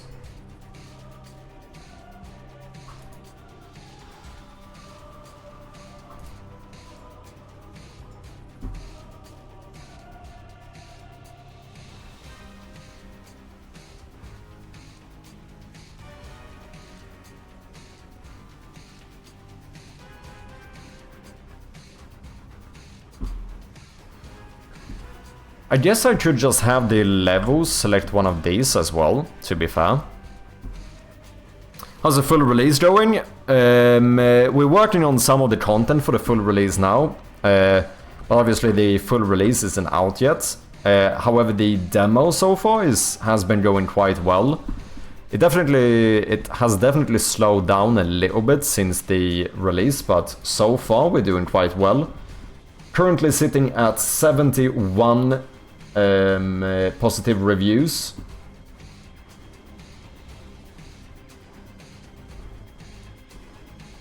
If anyone has played the game, make sure to leave a review. It truly does help out. Yeah, I guess I should change the actual... I should have variations of the small version too. This could work. Because I might have to change the layout a little bit anyway. This is probably me going a bit too far. Like, I don't think anyone would actually care if...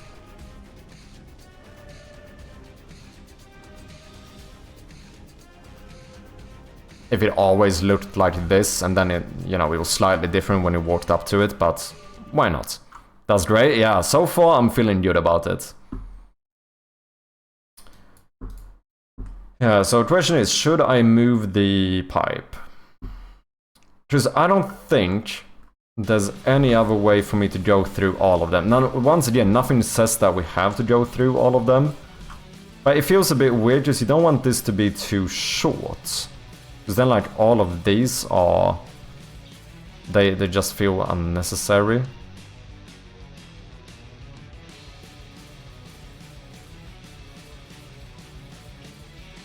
Once again, I could flip this one, the current one we have. Have that be one of the variations.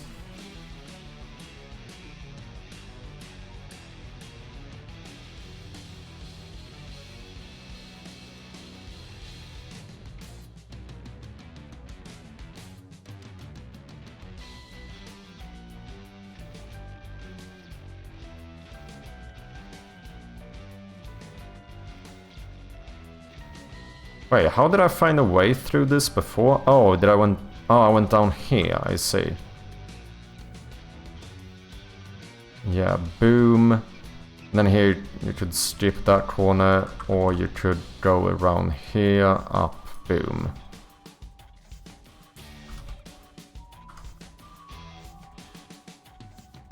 Because here, I think I'm locked. As soon as I go here, I can never reach the other side. If I go here, then I'm screwed.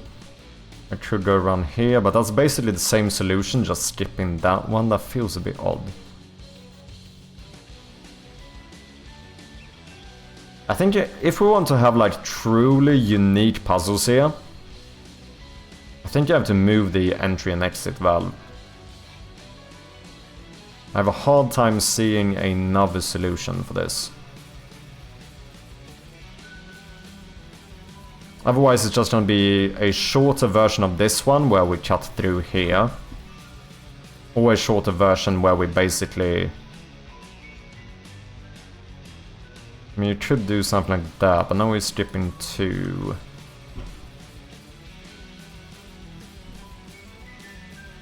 I guess that might be fine too.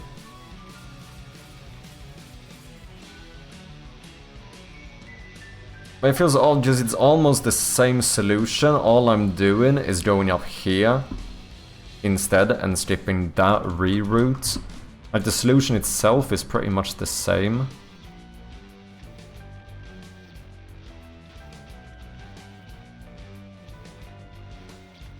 You could do this, but that feels a little bit boring.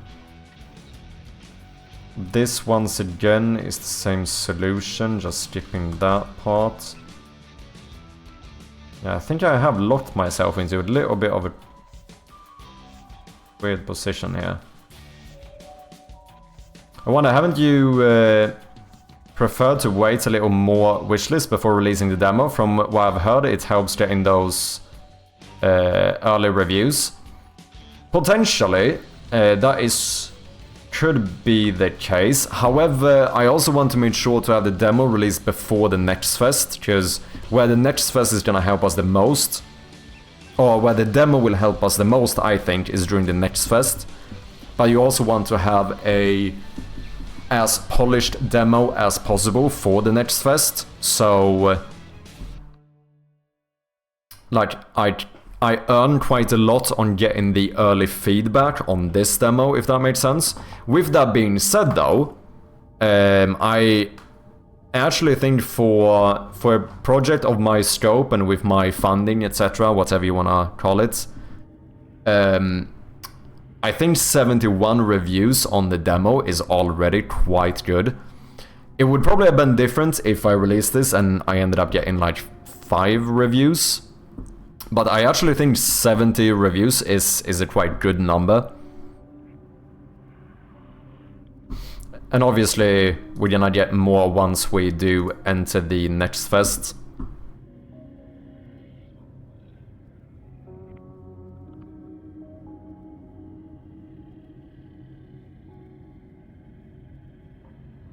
What the fuck? How did I'm so confused. How did I find the solution through here? Oh, because I went through this one first. Yeah, that's why I did. So we could have made it this one. Let's see, do I want to skip another corner? This would be basically mirrored on both sides, the same way that one is. So maybe it's more fun going up here. Oh, I guess that might be a variation too. Couldn't I... No, on this one I'm locked. As soon as I go down here, I can't take another path. On this one I could. So even here, I could actually have 2 variations. Let's see, if I want to go through every valve, I have to go through that one. And go down here. Well, obviously it would rather be like...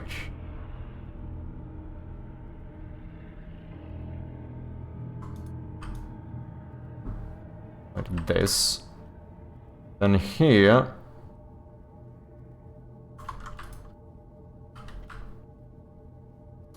I could have one variation that goes around this side, back here and then straight up.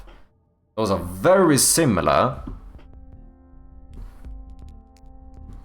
But it is a slight change.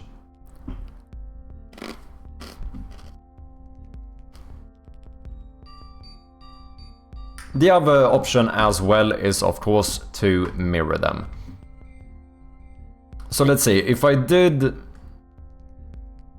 just mirror them, that would mean that this one would actually just be a copy of this, but flipped this way.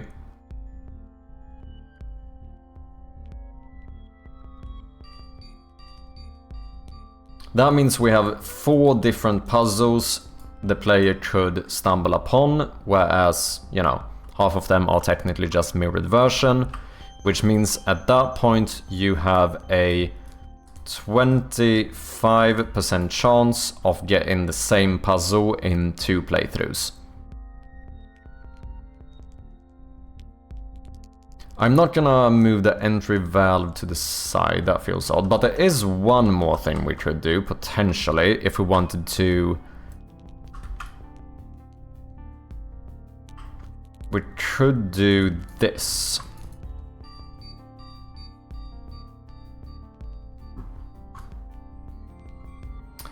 Oh wait, the pipes should enter, shouldn't they enter on top, but like misaligned as well? Couldn't I do...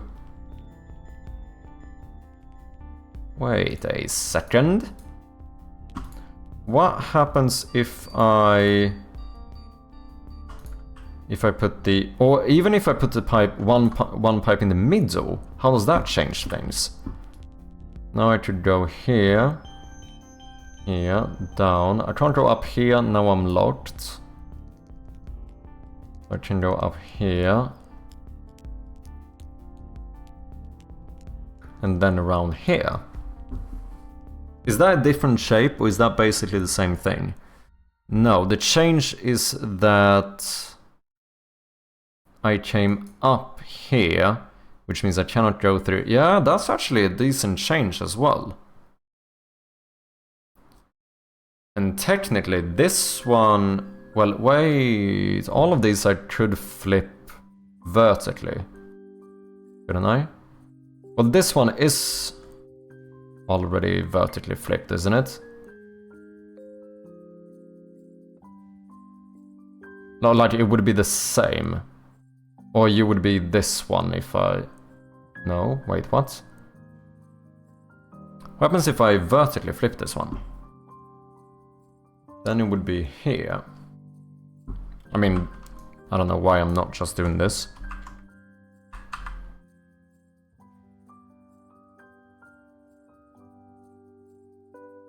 Yeah, so that basically turns you into this. Like the layout is basically the same.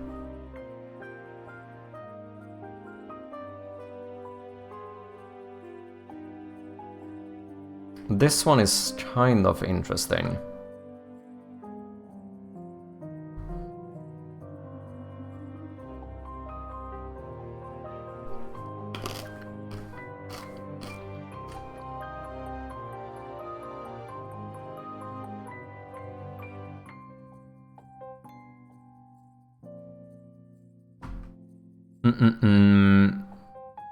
My understanding is that Steam doesn't really care about much of anything else than dollars earned. That's just for the promotional options they offer themselves, yeah. All this promotion, ads, fest, etc. take away all of my hype for a project itself. It's such a overhead for my project. Yeah, I think a lot of game devs feel that way in terms of like, you know, marketing being one of the clear things that people don't really enjoy. I think that's very common, but it is one of them like annoying things where it also is a necessary thing. Like it's very hard to get somewhere if you're looking for any type of financial success, at least, without any emphasis on marketing.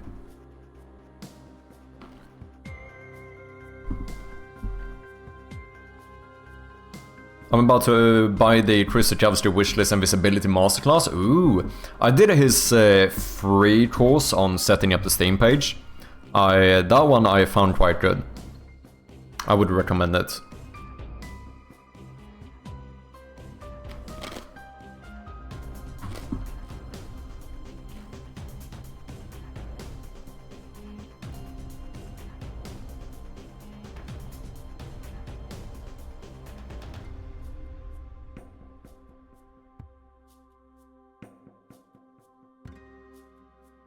Okay, if I did 3 unique ones and then I horizontally flip them,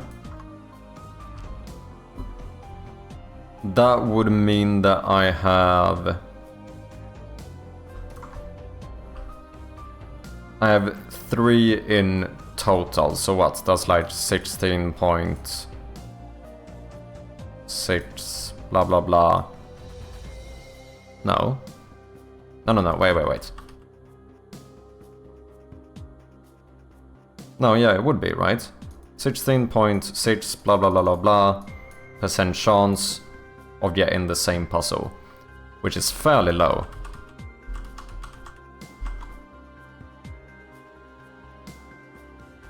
I've fallen into the spend money to get motivated trap and it never works.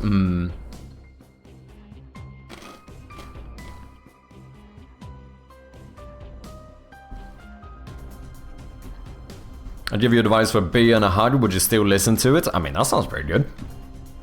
I feel like this could work.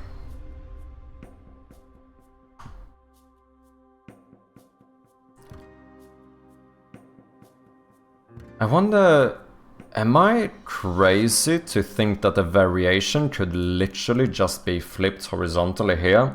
How would that change things? That would mean that, well, the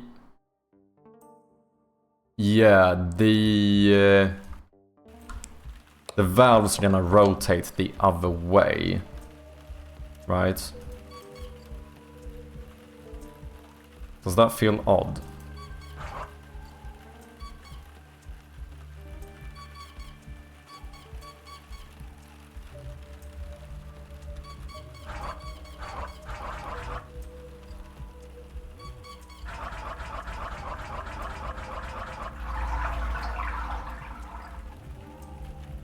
I mean, not that bad, to be honest. Fuzzy Buzzy, how you doing? I don't know if... It feels odd to rotate them, like, counterclockwise. But I wonder if people would react to it. Would someone be like... Oh, it's so odd that this one rotates counterclockwise. Probably not.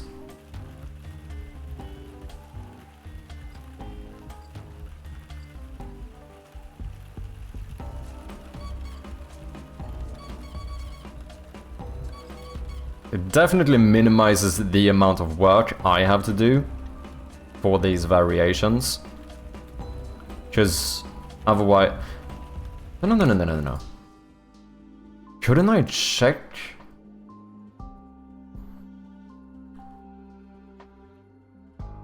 We're just getting chirpy side-eye. I don't know what you're talking about, man.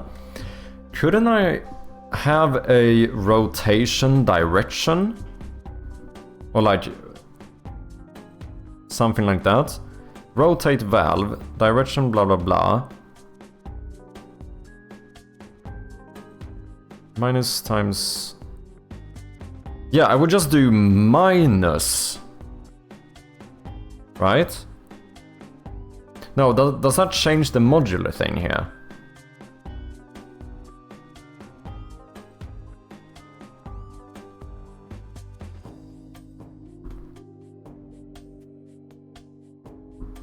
And then make this plus to switch the way they're rotating. I think there are ways to get around this. Okay, I'm gonna be lazy. In that case, this saves me a whole lot of time. Water valve puzzle. Whenever we select a level, select variation.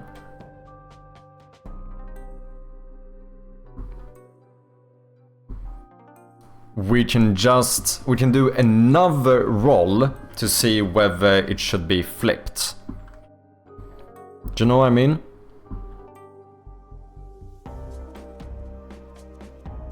Is there a way to just randomize a bool? Can you do that?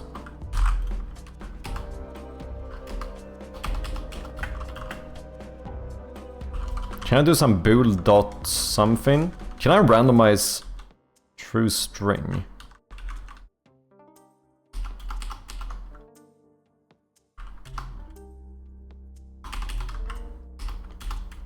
Or would I have to do randomize an integer and then turn that into a bool?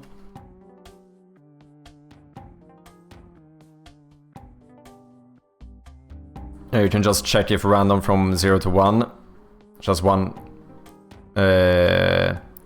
equals 1, yeah. So there's no way to actually randomize a bool itself, is there?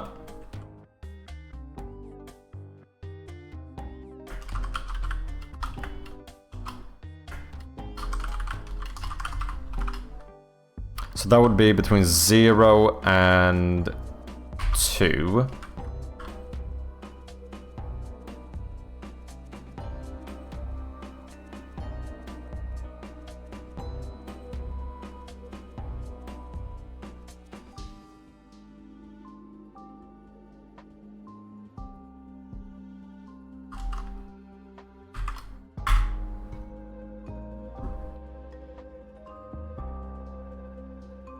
I did it. Did you buy the course timer? You can just make a bool random value less than 0.5 or something like that. Don't quote me on that. But that still seems like the underlying value is a float.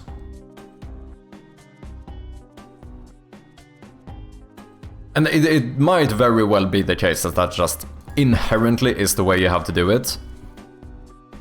I was just curious if there was such a thing as a actual randomized bool itself, like just give me a random either true or false.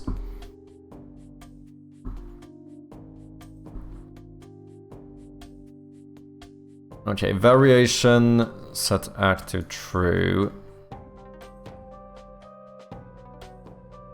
Unity form says what I say above, okay.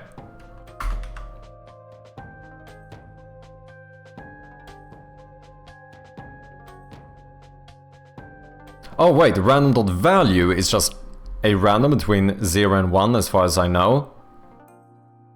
Oh, okay. So equals random value. Well, is this a... Returns a random float, so I would have to switch it to a float. Oh, is that why this isn't working? Okay, so this gives me a random between 0 and 1. I wouldn't be able to cast this into a integer, because that's gonna make it have a massive bias towards 0. So yeah, the way to do it would be to check if it's greater or less than half. Yeah, exactly. Over 0.5 is true. Yeah, greater than 0.5. Yeah, exactly. I bet the implementation under the hood would be exactly what we proposed, though. Yeah, it probably is. Yeah, that's true. Like, if there was such a thing as a, like, bool.random or whatever it might be, that would return you either true or false.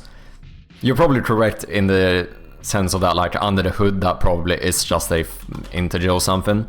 Just I guess that might always be the case. Aren't there a lot of languages where you might not even have bools, where you might actually just use zeros and ones to represent them? For example, that's what I do with player prefs, right?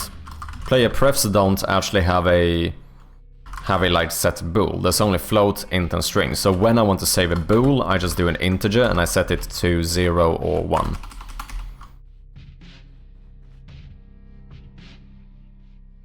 I told you about it once in a previous life. Okay, so in that case we want to say variation. I guess we just do a ternary operator here. Dot variation object dot transform dot local scale. I don't think I can set the x, can I? Yeah. So we need to say that this is equal to... Okay, this seems... No, I don't want to do two different new vector 3. So in that case I want to say vector 3 scale is equal to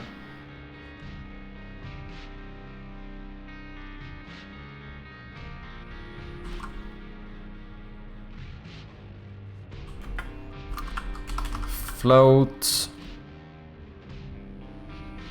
random x value equals whether or not random x is greater than 0.5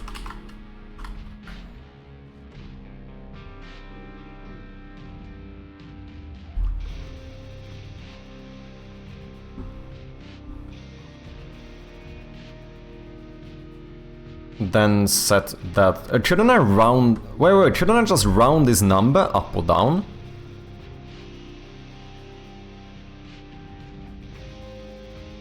But wait, how do I know whether to round it up or down? Or no, I round it to closest int.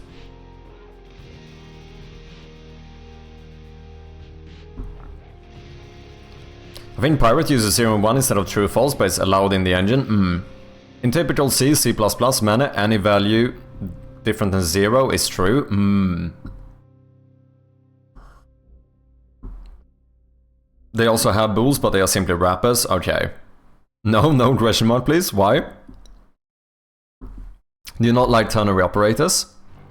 Ternary operators are great. But I think there's another way of me doing this. Because here I was gonna set this to either 1 or -1. But that feels unnecessary. I think I can just do something like... Can I like math f this in some way? Approximately. Isn't there some like round to int? Because then I can just say random x integer equals round to int random x. No, fuck, because this is 0 to 1. I want -1 to 1, so that doesn't work. In that case I would still have to do something like if 0, then set that to -1 instead. It feels like there should be a cleaner way of doing this.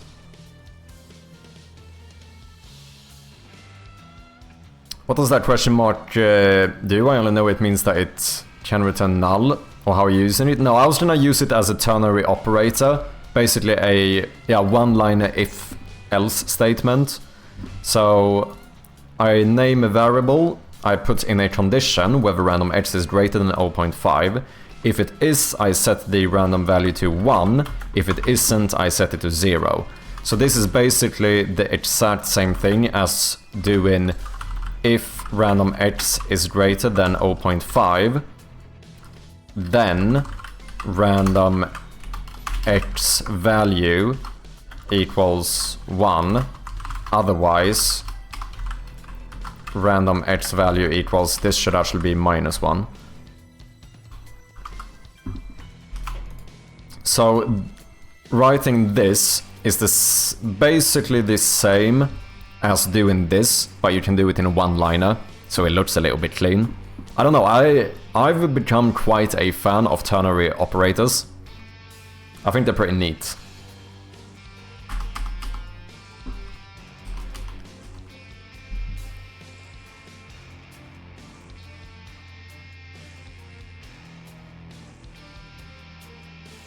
Because I can't reuse this random, but just then the same one.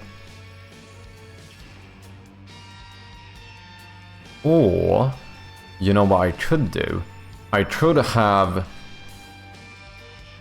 the water valve variation just have a bool for whether it should be flipped or not.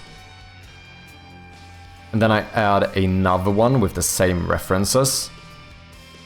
Could do that as well. That's more manual work in the inspector. That feels lame. Let's do it programmatically, it's cooler. So we select our variation, and then we're gonna say random value, set this to 1 or -1. Vector 3 scale. But I only need to change this. Yeah, that's the thing. I only need to change this if it's under. So there's actually no way of doing this. Or no reason to do this. This is... Because I don't need to change it if I'm not supposed to flip it. Right? So it's actually... It's simpler for me to just say if random x is greater than 0.5, say that means that we are supposed to flip it. In that case, we just nick this thing, place it here, and we say variation object.transform local scale equals new vector 3, and then we're gonna say -1, 1, 1. That's way simpler. Just why would I change the scale if I'm not supposed to flip it?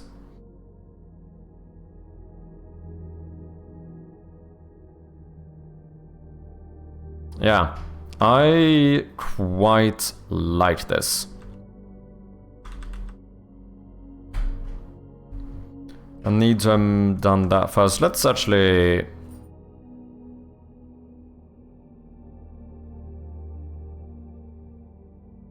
Nah, let's keep it like this.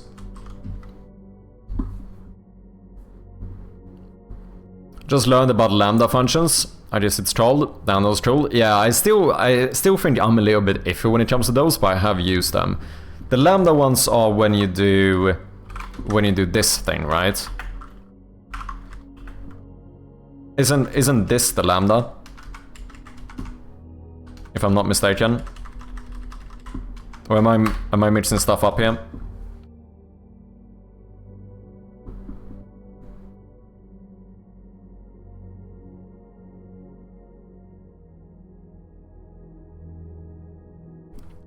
I think so. Okay, so now we can randomly flip it. Welcome back, Cankles. How you doing, man? Okay, let's see if that works. Well, now the scale is set to flip, though. Let's change that. Variation, you should not be flipped. By default, you should show the normal way. Then I could do something where I actually change the rotation direction of the valves if the puzzle is flipped, but it's not super important.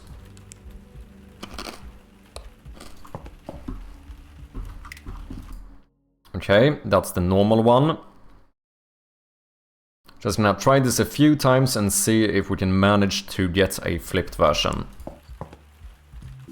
That is normal again. I did save, right? I did indeed.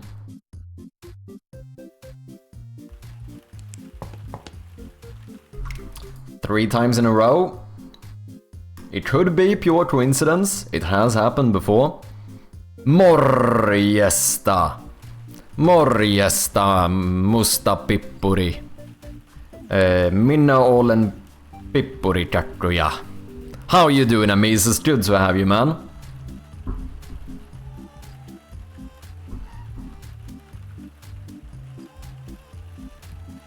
Yeah, something like that? Okay. Pippuri. Pippurikakkuja. Kyllä. Kyllä. Suomalainen chat nyt. Minne olen puoleksi suomalainen. Pippuritakkuja. Oh, it's flipped. Okay, it does work. This one is indeed flipped. Ladies and gentlemen, if you do not know the one and only, the great Amisis, definitely go and check him out. Currently working on his game Shadows of Tuonela, a game inspired by old school or classic RuneScape rather, and Don't Starve. It's really cool stuff. You can even apply to playtest the game. Make sure to add it to the wishlist, support our fellow developers as always. How do I say I like? Or is this one of those, in Finnish, is this one of those moments where you guys are gonna be like, well, it depends on the context and the thing you like? Could very well be, it wouldn't surprise me. Okay, is this solvable?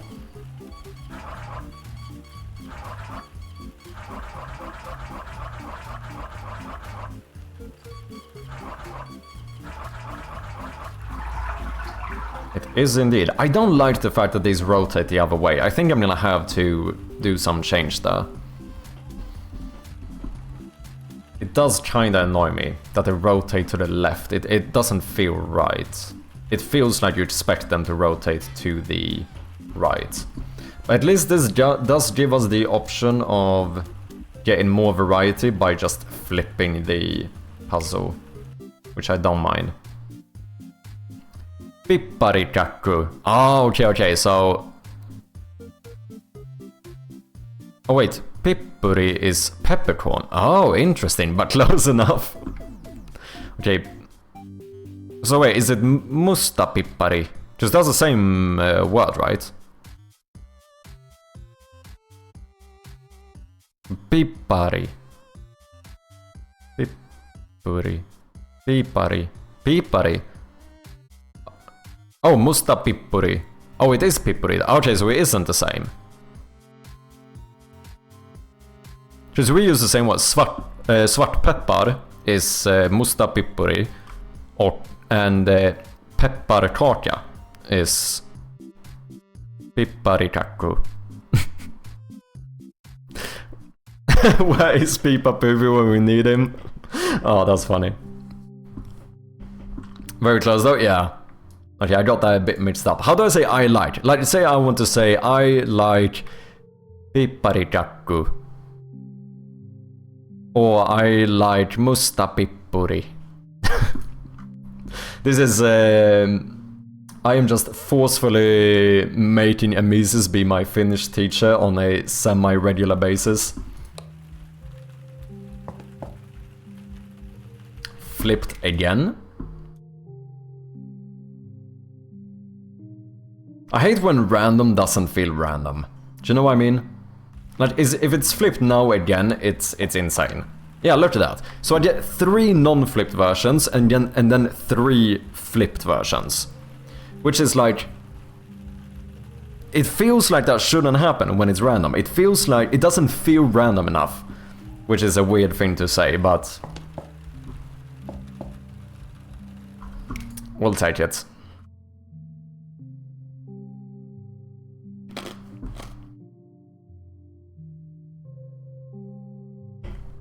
Especially when we add a few more variations of the puzzle, it should be fairly low chance of you getting the same puzzle twice.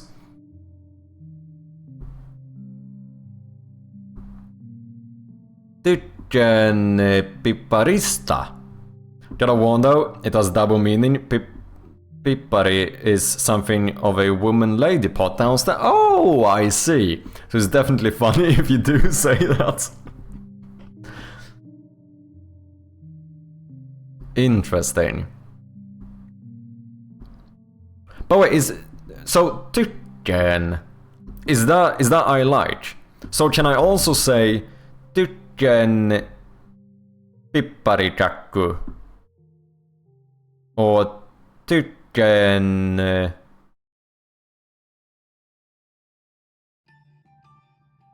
salmiakki? Or is this one of those weird things where it might change completely depending on the actual object? I don't know, do you have gendered stuff in Finnish? Should that change it? Yeah, it's like an informal way to say I like. Nobody says the official one. Minne pidän pipparista pipparikakkusta. Ah, but then you fucking change the noun instead. Holy shit, man. The fucking Finnish grammar, man. It scares me. It scares me. It couldn't just be minne pidän pipparikakku or whatever. I hate when it feels pseudo-random, yeah.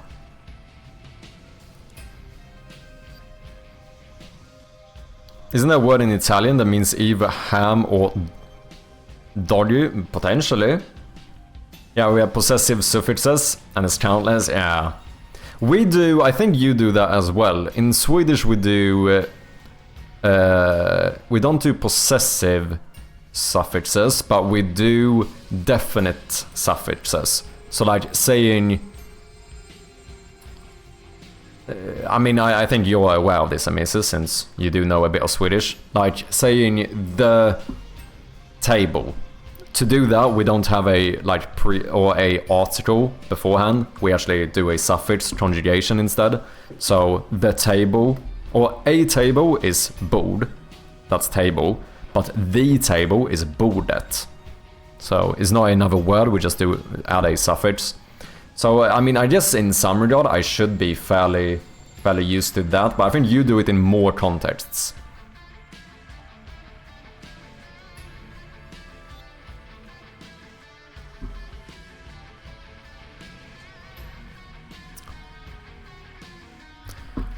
How many languages do you speak, Amisis? Finnish and English at native/fluent level, Swedish to some extent, and then some other languages just a little bit. Amisis is fluent in Swedish as well, he's just being humble here. Don't listen to him.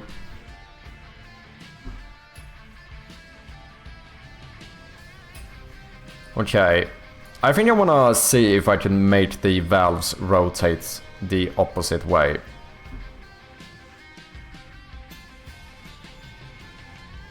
But that means I need to know whether the thing is flipped or not. This one does not have a reference to the parent object. I guess I should go up. No, I don't like that.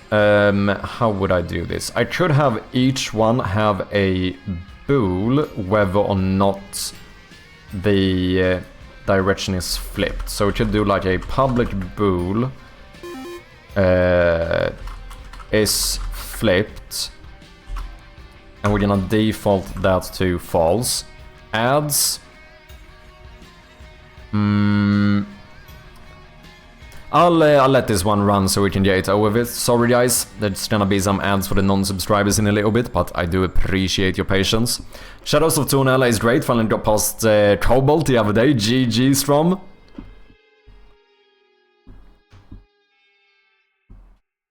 These new chaps.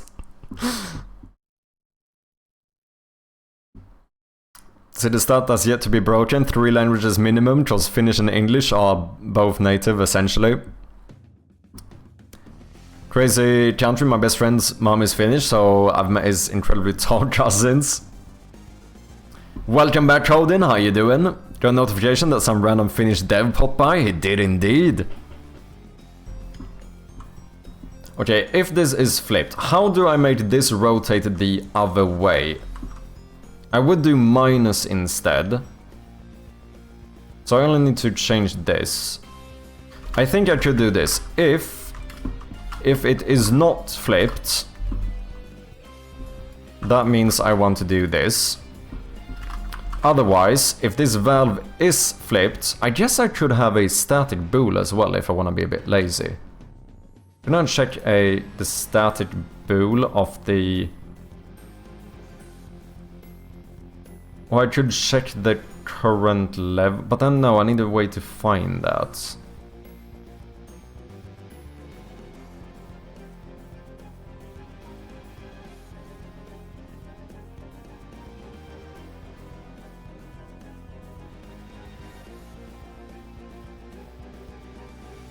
What's a valve variation?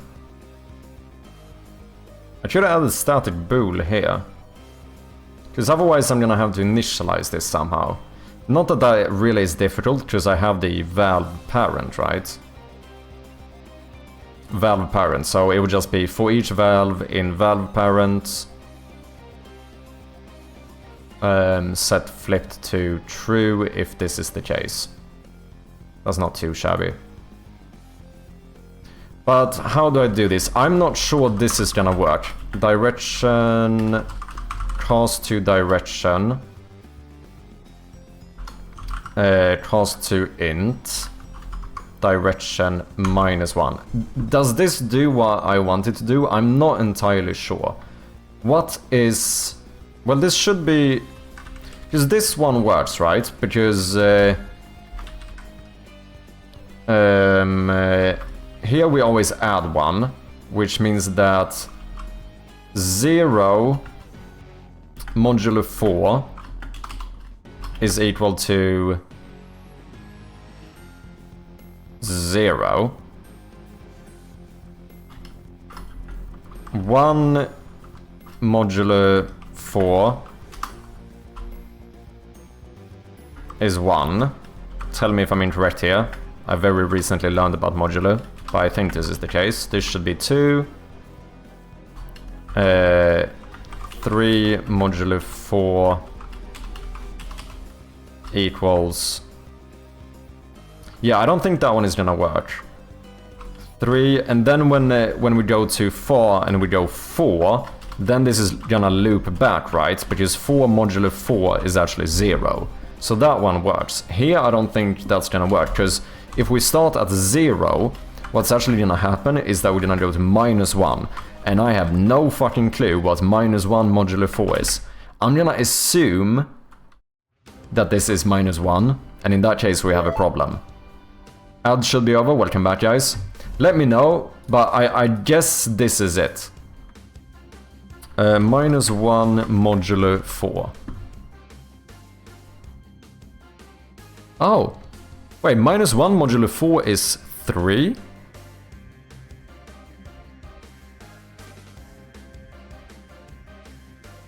Well, then it should work. If this equals 3...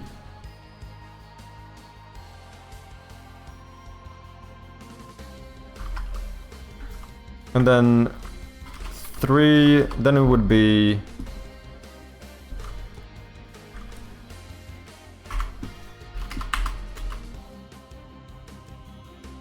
Three modulo 4 equals... No, that... Oh, but then we take away, so this would actually be 2. Modulo 4 is 2. 1 modulo 4 is 1. 0 modulo 4, I think, is 0. And then we would loop back to -1, which is 3. So does this work then? Or am I crazy?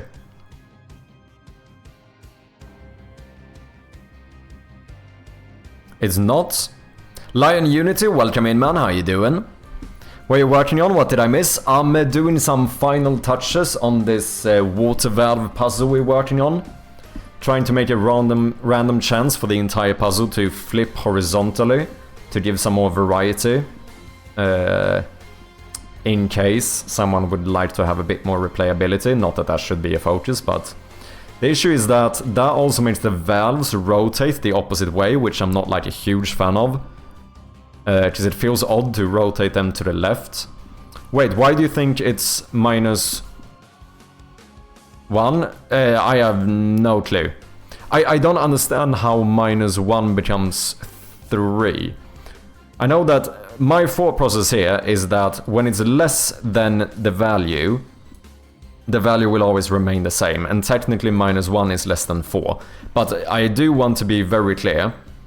I still don't feel like I fully understand.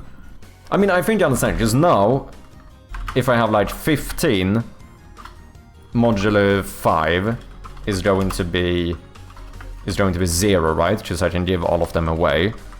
If I go 16 modulo 5, then the remainder is 1.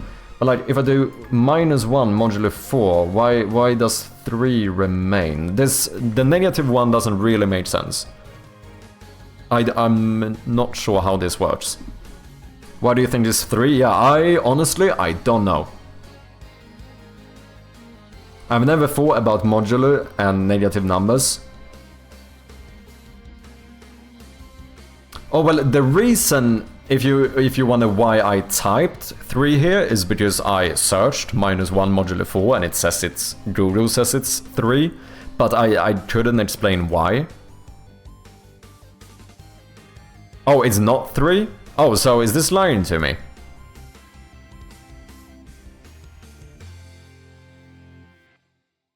This is saying that -1 modulo 4 is equal to 3. Okay, let me ChatGPT this. What is -1 modulo 4?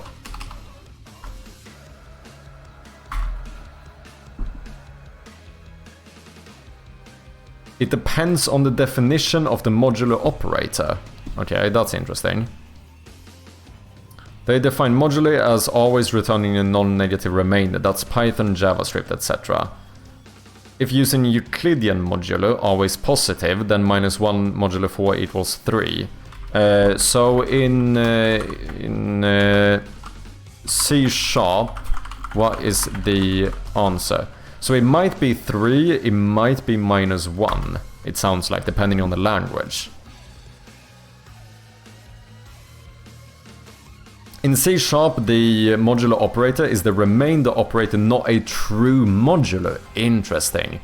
The result always have the same sign as the left operand. So -1 modulo 4 is -1 in Unity. So that is an issue. Yeah, it's different in C# and Python, for example. Yeah, seems to be the case. Okay, so then this is not going to work. Google lied to me. So I could do this the ugly way.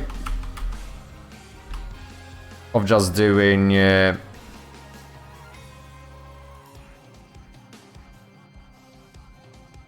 setting an integer first. Int new int equals... Pass the direction into an integer, do -1. Don't do no modulo thing. We're gonna skip that.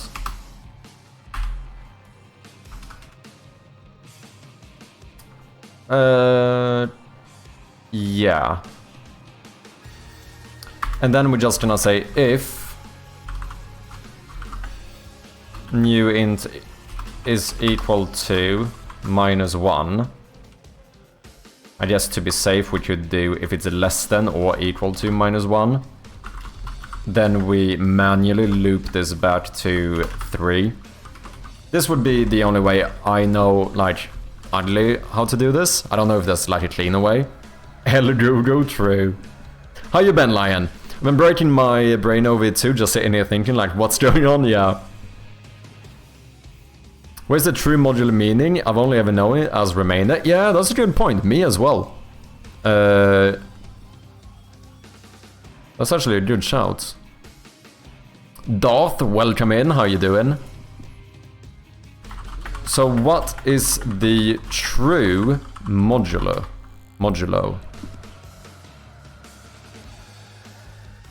Euclidean modulo, also known as true modulo, is defined that the result is always non-negative, regardless of the sign of the dividend.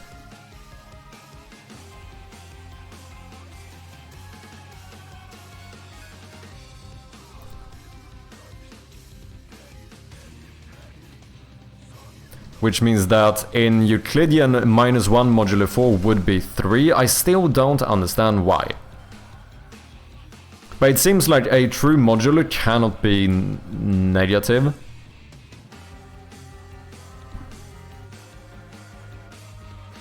That was gone for a few minutes and we are gone into total math territory. True.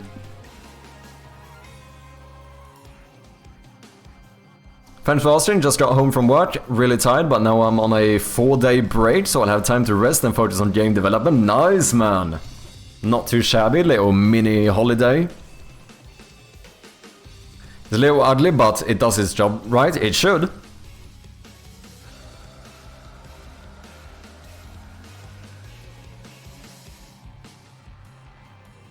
I would do modulo equals A modulo B. If modulo is greater than 0, then modulo plus B. So if, okay, yeah. If modulo is less than 0, okay. Look at numbers in your modulo example. True modulo repeats the pattern as the numbers go into the negative.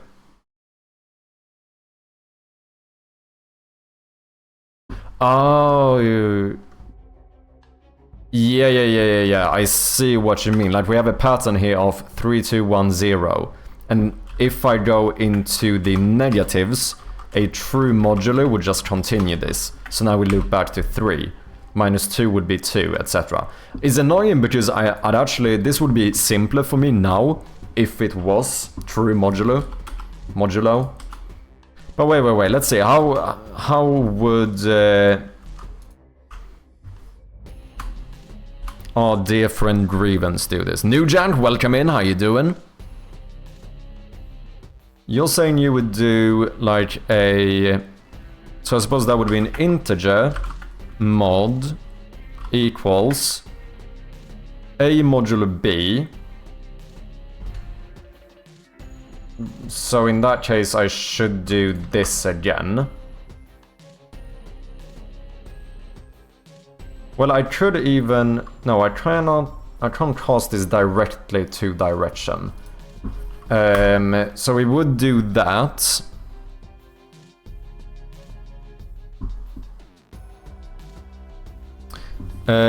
C is assigned as a modulo b. And then if C is less than 0, then C plus B. Okay, so let's walk through this. If C... No, sorry. If mod is less than 0, then you're saying that I should do... Oh yeah, modulo plus equals 4. Which would be the same thing as say, yeah. Okay, so what happens here is that in this case we would go from 3 as the highest one. We would do minus to 2 1 0, and then the next time when this returns -1, now this is less than 0. In that case we add our modulo number, which is 4, which means that in reality this loops back to 3.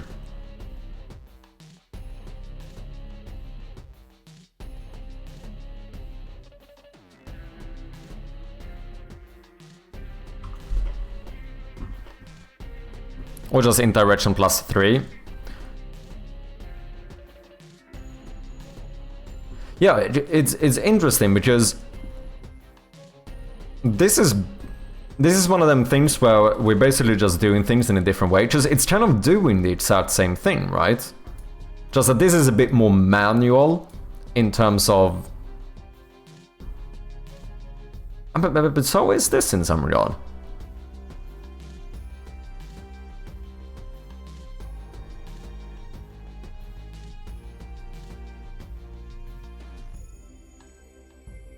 Remember that you want to subtract, you have addition. Yeah, true. Thank you. This needs to be minus. Yeah, that's just a function you can use to... That you can use anywhere, yeah. Which means that like if I would have actually like passed in a value as the modulo number, then this would always work. Like I see this, if we're playing with only variables here, this is entirely like scalable and flexible, whereas this is more hard-coded, right?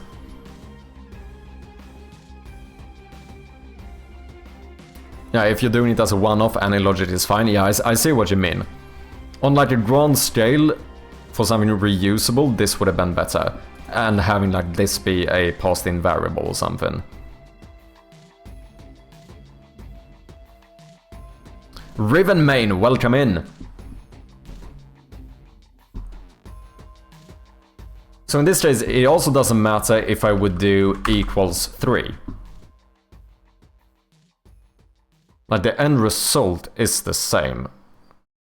Oh yeah, here I can't do direction. This still needs to be an integer. Huh?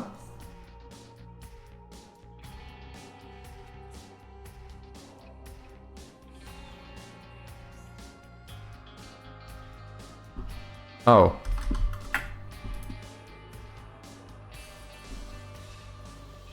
Cheers.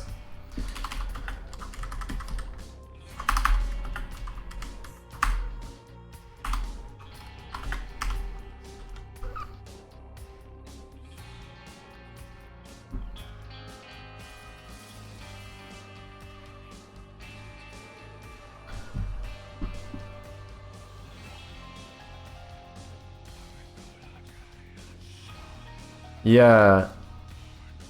But then in this case, as a one-off, the modular seems unnecessary. If I'm gonna hard code the answer anyway, I might as well hard code everything, right? Because like this I could just say -1 here. The modular doesn't actually do anything for me. And then once again, I'll just check if this is less than 0, then we set it to 3. Okay, let's do this. I know this is one of those things that doesn't really matter, but it's still interesting. Oh wait, we still need to set the direction. So now direction is going to be the... Let's call this...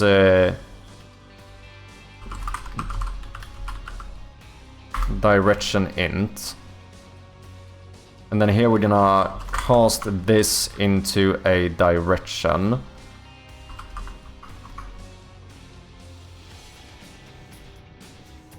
Still maps lurking, nowhere's teabag.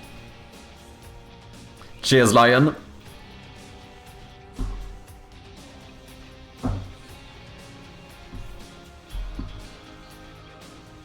Okay, I think that should be fine.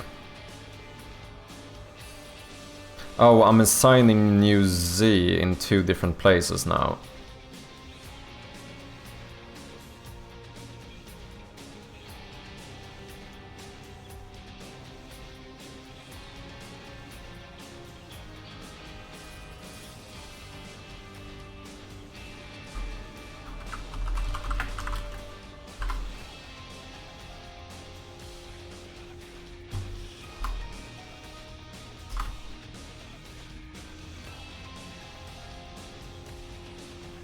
There's probably something fancy I could do here as well.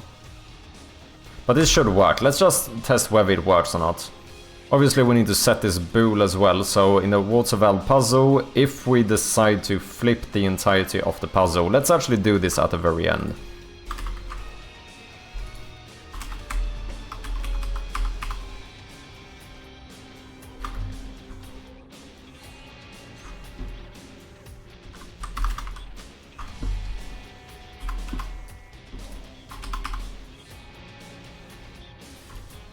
If we decide to flip the puzzle, then I would like to good shout. Stop. For each... Now we want to go through the valves. So for each variable valve in, valve parent, which should be assigned now, I want to go through and just say valve dot is...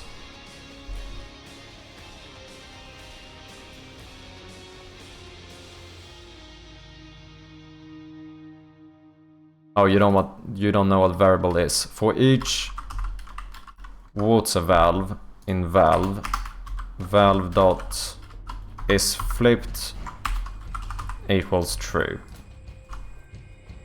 Let's just see if this works. And then if it does, we should do a little commit here.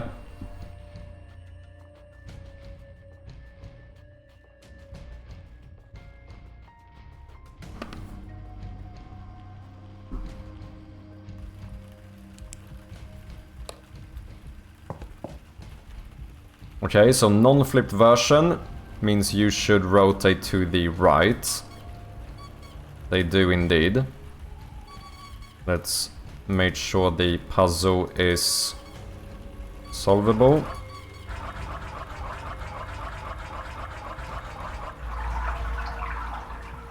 It is indeed. Let's see if we can manage to get a flipped version. Might take an attempt or two.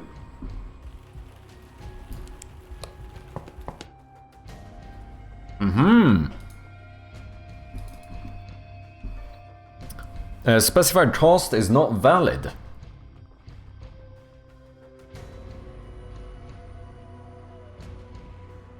Well, I can't do this.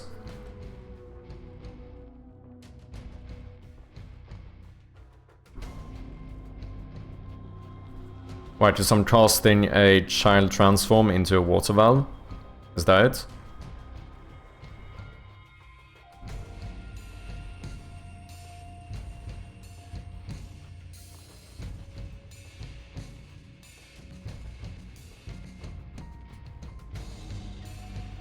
Well, wait. Do I not assign... Yeah, water valves get components. Ah, so I kind of want to do that. But you know what? All of this could actually happen in...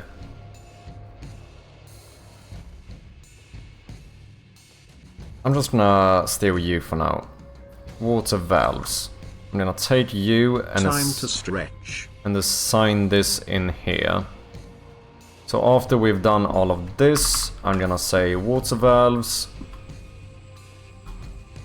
equals that. Now I can instead loop through all of those and say that should be equal to true. Okay.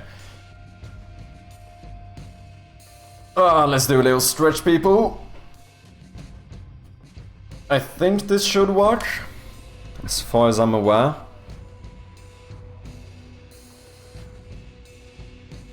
I might move most of this initialization logic or whatever into the select variation function.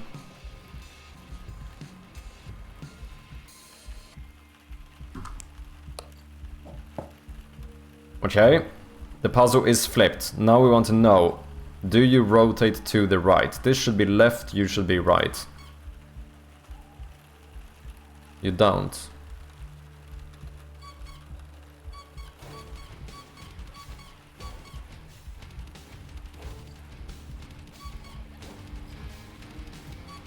Why?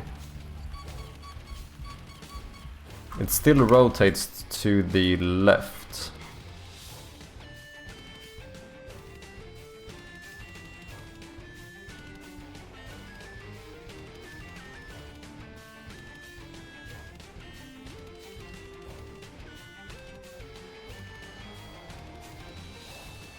Oh, just wait. Yeah, I am manually still going the opposite. Wait, what?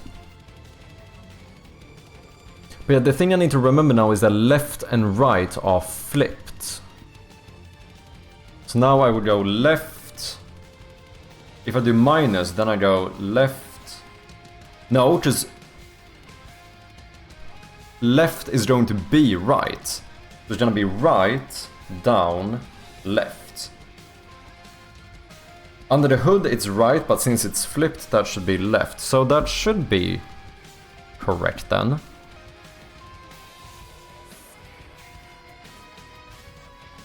Oh, do I still want to do minus here?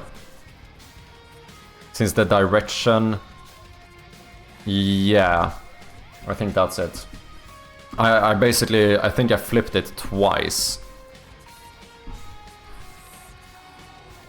The way I set the rotation should remain the same, but I just need to walk through the different directions in the opposite way.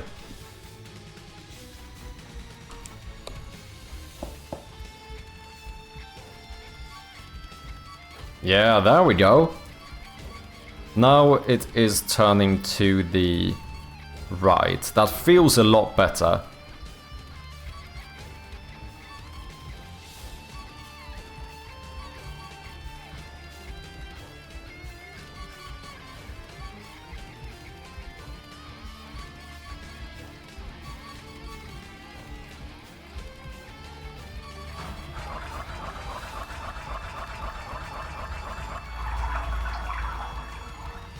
Yeah. I definitely prefer that.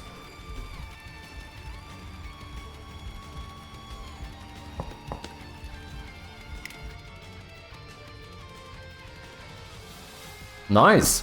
Okay, so I'm feeling very good about this puzzle now. It's starting to feel a bit more polished. So maybe just doing 1 or 2 more variations. Possible alternatives here.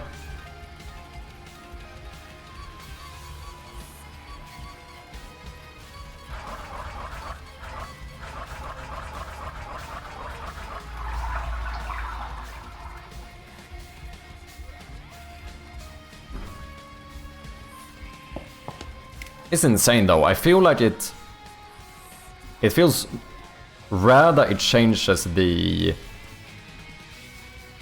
X scale or whatever. We do like 3 non-flipped, 3 flipped. 3 non-flipped, 3 flipped. Yeah? This is the flipped version like 3 times in a row. Random just doesn't feel random. It's mad. You have this like, I know this is like just human emotion where it doesn't feel random enough. It probably is. Now it flipped back.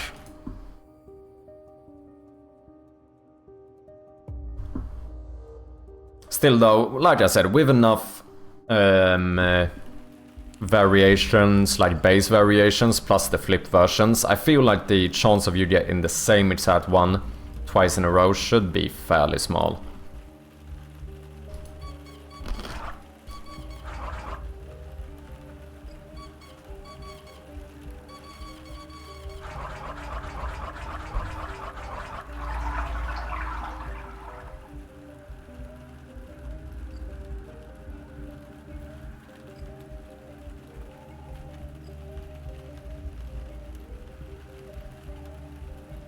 I quite like it.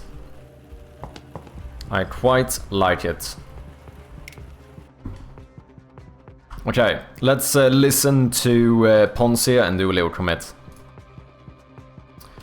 Water valve... valve puzzle variations and...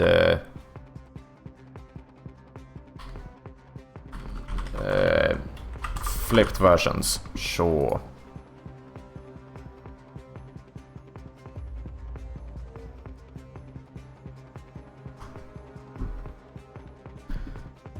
Is it something called randomize or random seed in Unity? You can use seeds. I think those are, it's called something with hash, right? Isn't it? You can use like a hash for the randomness. I think like random new random equals random. Oh no, there is seed here. Int random seed get set.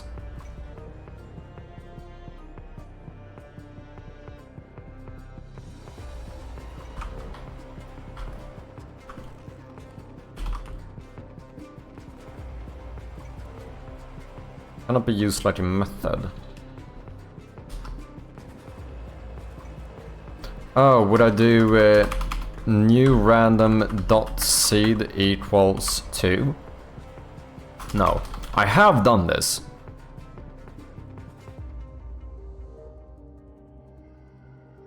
But I use something like a hash, I think. Random new random equals. I think I did something like this and then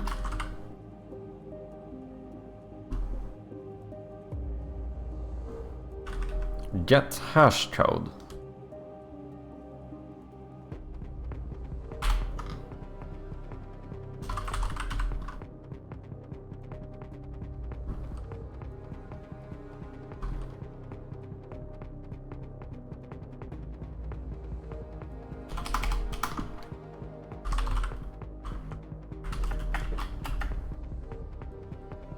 Oh, well, this was a integer, wasn't it? The name C does not exist in the current context. Okay, random random.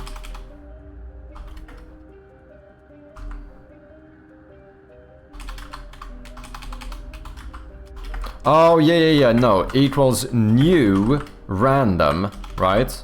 Is that what I have to do? No?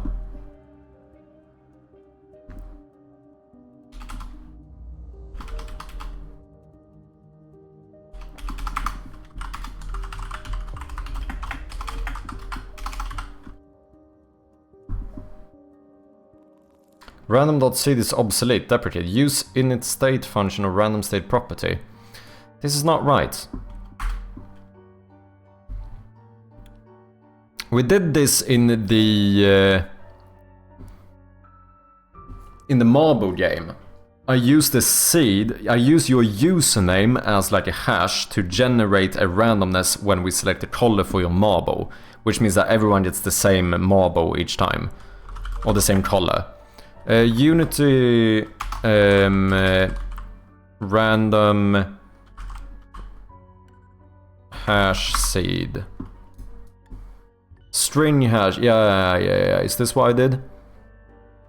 String.get hash code. Basically the new random with the hash code. Yeah, but how did I do this?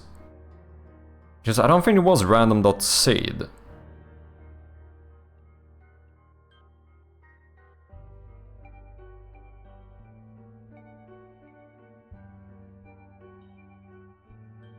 I actually don't remember what I did, but I should probably figure out. Let's see here. Let's see exactly what we did instead of guessing. Unity projects, marble, where's my marbles? What did I call it? Marble game.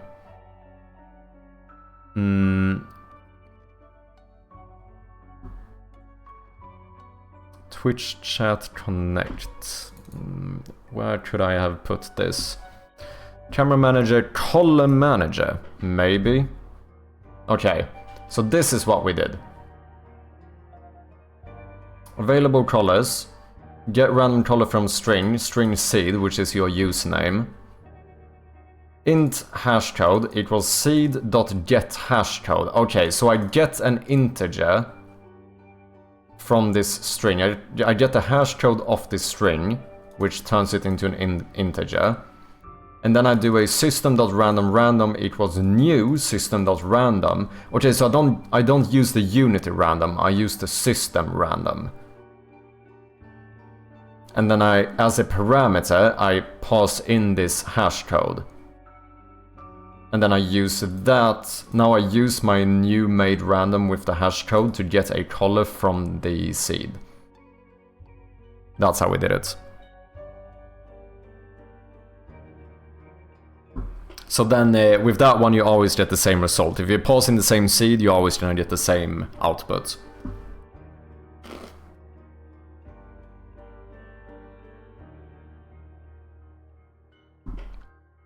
Yeah, you can make random seed 1, 2, 3 and you will always get the same values, yeah.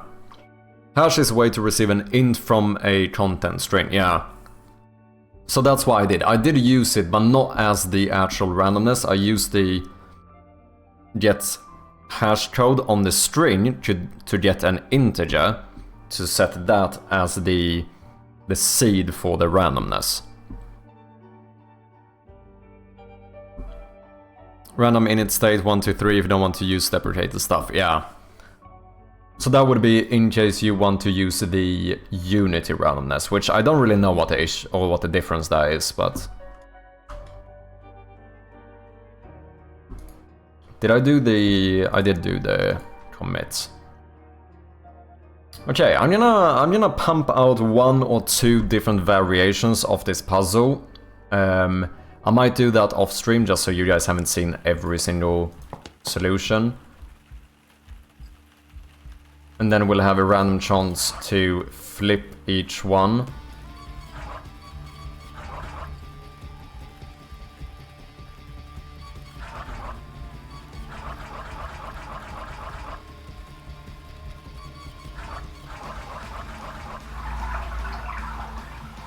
But this feels a lot better. It feels like, at least now, there's something that happens when you complete it.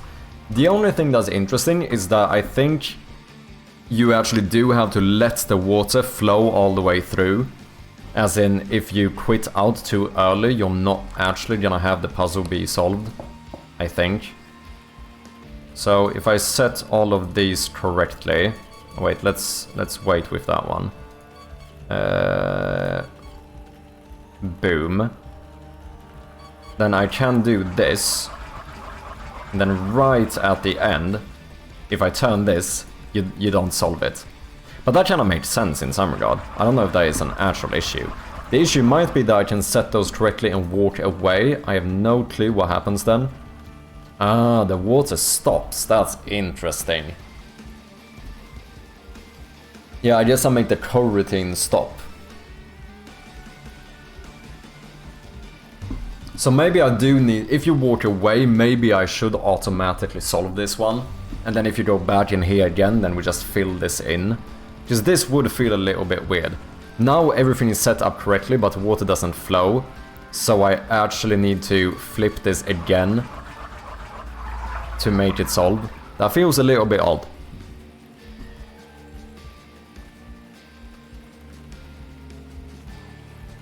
Randomness comes in various qualities, yeah. Every random is not equal. If you do it with the unit one... _1 challenges the community to a marble race. Let's do it! Good evening, Lupa. Hope you're doing well. Probably a lot of unit internal stuff uses it as well. Yeah, that's probably fair. Quantum RNG cards being the best option for randomness, but no sense in buying a $1,000 card for true randomness unless you're doing sensitive research. Yeah. Yeah, I think it's fairly rare that someone actually wants true randomness, and I feel like it's probably quite rare to need true randomness as well. Like most of the time, I think people don't actually want true randomness. Like a very good example of that is that like the Spotify shuffle, right? Where they go, okay, what should happen when you click that you want Spotify to shuffle your playlist? It feels reasonable to say, I want it to pick a random song next. But in reality, no one really wants a truly random song. Because if it's completely random, it could be any of the songs, right? Like theoretically, it could play the same song again.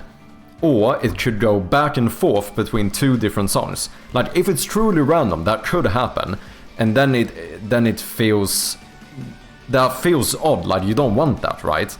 So you want it to feel random, but you don't actually want it to truly be random, because yeah, true randomness means that theoretically it could give you any result at any time, right? If the next song on Spotify is truly random, theoretically, you could have it go back and forth between two songs like 6 times in a row. A good example of this was when I made my my deck builder. I made a semi-random map where I just rolled a random integer. Depending on what that was, I picked between a monster encounter, or like an enemy encounter, a treasure, or a shop, right? And that felt like, yeah, that's gonna be good enough for me. And then I played the game and I got like 4 treasures in a row, which mind you had the lowest probability, because I rolled a number between like 0 and 100, and then if it was like over 75 or over 80, then we pick a treasure.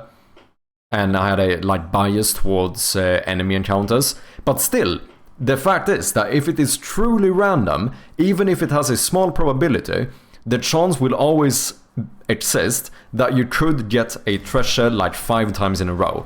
And the issue is that, although you might like get in a treasure, it doesn't feel good. It doesn't feel random enough when you're like, something feels odd to get 5 treasure rooms in a row. It doesn't feel right. So then I had to start adding all of this like extra logic on top of it, where it's like, okay, get me a random room, but if the last room was a treasure, then I don't want a treasure now. So in that case, like take that out, like re-roll it if you get another treasure room. And if the last room was a shop, then I don't want the shop again.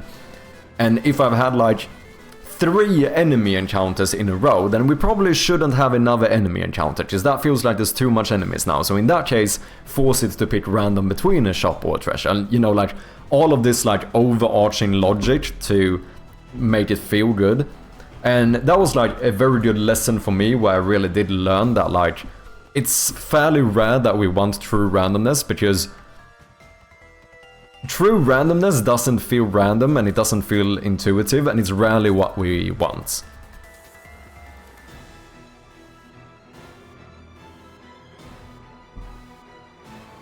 Also, 95% hit percent chance might still be 100 misses. Exactly. Like, it feels like it shouldn't happen. But if it's truly random, nothing says that it couldn't happen, right?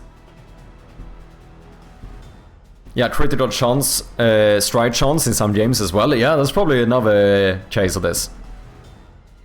Too long didn't read on random number generators is that higher quality sources of entropy are temporarily exhaustible, and the functions that use them will block until sufficient entropy is generated. This is a very good in secure context and very bad for video games.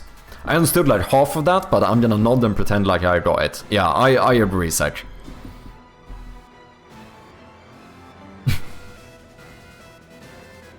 Games are babies, we can't handle true randomness. Yeah, I think the thing is not that we can't handle it, it's just that we don't want it. It doesn't...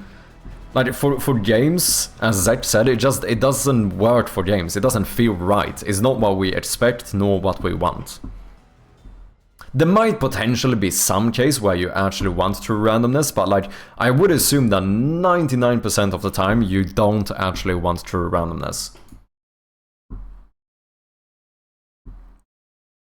We are Greek old men with strange ideas, and well, don't get into that. I think these quantum RNG cards are mostly purchased by casinos, help alleviate allegations of cheating and improves compliance with regulatory bodies. Interesting. And people in labs. Yeah, I suppose for testing where you actually want... That might be a case where you actually do want true randomness. Like in like a lab or something. We want games to be fun, not fair.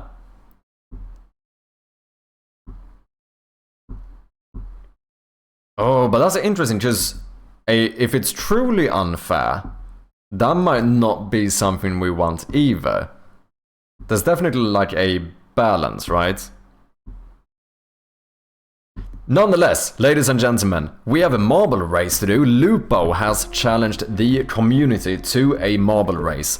As the challenger, Lupo, do you have a preferred map?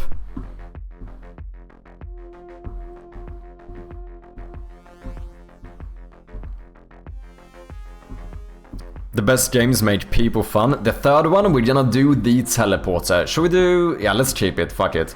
5 marbles by default, 10 for subscribers. We're gonna go into the teleporter. Type !join if you want some marbles. As always, we're gonna do a little prediction here as well. Whether or not that you think the challenger will win. So in other words, whether or not you think Lupo is going to win this race. You have 2 minutes to gamble your points. The prediction has started now.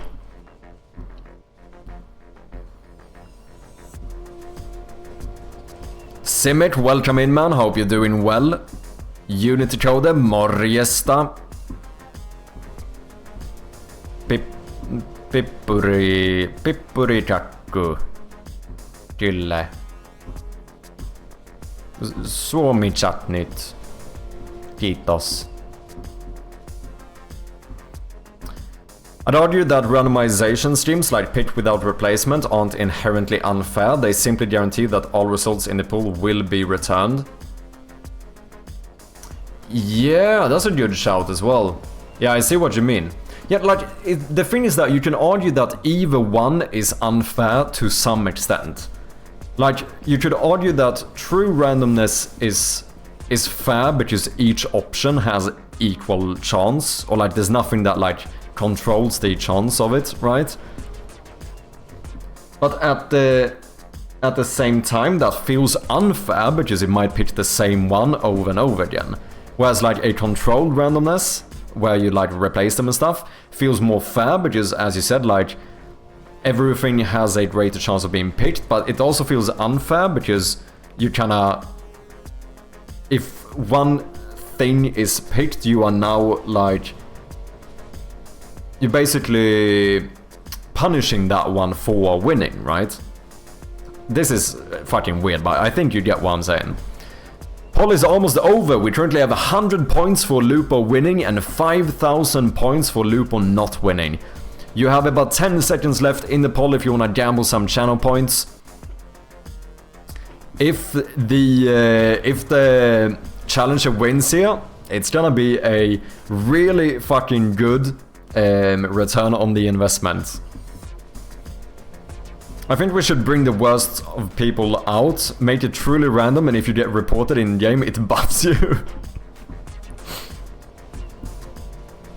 Interesting concept. I feel like we have to try this. That becomes an equality versus equity conversation. Yeah, basically much, and which is more fair. Yeah. That's what I mean, like, you can argue that both is in some regard, right?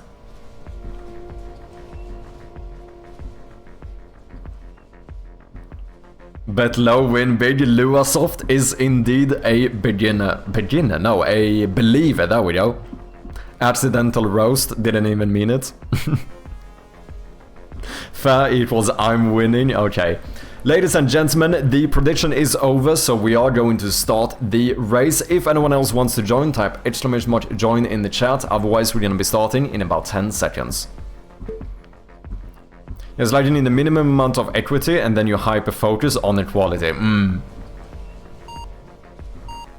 Here we go, ladies and gentlemen, into the first teleporter section. A fair bit of marbles do get straight through. We currently have Unity Coder, Lupo, Luasoft, Fuzzlings and Mises at the start going into the Plinko section.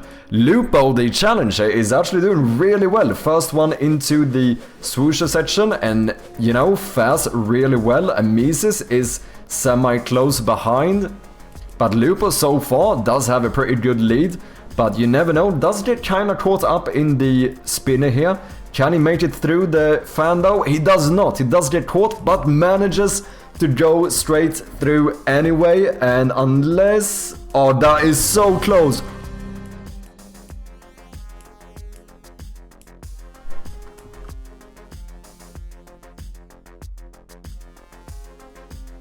Unity Coder somehow manages in the last fucking second to take the win. Holy shit, Lupo the challenger, second place. Fuzzlings third, Teabag, Beerchan, Amisis, Lupo, Simic, the double grievance, Teabag. I am not entirely sure about this one. I'm not gonna say that my game programming hasn't been completely impeccable. But from the looks of it, it kinda seemed like potentially, from my point of view, it actually did look like Lupo was ahead. I actually think I'm gonna need to double check this, because I'm not entirely sure if I trust this outcome.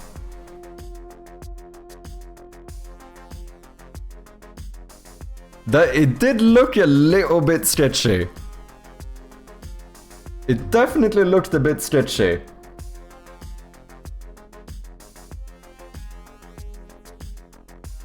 Clip and review. Yeah, I think we do need to review this here. Okay, we have a clip from Grievance. Like here, it very much looks like Lupo is in the lead.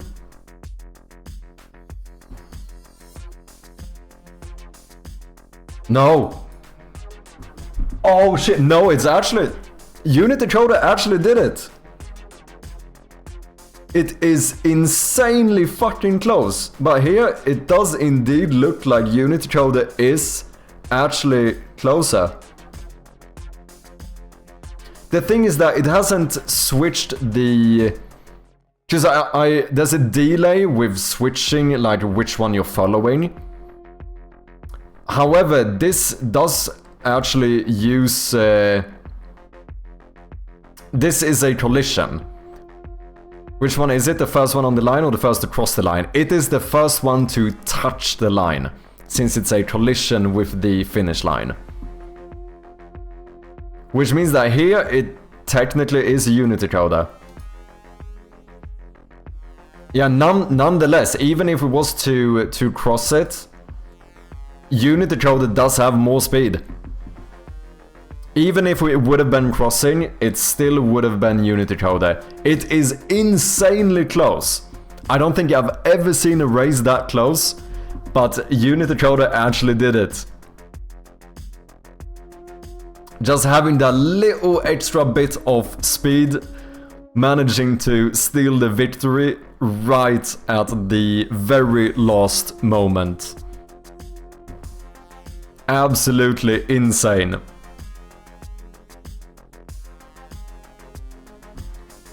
By like a thousandth of a second, yeah, that is insanely close.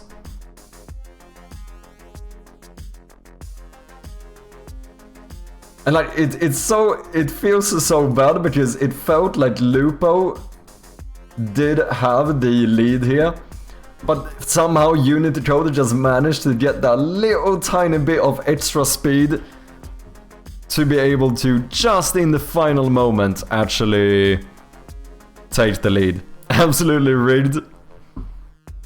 Reminds me of this moment. Is it the... Oh, is this the rigged one? Oh no, this is when you did something similar. Place. Teabag taking a good route there through the second paint section, but does get stopped up a little bit. Cancro's first one into the third out of the only one. Double marbles in the fifth Plinko. Oh yeah, this was Pons as the challenger as well, right? In here too, but quite far behind. Taking a pretty good route though. It is not impossible. You know, it's semi-unlikely. Oh shit, look at that. That is a good route. Can he do it though? It's very close. Grievance. Strom actually does it. Unless, no. Do the slopes end the same distance from the goal line? Yeah, it's flipped. The left and the right side are flipped, if that's what you mean. Like, if I assume you mean whether there's like a advantage to coming from the right or left there. Would it be nice to have a top 10 finish times down to like hundreds or thousands of a second? Yeah, it's something we've been talking about adding, because the fun thing about doing something like that as well is that we could potentially add world records for each of the maps. So you could see whenever you break like a new world record. I think that would be pretty fun. However, ladies and gentlemen, this does unfortunately mean that Lupo, the challenger, did not win. Now, fortunately, the believers here were not very confident. We had 160 points bet versus the more than 5k points from the non-believers. However, the 100-ish points from the non-believers will be split amongst the non-believers. So with that, we are going to complete the prediction. Thank you very much for playing, guys, as always. Hashtag profit. Yeah, wow, everyone got like 10 channel points. The return on investment would have been insane for the believers. But you know, it's random. Anything can happen, right? True randomness. That's what we play around with here. However, ladies and gentlemen, unfortunately, I think this is where I'm gonna have to end it for today, but some good progress on this puzzle today. Feels a lot more polished now. I'm feeling good about it. Please stick around and let's see if we can find someone to throw a little raid at today. If you haven't, of course, make sure to go and check out the demo. If you have played the demo, then make sure to leave a review. It would help out a lot. Grievance, thank you for the 30 bits, the gigantified emote. Cheers, man. Who do we have on today? Let's jump on over to... Let's go to Red Cabin Games. I think it was a pretty good while since I raided him. Also, if anyone hasn't, make sure to join the Discord. We're getting a nice little community over in the Discord channel, so if you want to join that one, make sure to do so. I will be back on Wednesday, probably with some more Shroud of Gloom development, possibly a little bit more Grim Fandango maybe, if that's something people are interested in. But yeah, that will be it for me today. As always, thank you all for hanging out. Make sure to throw that chirpy raid in the chat for the raid.